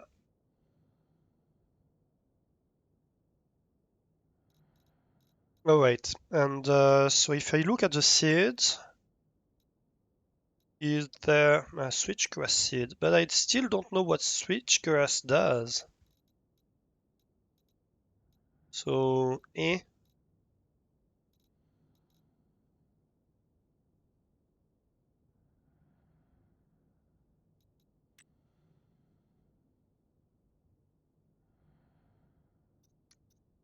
is it just like fern, where it mainly produces oxygen? Could be. There are a few new ones in here, like cocoa and sugarcane and which is the other one? But that might be it. Sugarcane, yeah, is new. Cocoa is new. Yeah, that's it. Right. 1, 2, 3, 4, 5, 6, 7, 8, 9, 10, 11, 12 if I take the switchgrass into account. Otherwise 11, for which I want seeds and I want products to be stored. So I'm gonna need storage for 22 stuff and grow area for 11 stuff, right? So I want the room to be at least 11 either long or wide. And I'm gonna want some extra space, so if we're gonna do 11, I would say we are going to want probably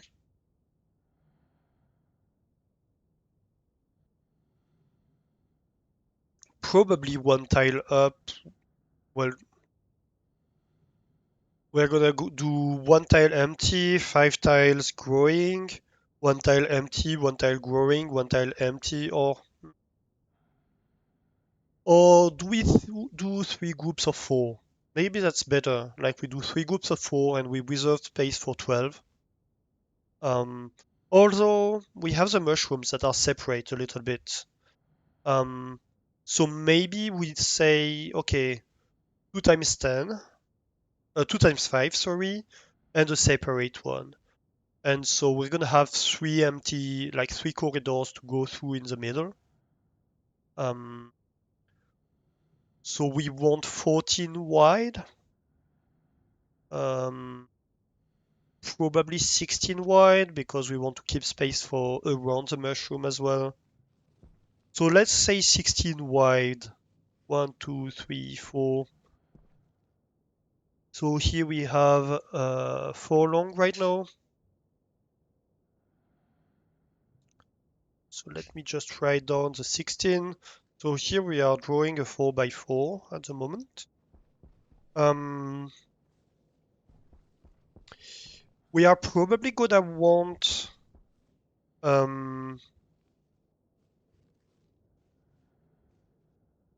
oh, or we could do several rows, like 2 rows of 5, and have robots. Like we could have 1 row of 5 that way, have a robot rail that goes above, probably 2 actually. Well, we'll see how they work. And then an empty row, and then another row of 5 with robot rails. And then at the end over there, we're gonna have like outputs for the robots, inputs and outputs for the robots. So let's do like 10 long. Let's do a room that's like 10 long that has like 2 growing columns. And then we are going to need, so if we need 22 storage, That's probably gonna be like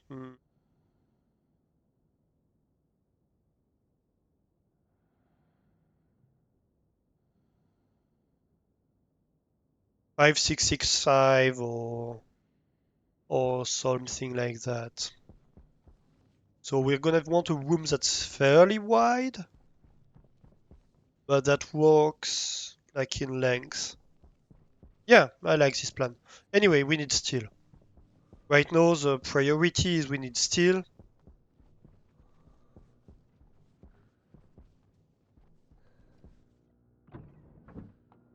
That way we can at least have some frames to map out the room and start planning stuff. So give me power.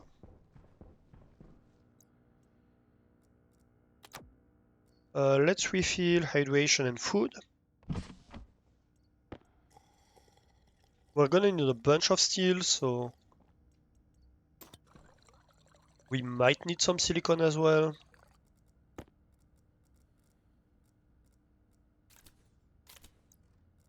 That's empty, that's good. Well, that's not empty, that's off. I tend to forget to turn off my tablet. Here we go. All right, perfect. Next.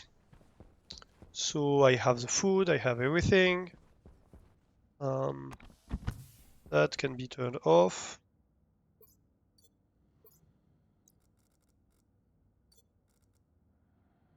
Mining drill is 100%, that's perfect. And the sensor lens is pretty much 100%, so that's good. I don't know why it pops up down there, but that's fine. Alright, let's go. So we want iron, a lot of iron, and maybe a bit of silicon. Which means lens is on.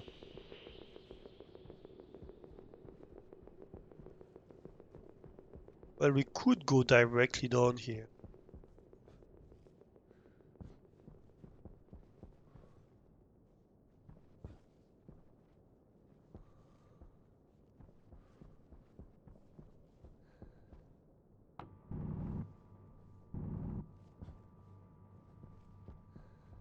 Yeah, might as well. That's gold.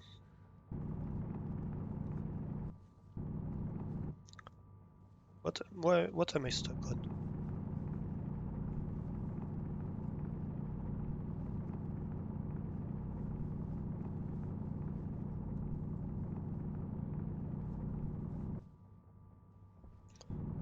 Oh, that's the space that's under the base that we open to right now.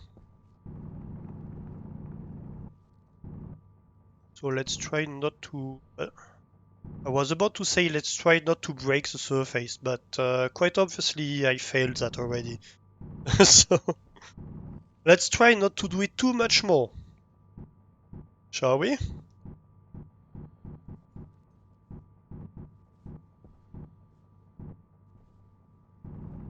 Well, I can get this silicon as well.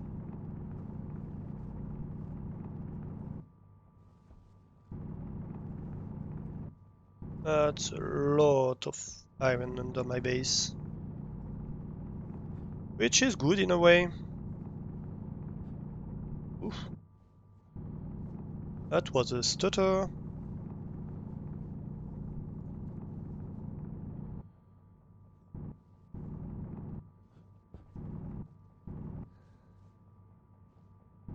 Back under the base. That should be fine, not on the base. He is actually um, insulated using the ground, but still. I prefer to use caution and have safety measures in place. Is basically why I prefer. evaporate on me. That's fine. Terraforming Mars a little bit.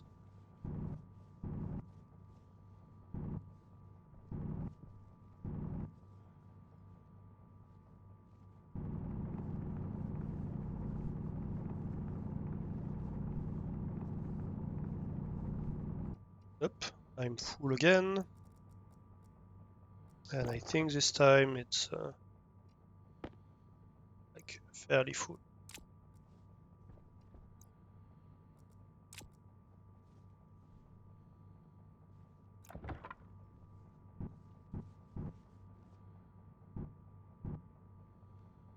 $38, $46. Well, I don't think I'm gonna be able to take more. Great.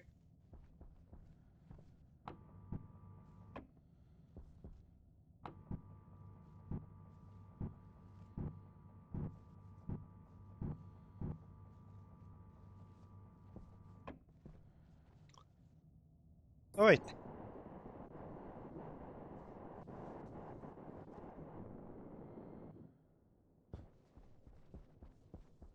That's one new hole. Not so bad.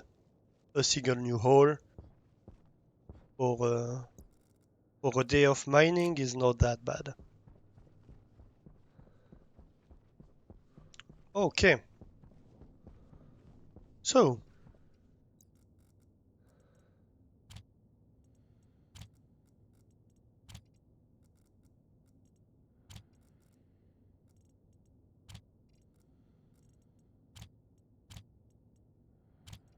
we have a bunch of silicon here.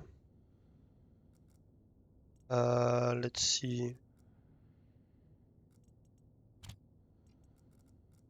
So we have enough iron to do 2 full batches of steel, but we don't have enough coal to do a third batch of steel. All right. So I think what we're gonna do here is we are going to make these 2 batch of steel and then we're gonna go pick up some coal.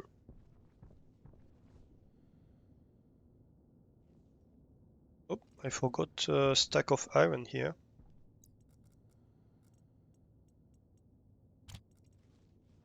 That's a lot of iron that I just picked up. What's the temperature again for steel? 900K, 1 megapascal.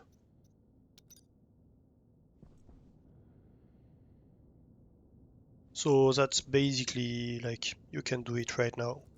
Territory.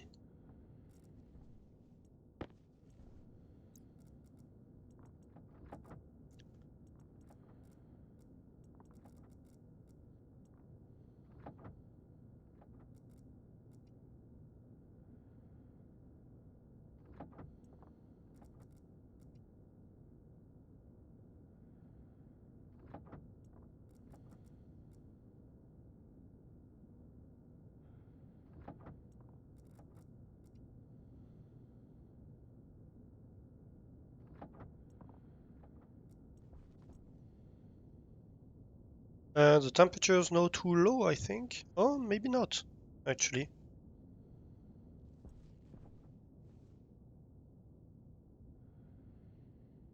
So we're gonna have 300 grams of iron, 100 grams of coal. Yeah, no, that's fine. That's 400 grams of steel. Let's go pick up some more coal right now. And maybe silicon.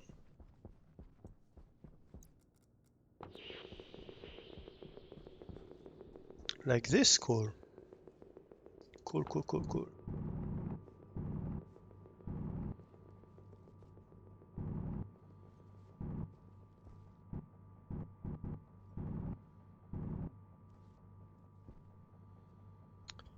Um, that's surface coal, right? That's gonna have to be like that. I cannot really preserve the surface like that with this one.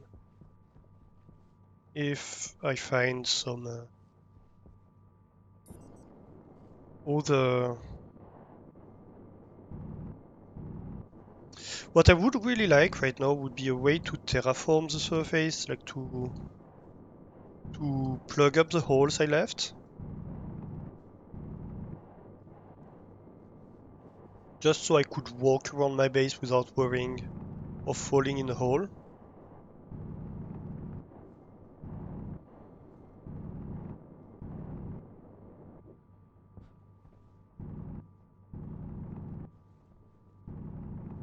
That would be nice, but I'm not sure there is a way to do that in the game at the moment.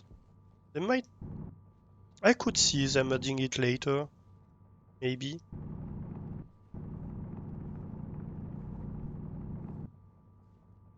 Well, there is always the possibility of like using steel frames to plug up the holes, right? But that's not very aesthetic way to do it.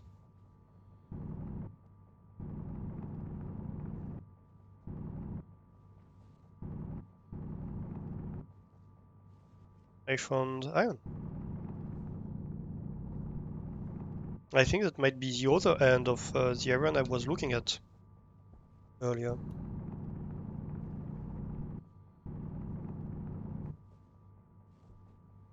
We have a bunch of volatiles right behind here that I would like not to pick up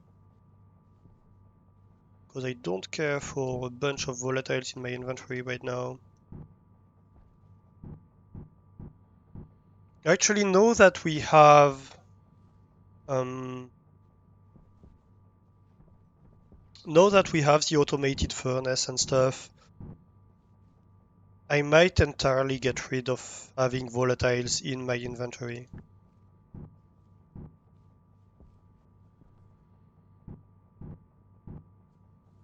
Really, it's just cluttering it up, and same for oxygen.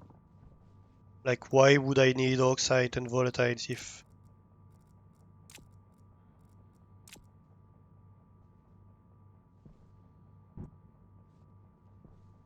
if I don't ever have the opportunity to use them anymore, right?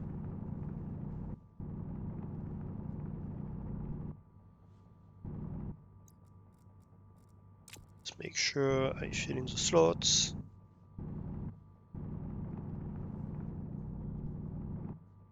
Won't need that much coal, I think. Maybe let's try to clean up these last 2 bits of iron. Here we go.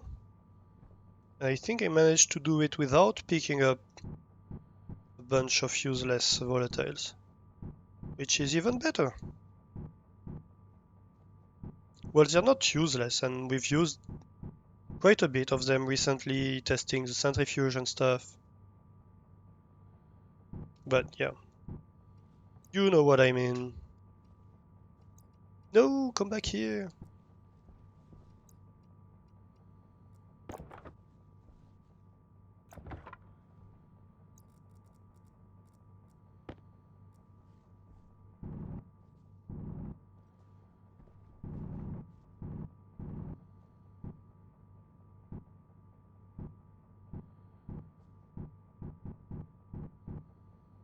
Here we go. Let's be reasonable. Sensor lens is off. Where is my exit?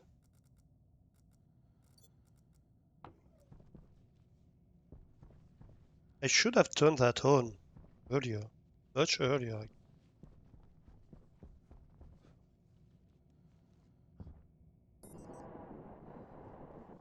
Yay.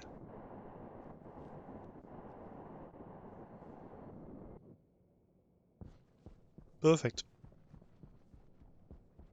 Perfect, perfect, perfect. So, let's see.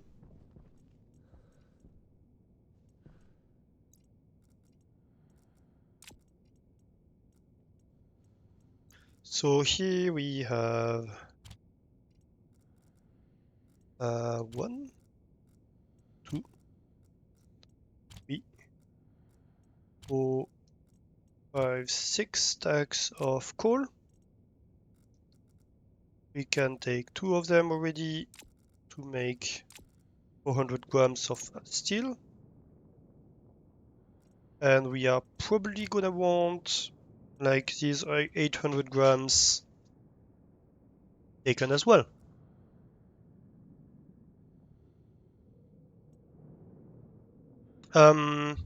I guess let's off-gas everything, because right now we might still be at the right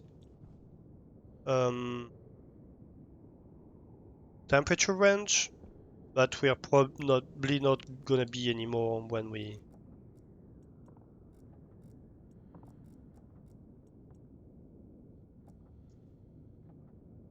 reach. We are also getting a bit high in pressure, but I think we're still fine. Yep, we are too low on temperature. So let's see, now is the time where we start having a look. So we want 900k, so let's say 950, and maybe 2 megapascals.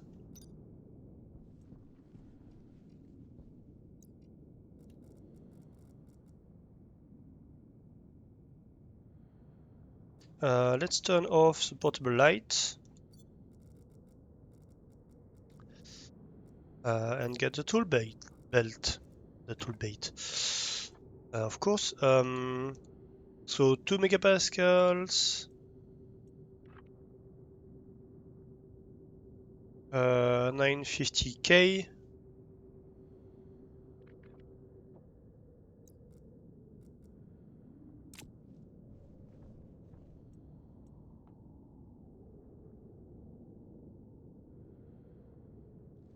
Alright. And I can start off-gassing these ones. Yep. Ah, come on.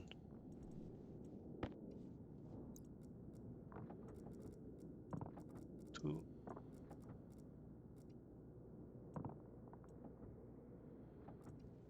Oh.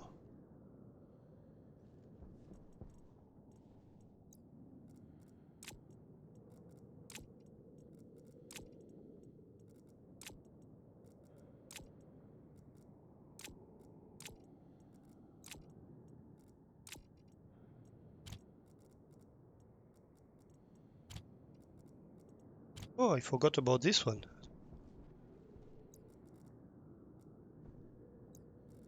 To get close and personal with this. I should have at least one more so I could do like 4 stacks at once. Really, that would be better.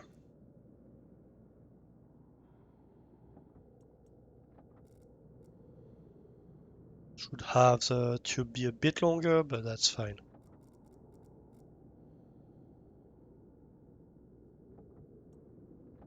Here we go.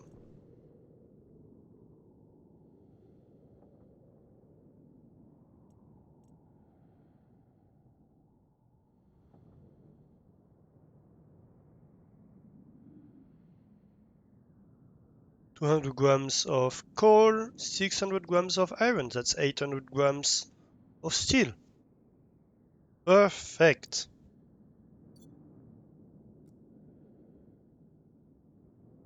2 megapascals. And we start increasing the temperature.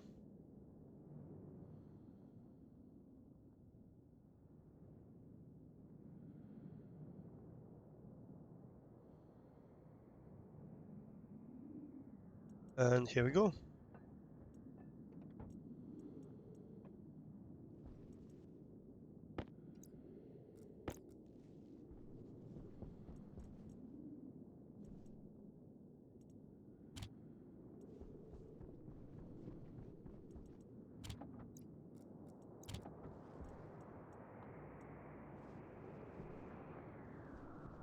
Let's go. That's absolutely not the right machine, so let's not go.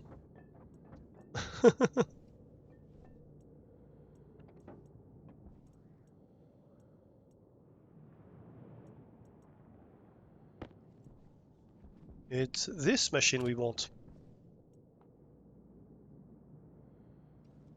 And we can have a bunch of steel in here. These 24 grams, you can take them. You have about 24 grams of silicon as well, so... No, 200 grams? Oh, oh well, that's fine. Yes, so we want steel frames and steel sheets. But first of all, we want steel frames, really.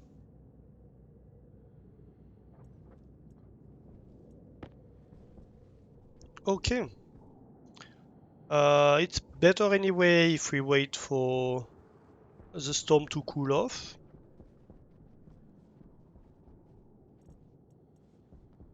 I think I had a staircase somewhere in there. Didn't I? Stacker kit? Maybe not. Maybe I used it.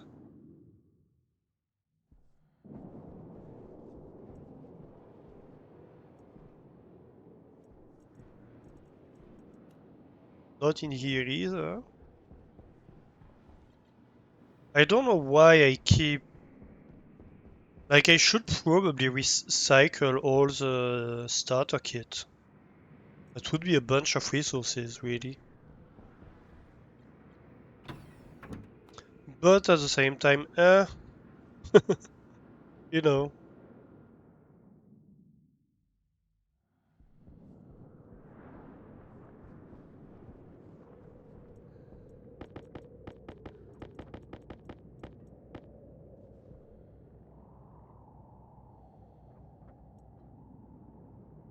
We're gonna need a fairly large area.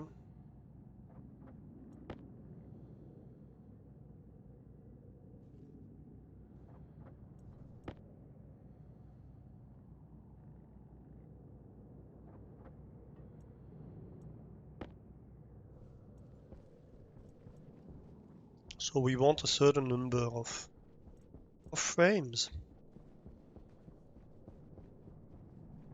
Here we go. At some point I'm gonna want... what would I need? It'd be in there first. What would I need to build a wind turbine?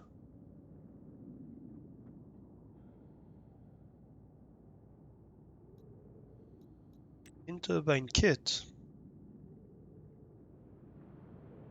Copper, steel, and electrum.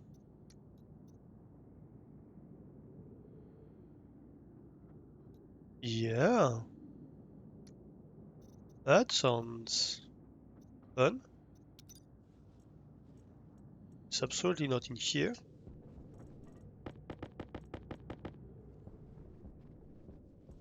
Although I think I'm out of copper. Or almost out, so... Eh. We'll see about that later then. Oh, yeah, right, I have a full stack. Well, let's get in there. Uh,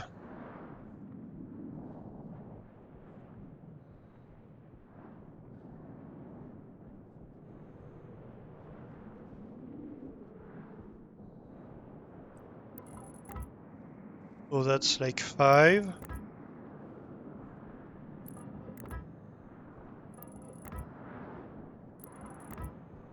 Let's do it maybe 10 long.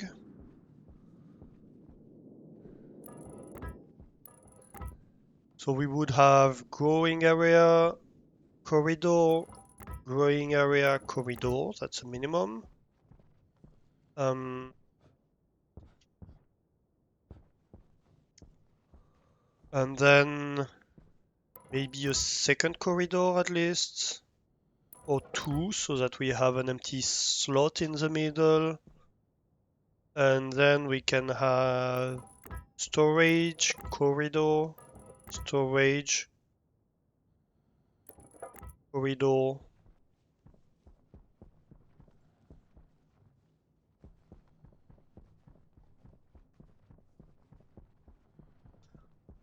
So we said perf, growing area, corridor, growing area,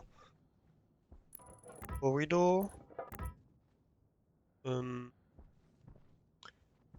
corridor, corridor, storage, corridor, storage, corridor. That's the one, is it? Yes. Um, and so I think we need at least two more storage zones. Let me get my mining drill once again, but put it in flatten mode.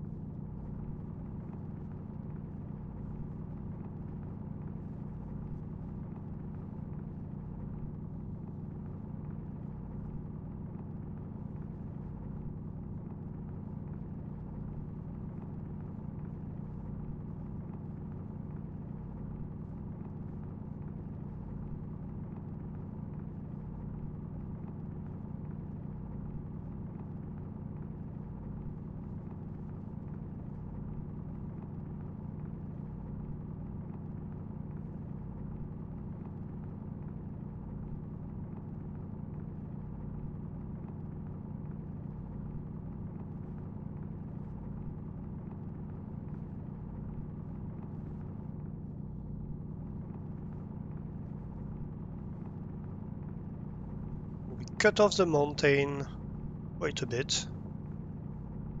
But since we went up by one, we don't cut it off so much.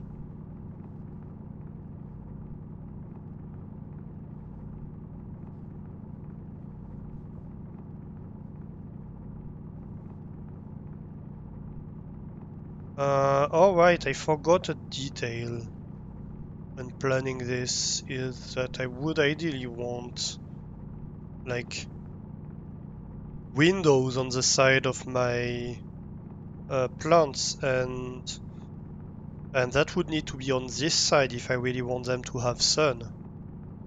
Um, that's an issue. I don't think there's much I can do about that though. Unless I go all the way through the mountain. Might be doable, but it seems to me that this is quite a bit higher than might be worth it.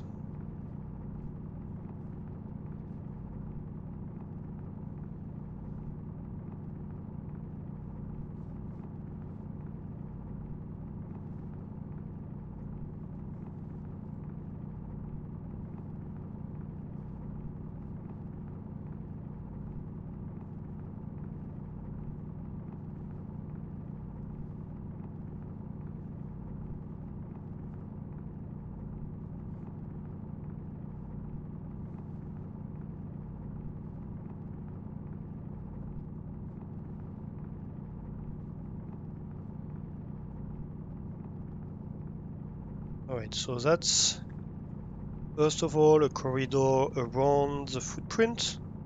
That's good. Getting some What is it? Cobalt, I think? While I'm doing this.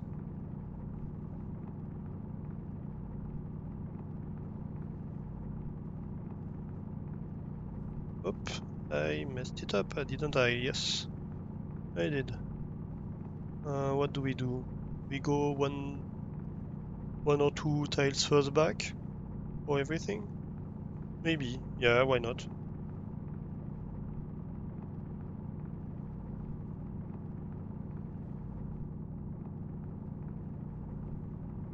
Maybe we have a bit more space around.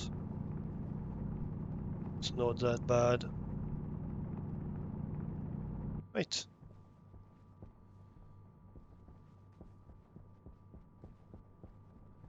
Small bit. Okay. Why is there a hole in the middle? Did I do that? And if yes, how?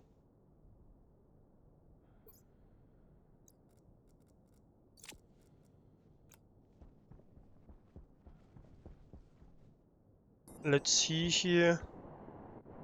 We still would have a fair ways to go. That's a fairly flat mountain.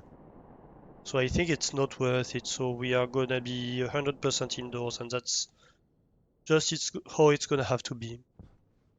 Unless we do a second floor, we could have. That could be something we do. We could have like one floor um, being growing area, one floor being storage, but then we made it way too big for that.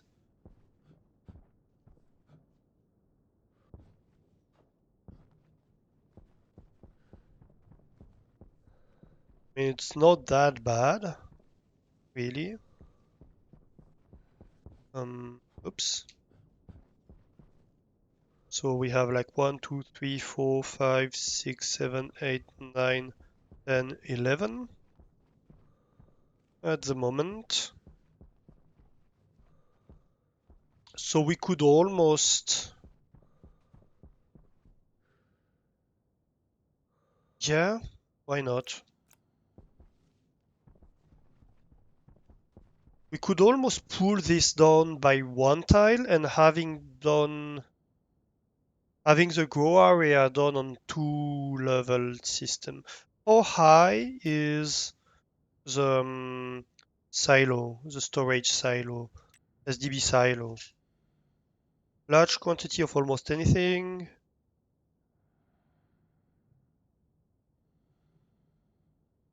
Ah, it cannot contain food. Okay.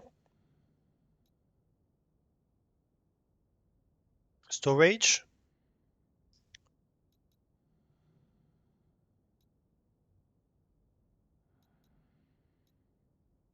How do I do that? Fridge, maybe?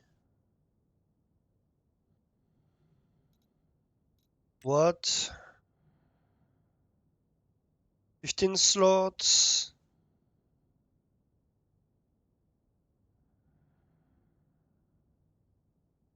Da, da, da, da, da. Power usage varies on the external temperature. Oh, it does not work in vacuum. Good to know.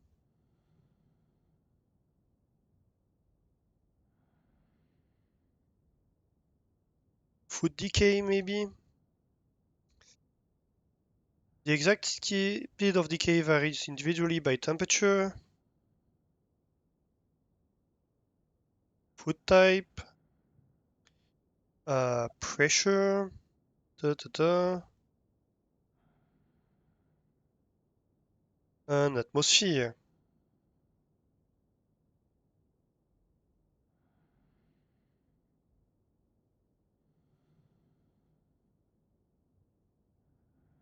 Okay, so nitrogen would be best. A pure nitrogen atmosphere would be best for food storage. Um, how do I store? Because this is not automatable, right? I cannot automate this. I cannot put in like chutes.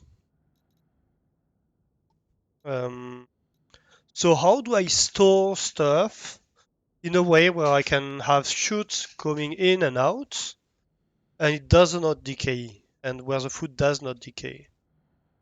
Or do I have to have them canned immediately, like processed and canned immediately? Does any of you know?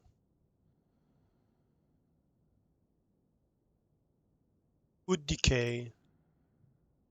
That's the one I was just looking at.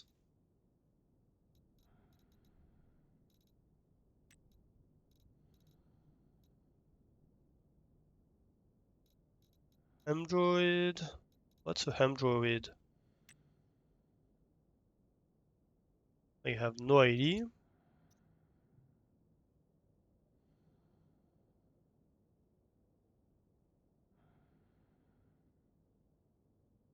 No reservation. Um,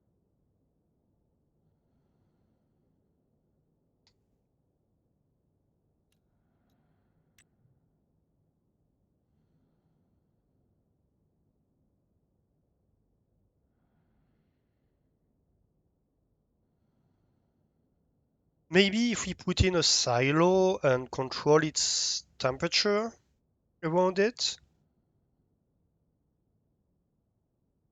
and atmosphere. Like if I look at, um, I take a look at the Stationpedia and go look at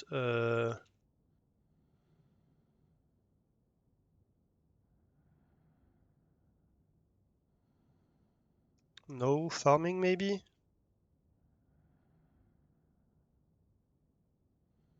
Right. Da, da, da, da, dum.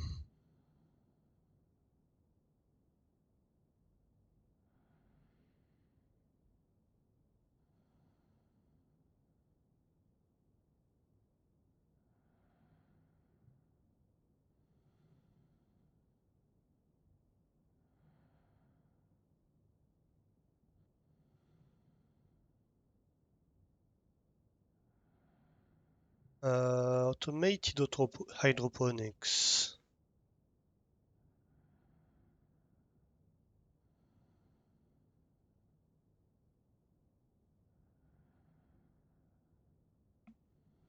Nope. Um, Food storage. Ah, here we go.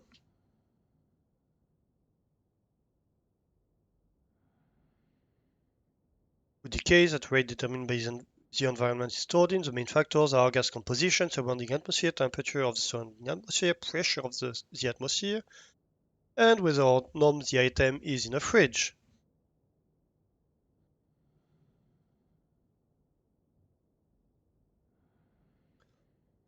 So nitrogen atmosphere is better for decay rate.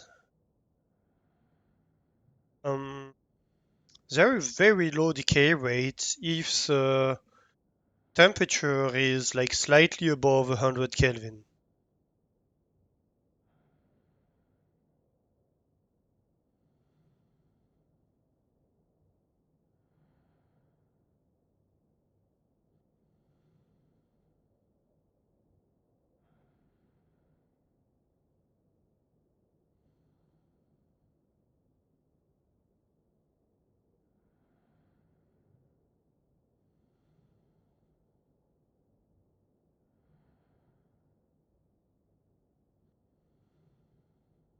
So 110 Kelvin, basically.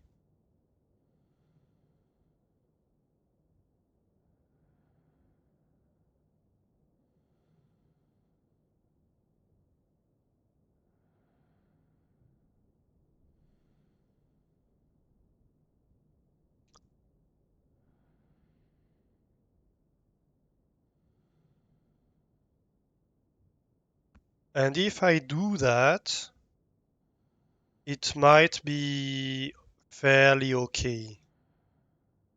Because that looks like it's, yeah, very low. All right. So maybe if I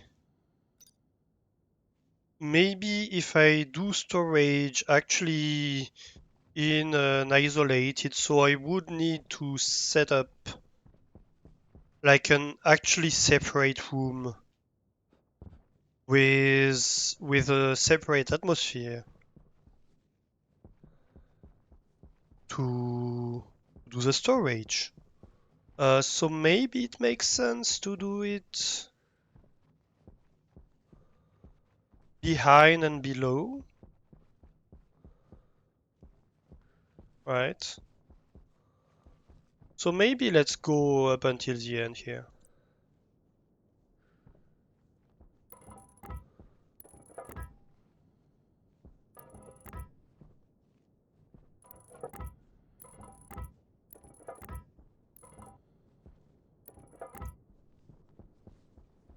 Gonna need.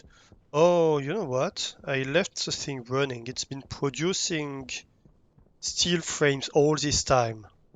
I'm gonna have hundreds of steel frames. Yup. Um, how do I access the machine? Hmm, I may have an issue here.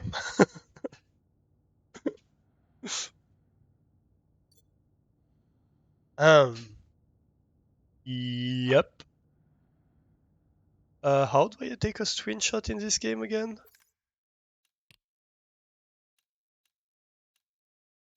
Controls.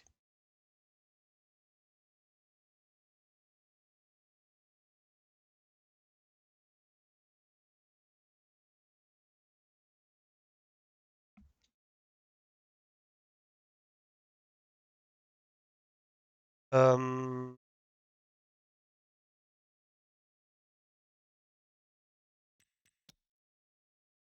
I can't. That's weird. Or is it like I have to do it in? Oh, it's P. Thank you, Ruby Squeakbird. Doesn't seem to do anything. You sure? Screenshot, yeah, P. Why doesn't it do it? Or maybe just took 10 screenshots and I don't know it. Where do I find them?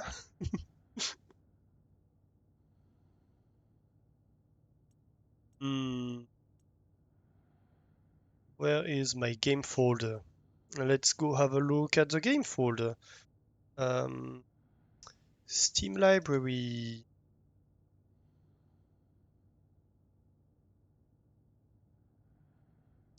Da, da, da, da, da. It's not in here. Oh, no. Um, there's maybe.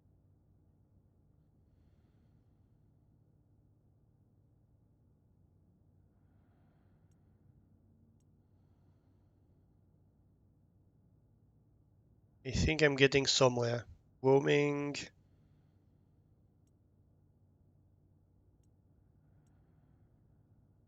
Nope. Local. Well, I can't find it. Oh, damn it. I really, really wanted a screenshot of that.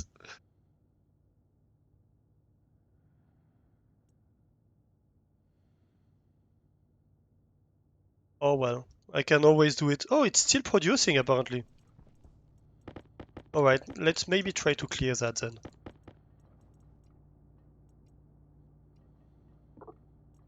Oh no, it's finished. It's just like the Kraken is attacking it.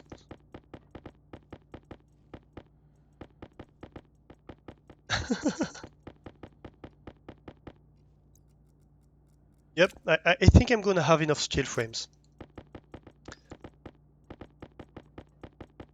Though I might need more steel now.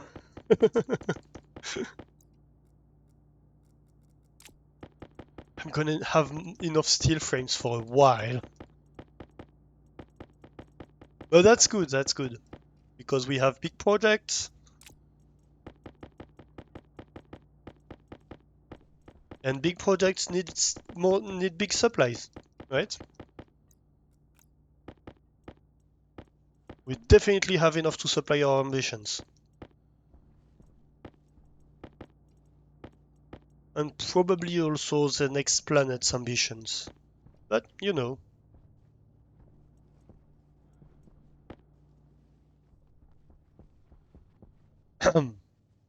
Yeah, that's just 6 stacks of steel frames, you know.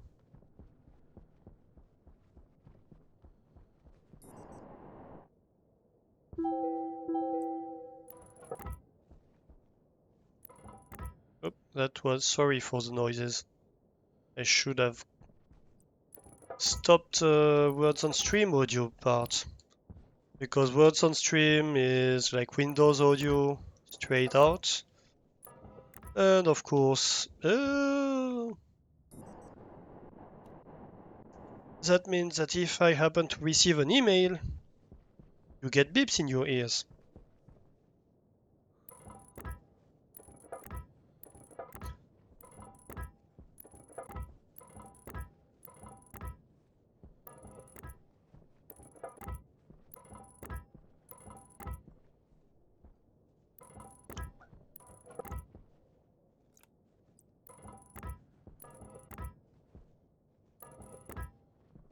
Well, you know, I'm starting to think we might have made just enough frames.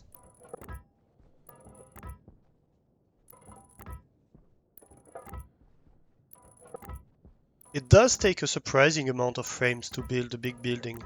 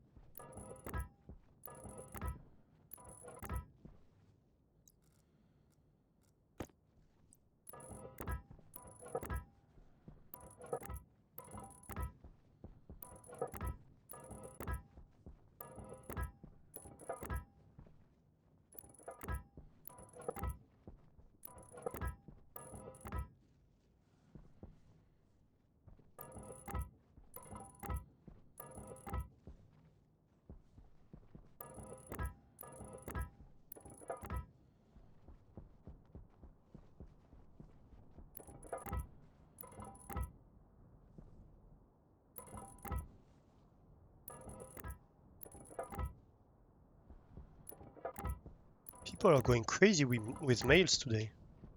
I don't know what's going on.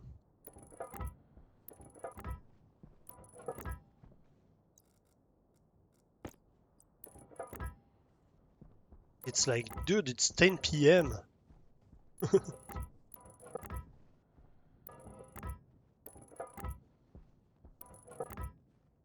Hydrate, posture check, and stretch. I actually had a pretty good posture this time. Because, like, this is riveting content, right? And so I was really at the edge of my seat right now.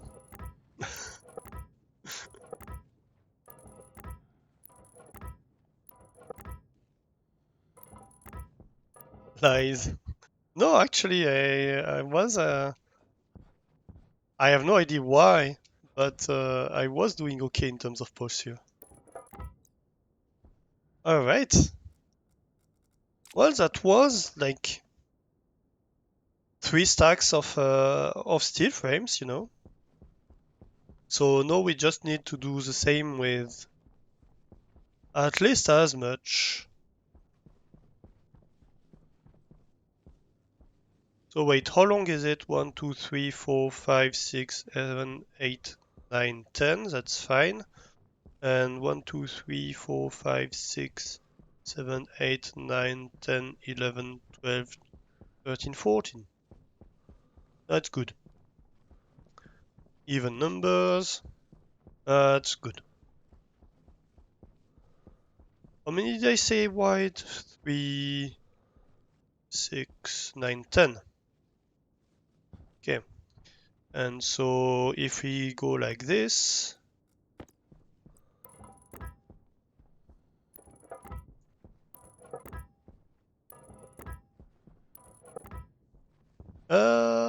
I am trapped. Help. Yep.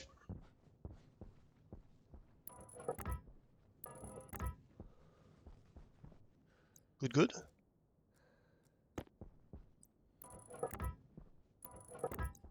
And we can have an entrance here.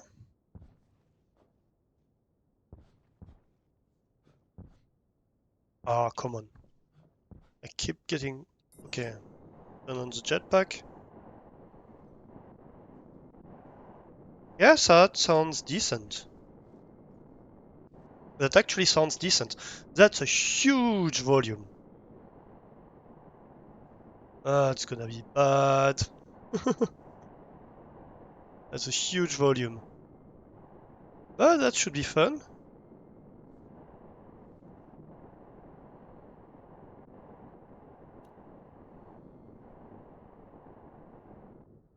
Especially since I think it's gonna take 2 tiles height.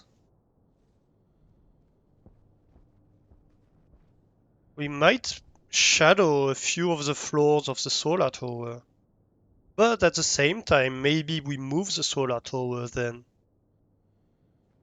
Which I'm not looking forward too much to, but maybe we can have a solar tower dedicated building, like on top of the mountain or something like that. Like have this be its own building, part of the extension of the base. Maybe we could go around, Of course, if I don't weld the frames, I cannot walk on top of them. Maybe we could go around somewhere over here and climb up here and have the solar tower building be like on top of here. It doesn't need to be super thick.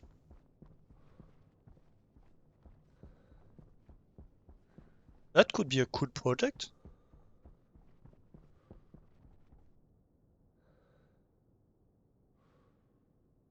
Is there already water falling from the sky asking for a friend? A ducky friend? Unfortunately not. We haven't managed to cool down the planet enough that we get liquid nitrogen rains. But we should be able to do it at some point. Maybe we get CO2 rain or pollutants rain earlier, actually. Let's check.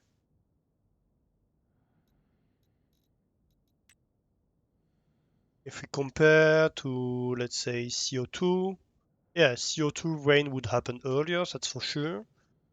Pollutants. What's the pressure here?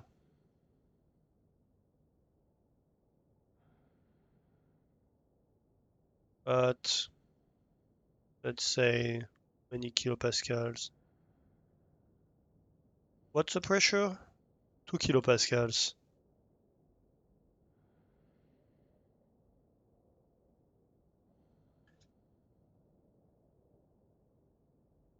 Actually, that's an issue. The pressure is too low to get liquid pollutants or even liquid nitrogen, to be honest. Or liquid anything.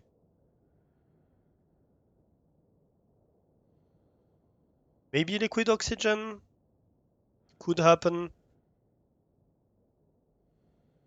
But really, the main issue is the pressure, not the temperature.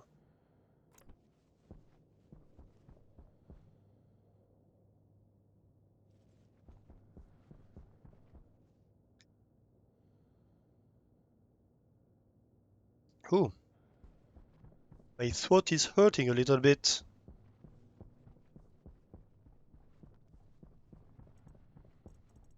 I hope I didn't forget too much to mute when I cough. I try to do, but it's not impossible. I might sometimes not notice because I'm fairly used to it.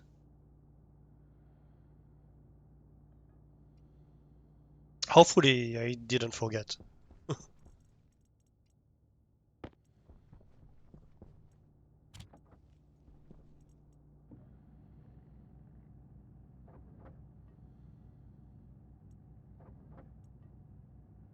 You didn't notice?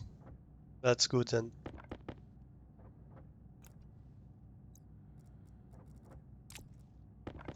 I'm pretty sure you would have noticed if I was coughing my lungs off in the mic.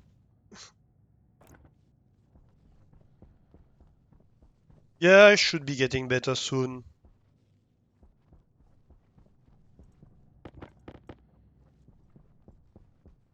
It's like, well, no.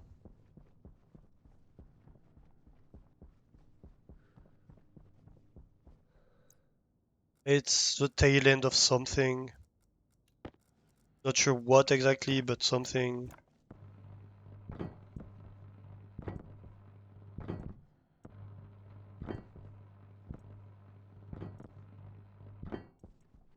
Oop, did not intend to fully weld that. And I have no battery in this. Great.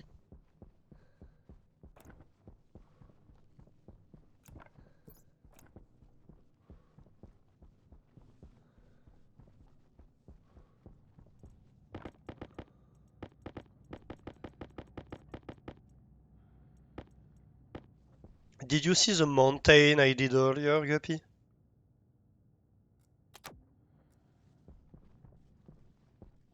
Everybody's getting sick at the moment. Yes, my whole family has been sick. Uh, so I had forgotten to stop the machine making steel frames. I was like planning and stuff like that, and like I had a whole pile of steel frames covering this entire corner of the room. I had six stacks of frames.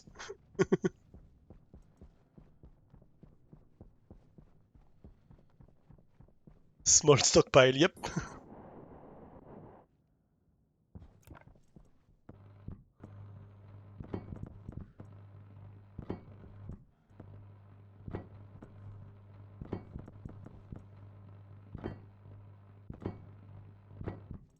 I don't know that it counts as a small stockpile actually. It was a fairly large one.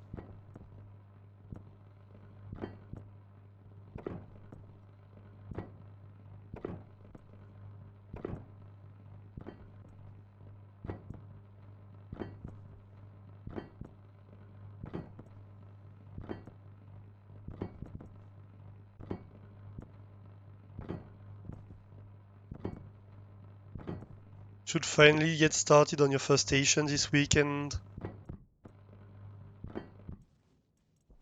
Then again, the new DLC, uh, the new Oni DLC released today. Oh,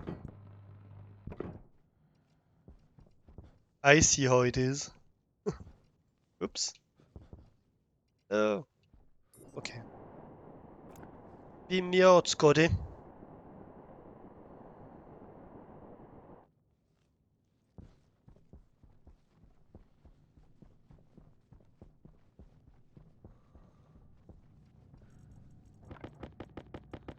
Yeah, something like that, but slightly bigger. Like, a lot bigger, actually. Although stacks of frames are smaller, to be fair.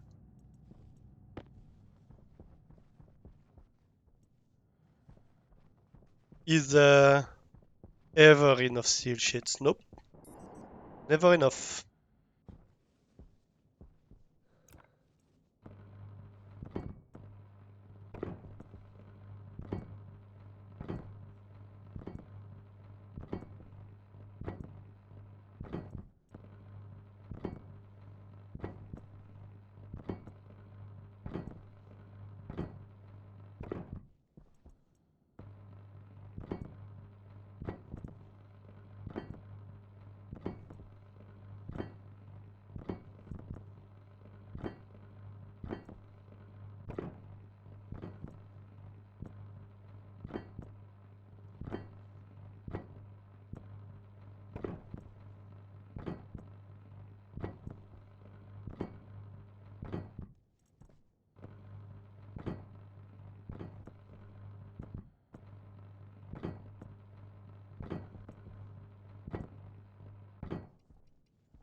especially since we are gonna need more for the walls afterwards.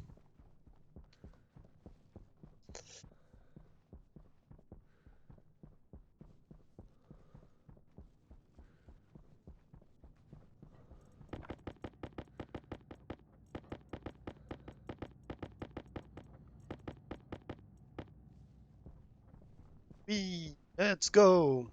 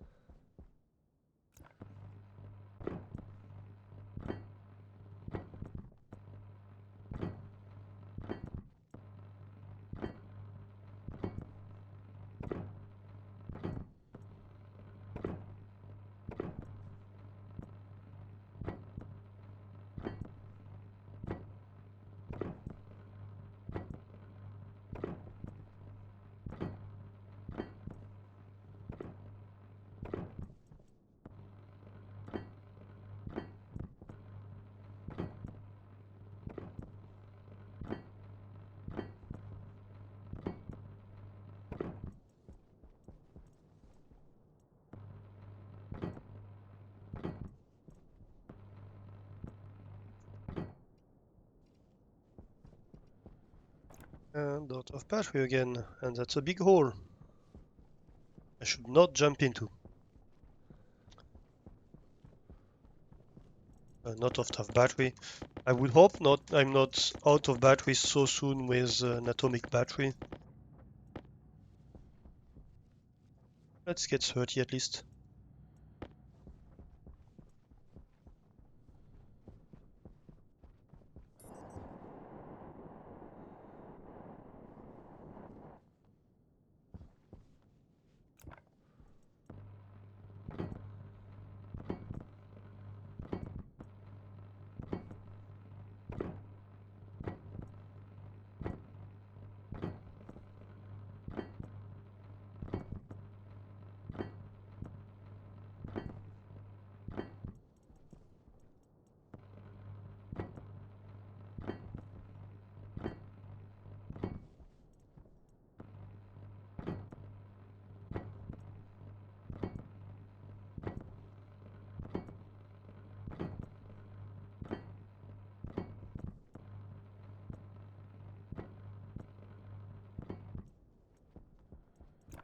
Here we go.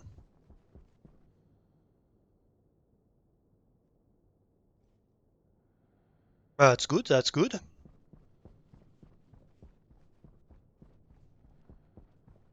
Alright, so no.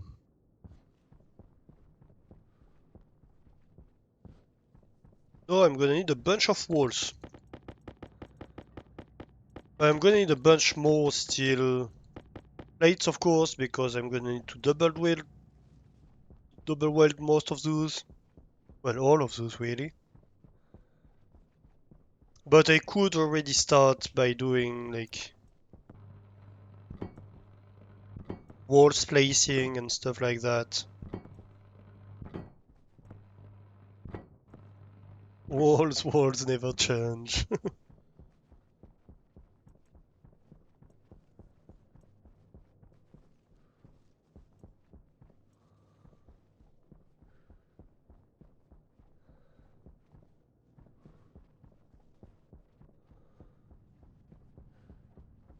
Yep.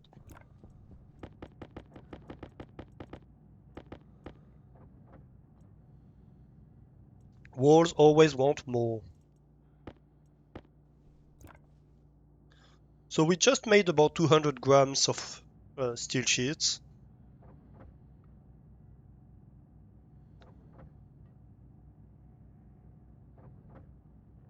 Let's make it 200 grams actually.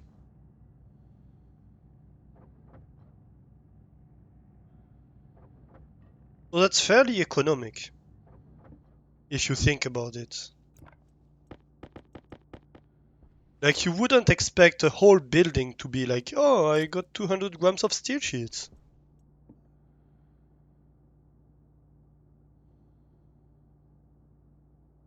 Um, what kind of walls should we use?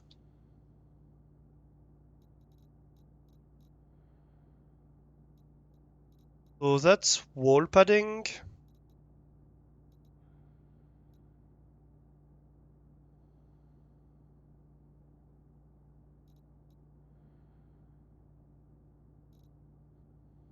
Hmm. We could have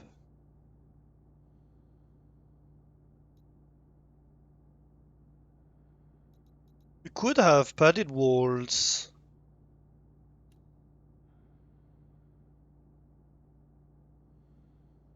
with light fittings, for example, and padded arches.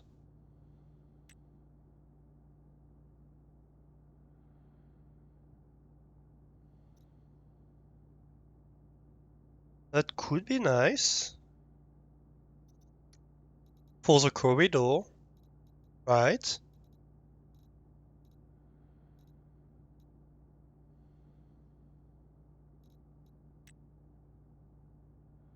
That's a junction with arches. Interesting.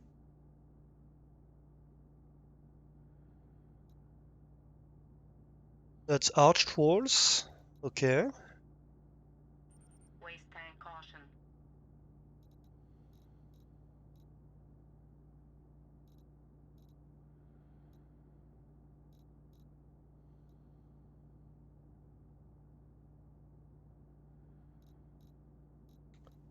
I do like that.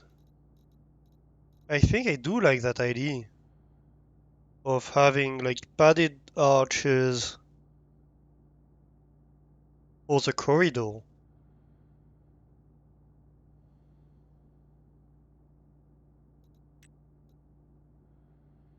Padded wall. Yeah.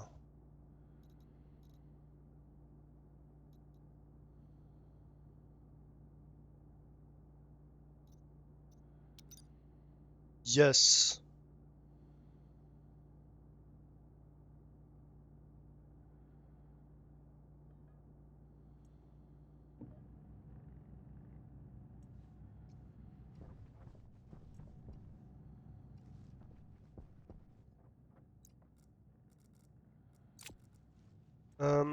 Did I have some stuff here? Investing champ for just followed. Hey, thank you for the follow, investing champ. What are you doing? I already do have a few padded walls, so we could use that.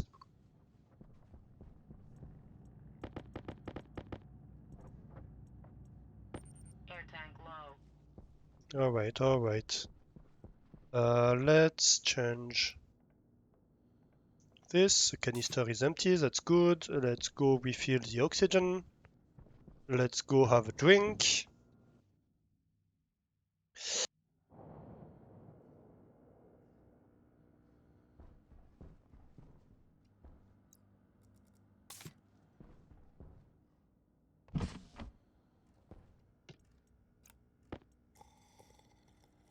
And let's have a drink ourselves as well.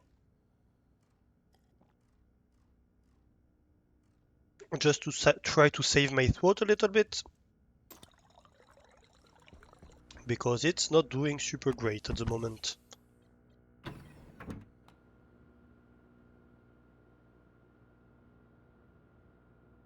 To be fair, it has been a 6 hour stream. With a break in the middle, sure, but still. So let's see. Padded arch, light fittings. Top. Yes.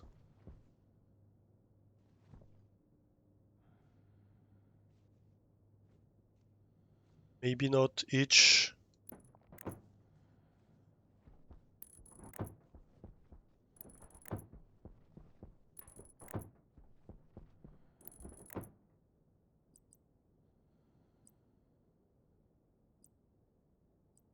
Maybe vent. I hope it's Not a functional vent.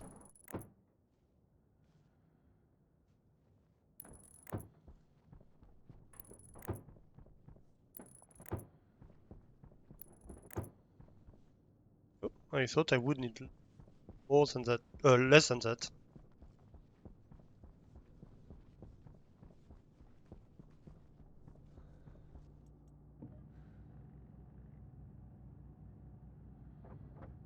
Should I get going with the builder?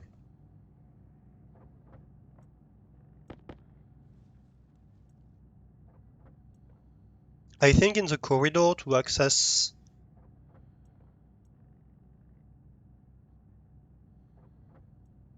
the room, we're gonna go back to regular walls probably.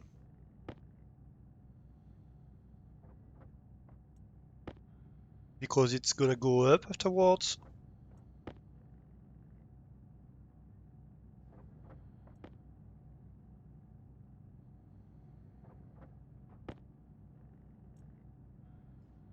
Let's make like 15 of them.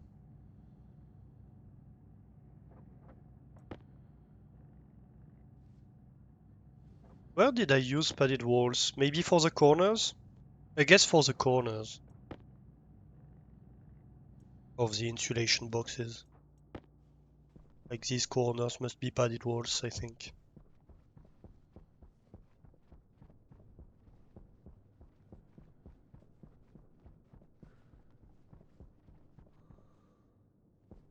So that should be one padded arch vent. Right? No light fittings, just padded arch. That's a corridor.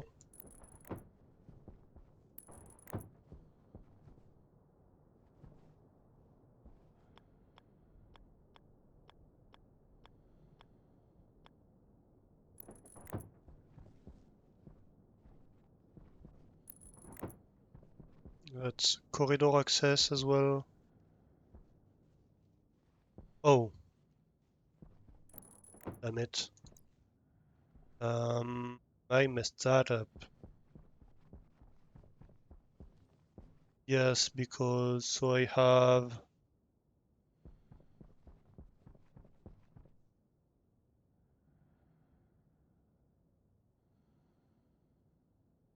I guess that's okay. Can just have added arch here. Gonna remove that one. And then out here I have this one. And then that I can remove.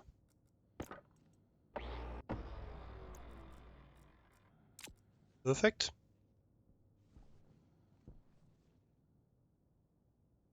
Um, and then oops. How would that happen?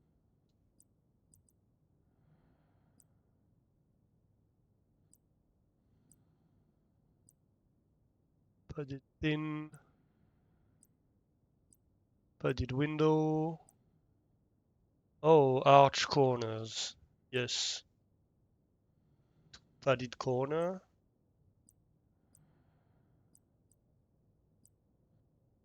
Yes, but how do I go from an arch to not an arch?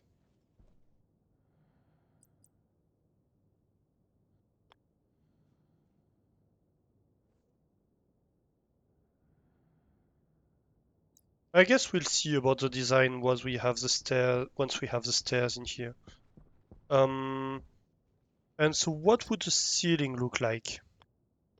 Is the next question. So that would have to be that direction. Um,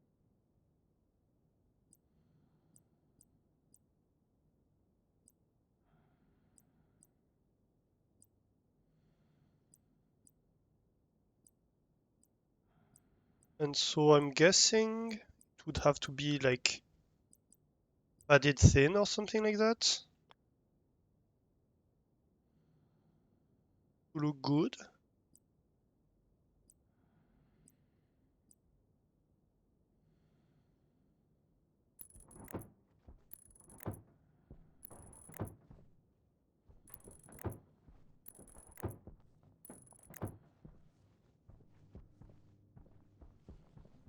Let's see, how do we... I need plastic sheets to build it. Let's take a few plastic sheets and have a look. Oh, I'm trapped.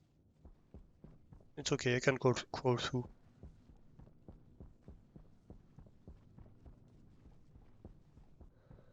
I want to look to see how it looks before I do anything. That's not enough plastic sheets at all.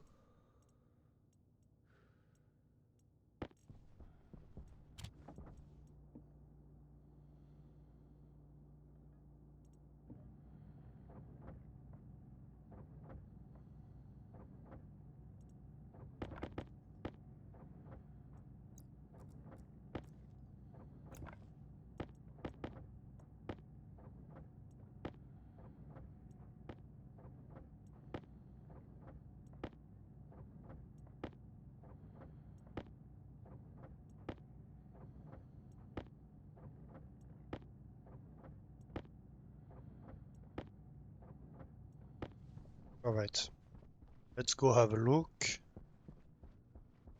just to see what it looks like. Sweet. Put on the skin. Yeah, that seems to work okay. I'm missing stuff for that.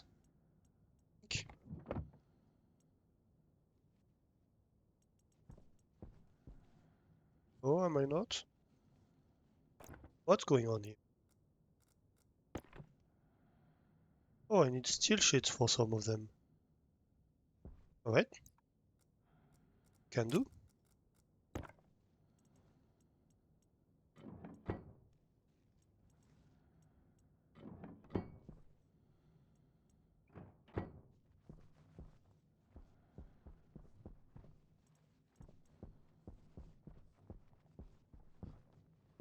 That's great. That's really great. Yeah, I think that looks amazing.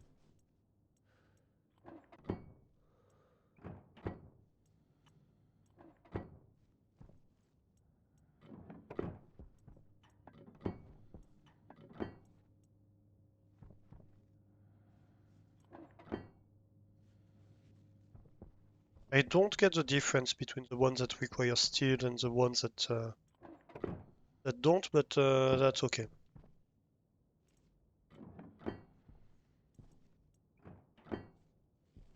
Like, why is it going from steel to pure plastic? No idea.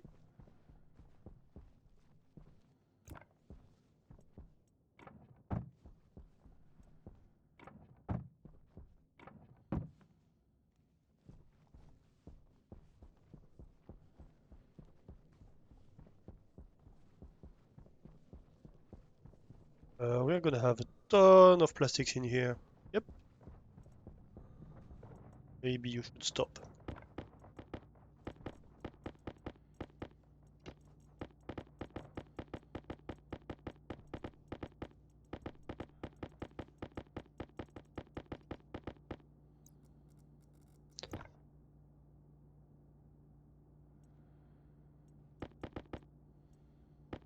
Luckily, sorry. Um, luckily for us, that stacks pretty high.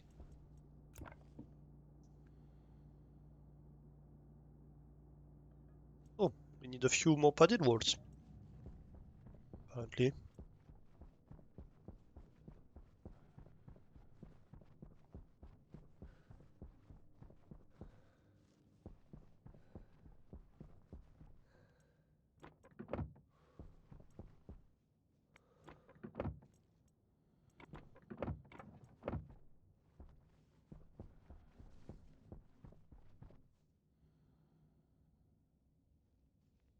We're gonna need to do the same for the flooring, I think. Should be nice.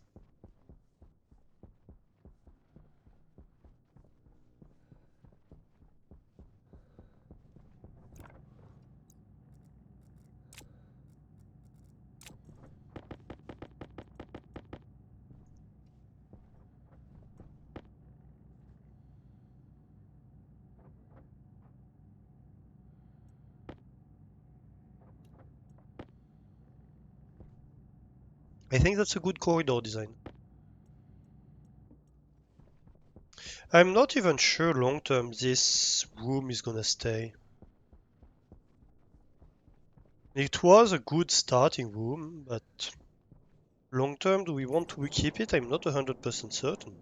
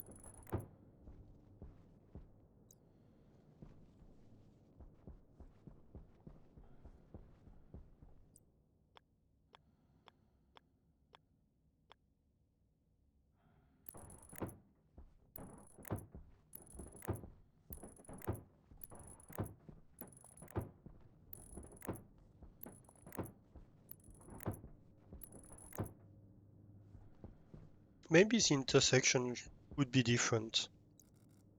That could be an idea as well.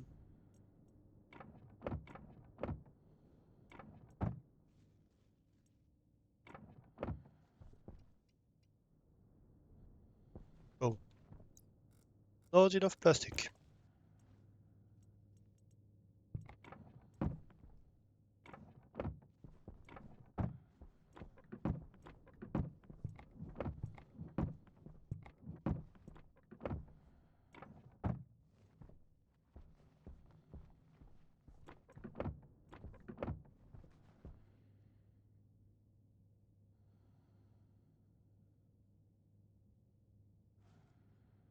And then we can have lights in there. I'm not sure about the vents, but that offers a nice symmetry at least. Yeah,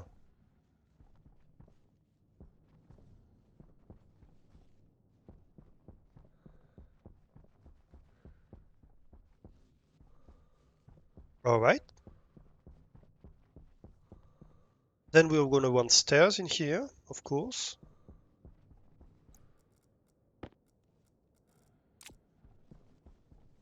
Well, it looked like I made too many plastic sheets, but actually I only have 4 left.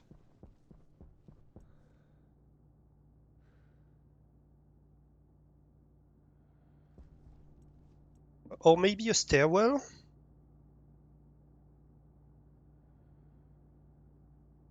Maybe a stairwell, actually.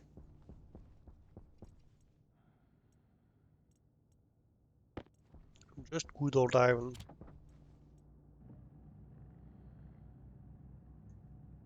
That might be better in this case.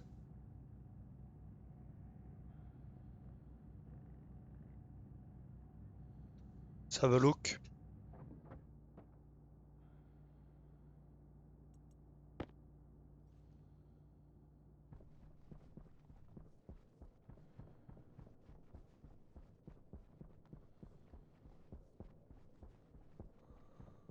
So,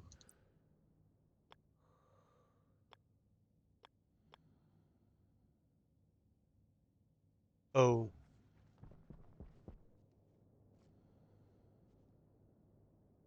alright, that's...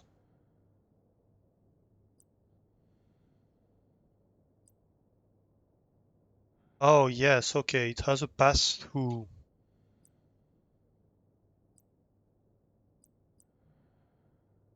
Stairwell, no doors. Okay.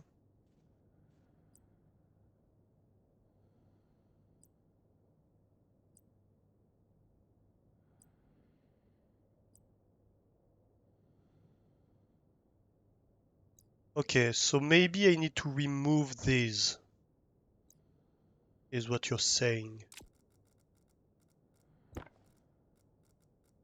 I take this.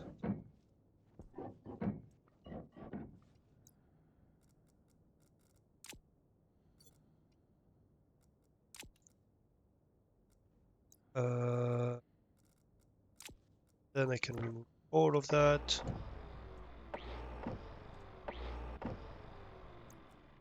Great, great. And then I can take my stairwell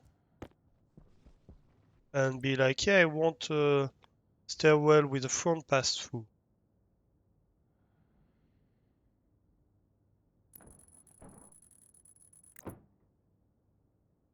Is that how it looks like? Under caution. Um, assume I need steel. Maybe arc welder? Oh, steel frames. Well,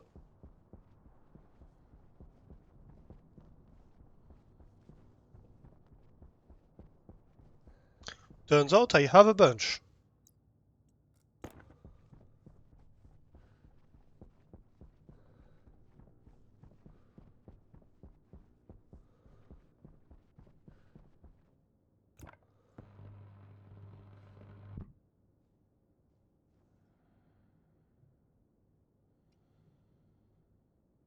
Then a screwdriver, okay.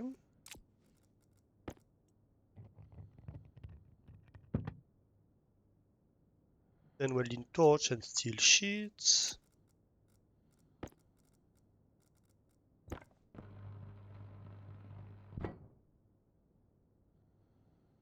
And that's it.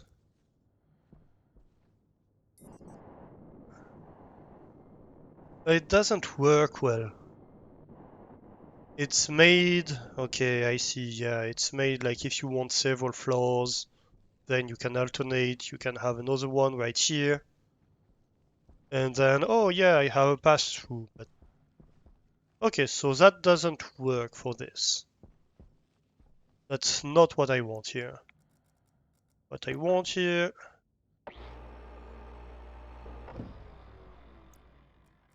is a wrench,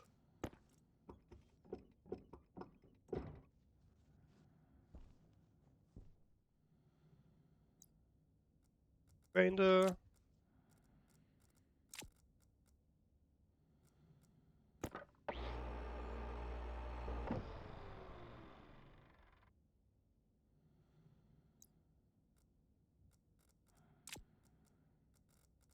so many steps.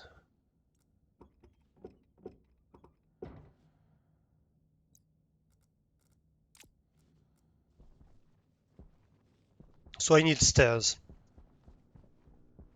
I don't need a stairwell, I need stairs. Good. You're learning things. That's good.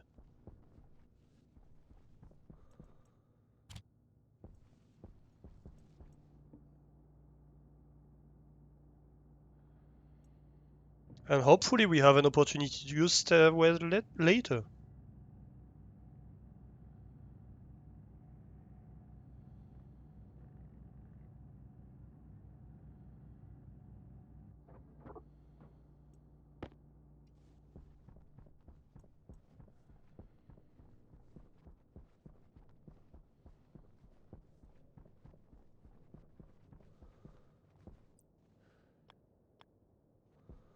So stairs with rails or without. I think with rails is nice. It might depend on the walls that we use. Because we're definitely gonna need walls. Well, either side really. Should we go padded or not?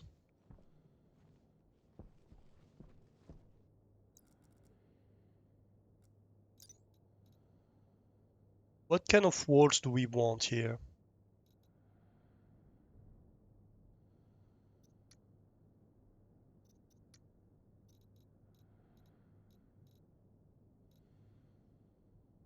Maybe wall arch.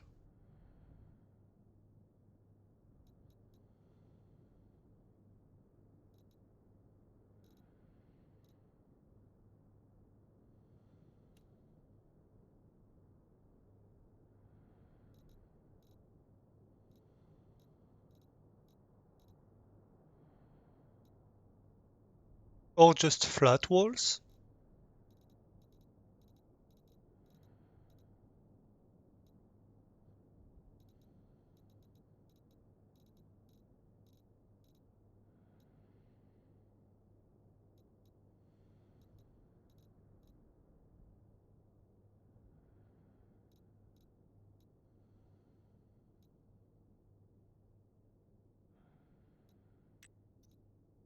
That's flat walls.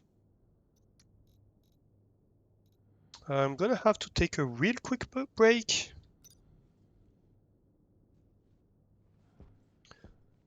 Ooh, real quick bathroom break. I'm gonna be back here in like 2 minutes, right? Uh, Up, little break text, and I'll be right back.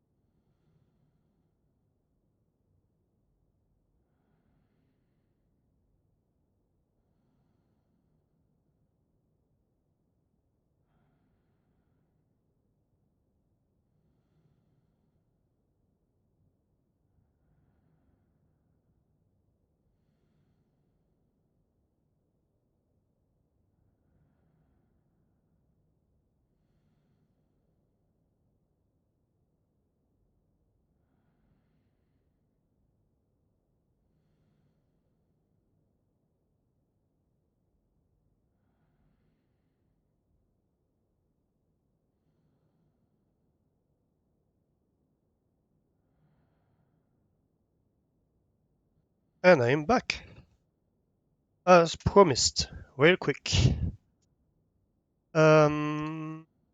we go. So yes, walls, walls, walls, walls, walls. So I think in the middle I might want a flat wall here.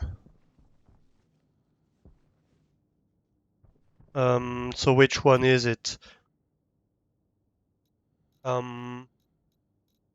The one that has like arches on side. Wall arch? Yes. So arched wall, maybe? So let's build like one and or two arch wall. And I'm wondering if there's slanted pieces. I look at structures. Um,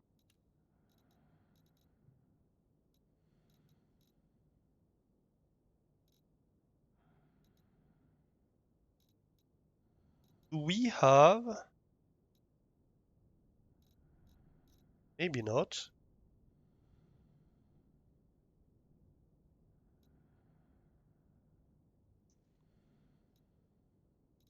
Not.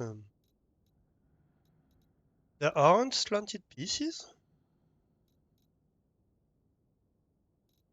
That's weird. That's weird. Oh, that airlock looks nice. That could be nice for our stuff.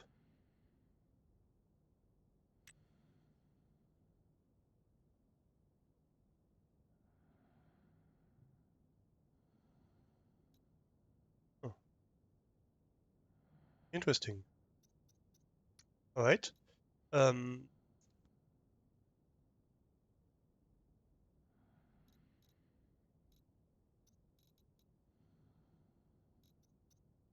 but really, I don't have kits.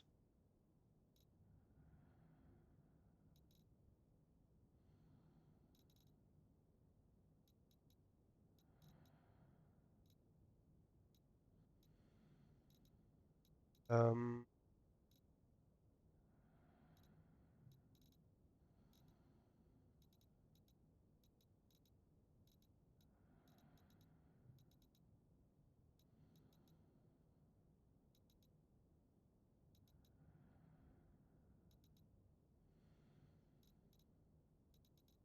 yeah, I don't find. All right, all right. No slant, no bump. Nope. Fine. Then yes, I guess I need one or two arches, probably.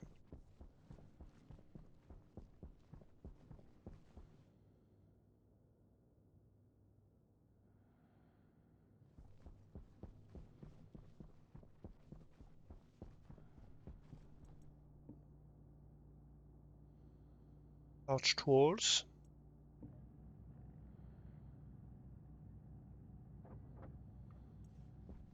Probably gonna need to drop off some stuff. Let's drop this off. Plant analyzer, patient and tracker can be dropped for now. Let's call this off right now.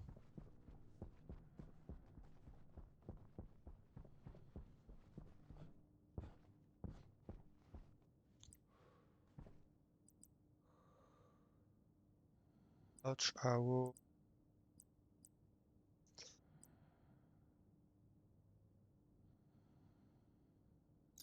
Let's see. Arch arrow.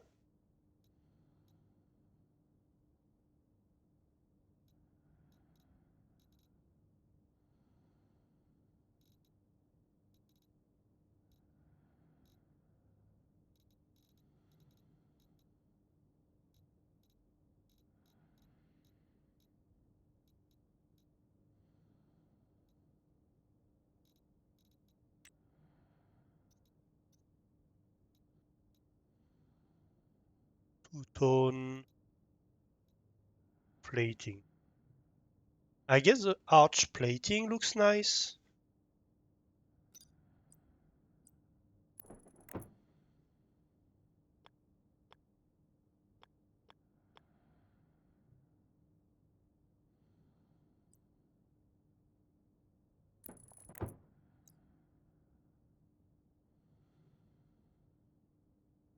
And if we put the arrow here,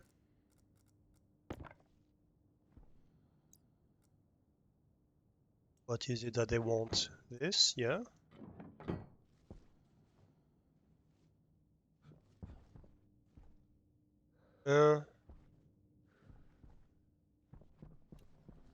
Doesn't work quite well on the top.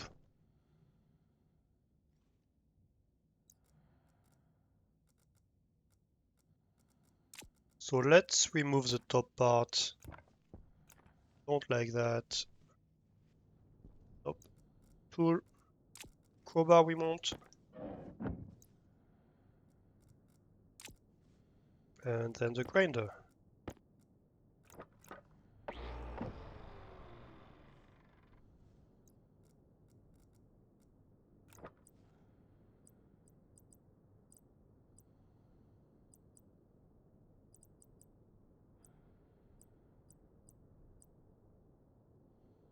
Corner round, corner square.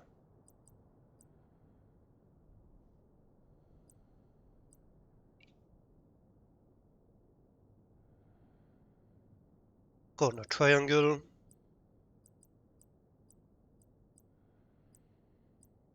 Alright. I guess the top can just be padded wall. Like a thin padding, same as the other ones.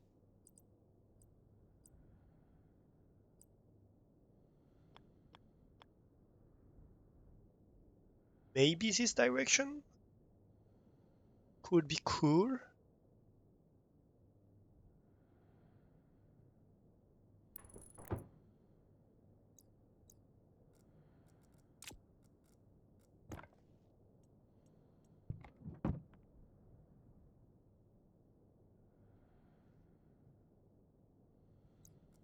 Let's check how it looks from the inside. Yeah, that's actually not bad from the inside. And like we have a flat one on the bottom, would be nice.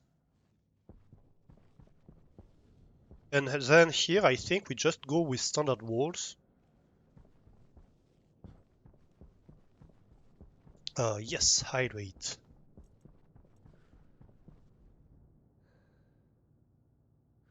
I'm gonna have to end fairly soon, my voice is going.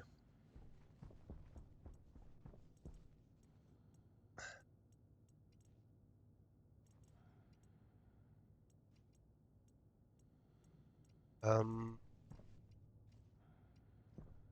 don't have walls? Just standard walls? Yep. What?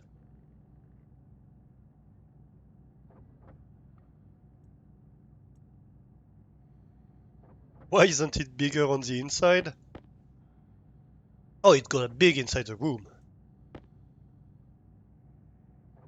I think the room is gonna have to be like 2 tile side, probably.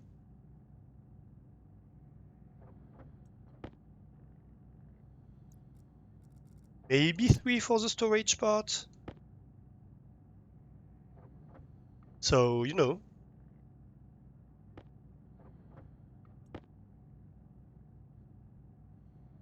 That's gonna be a fairly big room. Because we're gonna have like the how is it called? The Roby stuff? So like a rail mounted robot on the top. So we're gonna have like we're gonna have planting beds, well grow beds that are gonna take like a block each. And we're gonna have one for each type of plant. And then we are gonna have rail mounted robot on top.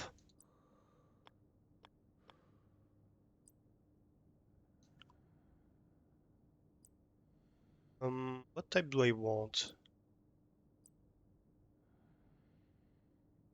Sure, I can have that. Not like this though. Like that. And then I want this here. And then I want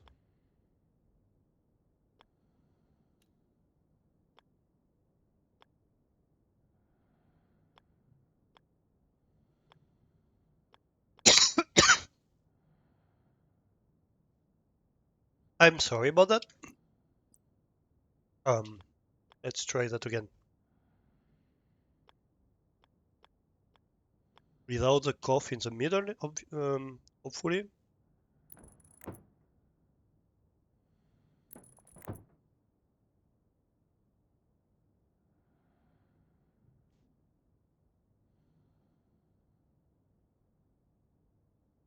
Ooh, getting complicated to stream right now.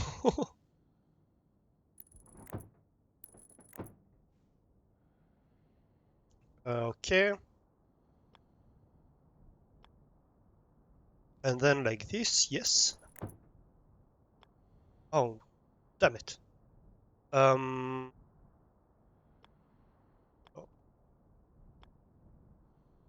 good.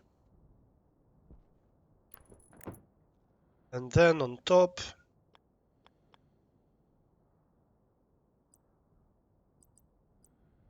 we can have something like this.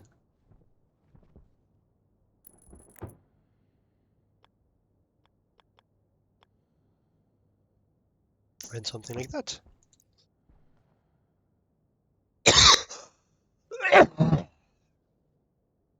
Ah, man, damn it. I thought I muted.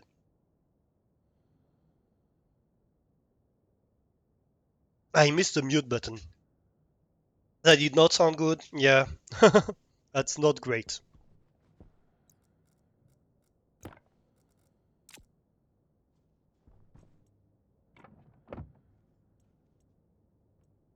That's not amazing, I'll be honest. Oh, okay. Well, I'll have to redo the ceiling.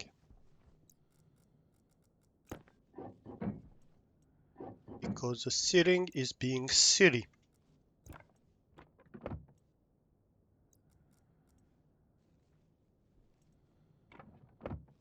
It's a ceiling. My jokes are going as well.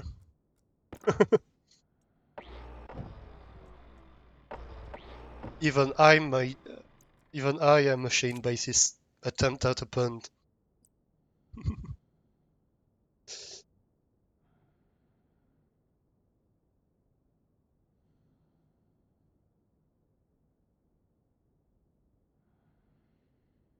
Unleash immune system Mark 5. Can I just get a new body, maybe?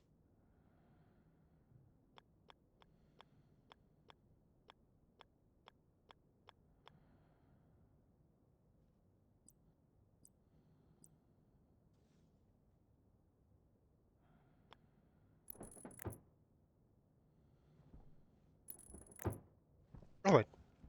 Need a few plastic.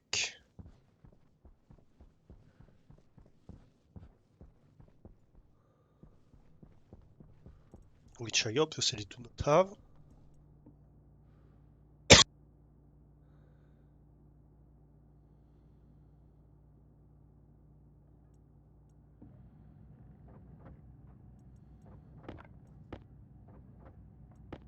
We can do it. I want to finish the stairwell today. At least have a design for that.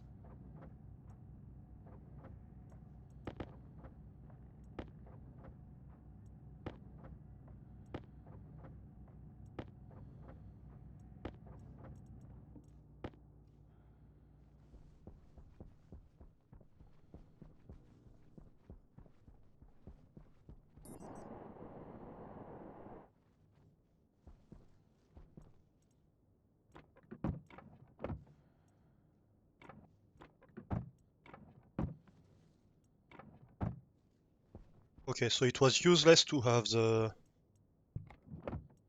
handles on the stairs. That's okay.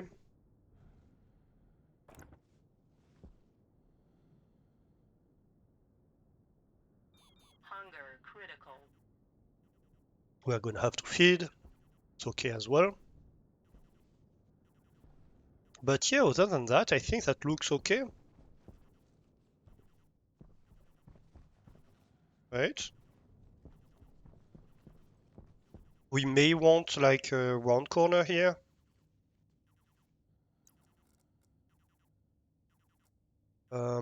If I take the padded wall kits,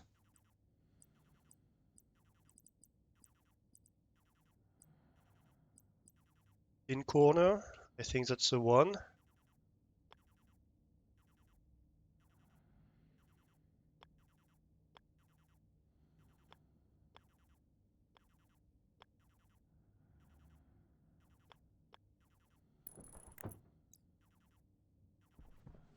Yes.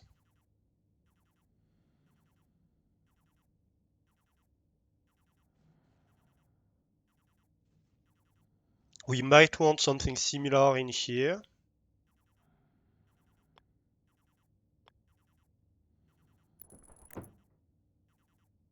But that's just design. Yeah.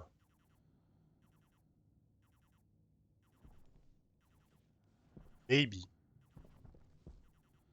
Or maybe a larger one here and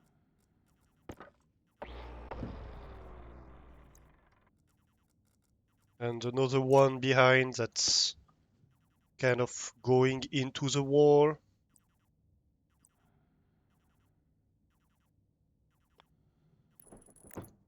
Yeah, probably this.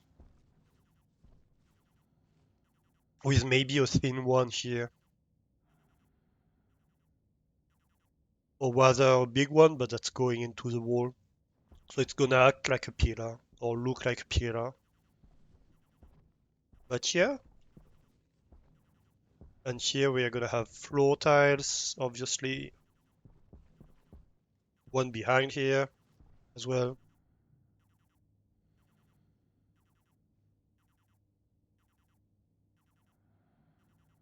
But yeah, that's it. Alright, I think that's a good point to stop. My body's gonna kill me if I don't anyway.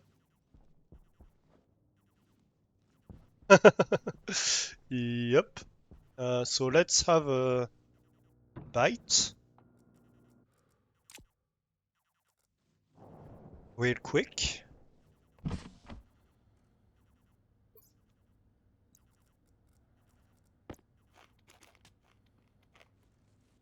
Wait.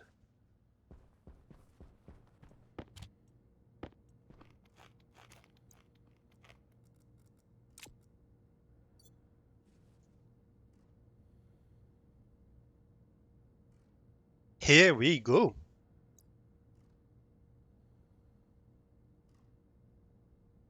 Okay. So let's see what we shall do. Well, Jess is streaming, so that's a really easy person to know to raid, right? Um, so we are going to raid Jess today. I think, let's see what raid message we shall have.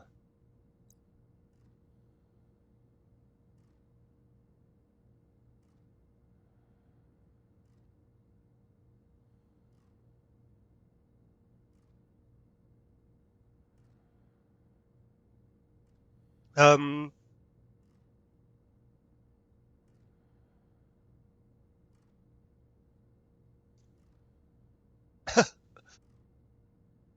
Bring out your sick raid. We send them to their own quarantine station. That's a great message, Guppy. So let's do that. That's a great idea. I'm not quite dead yet.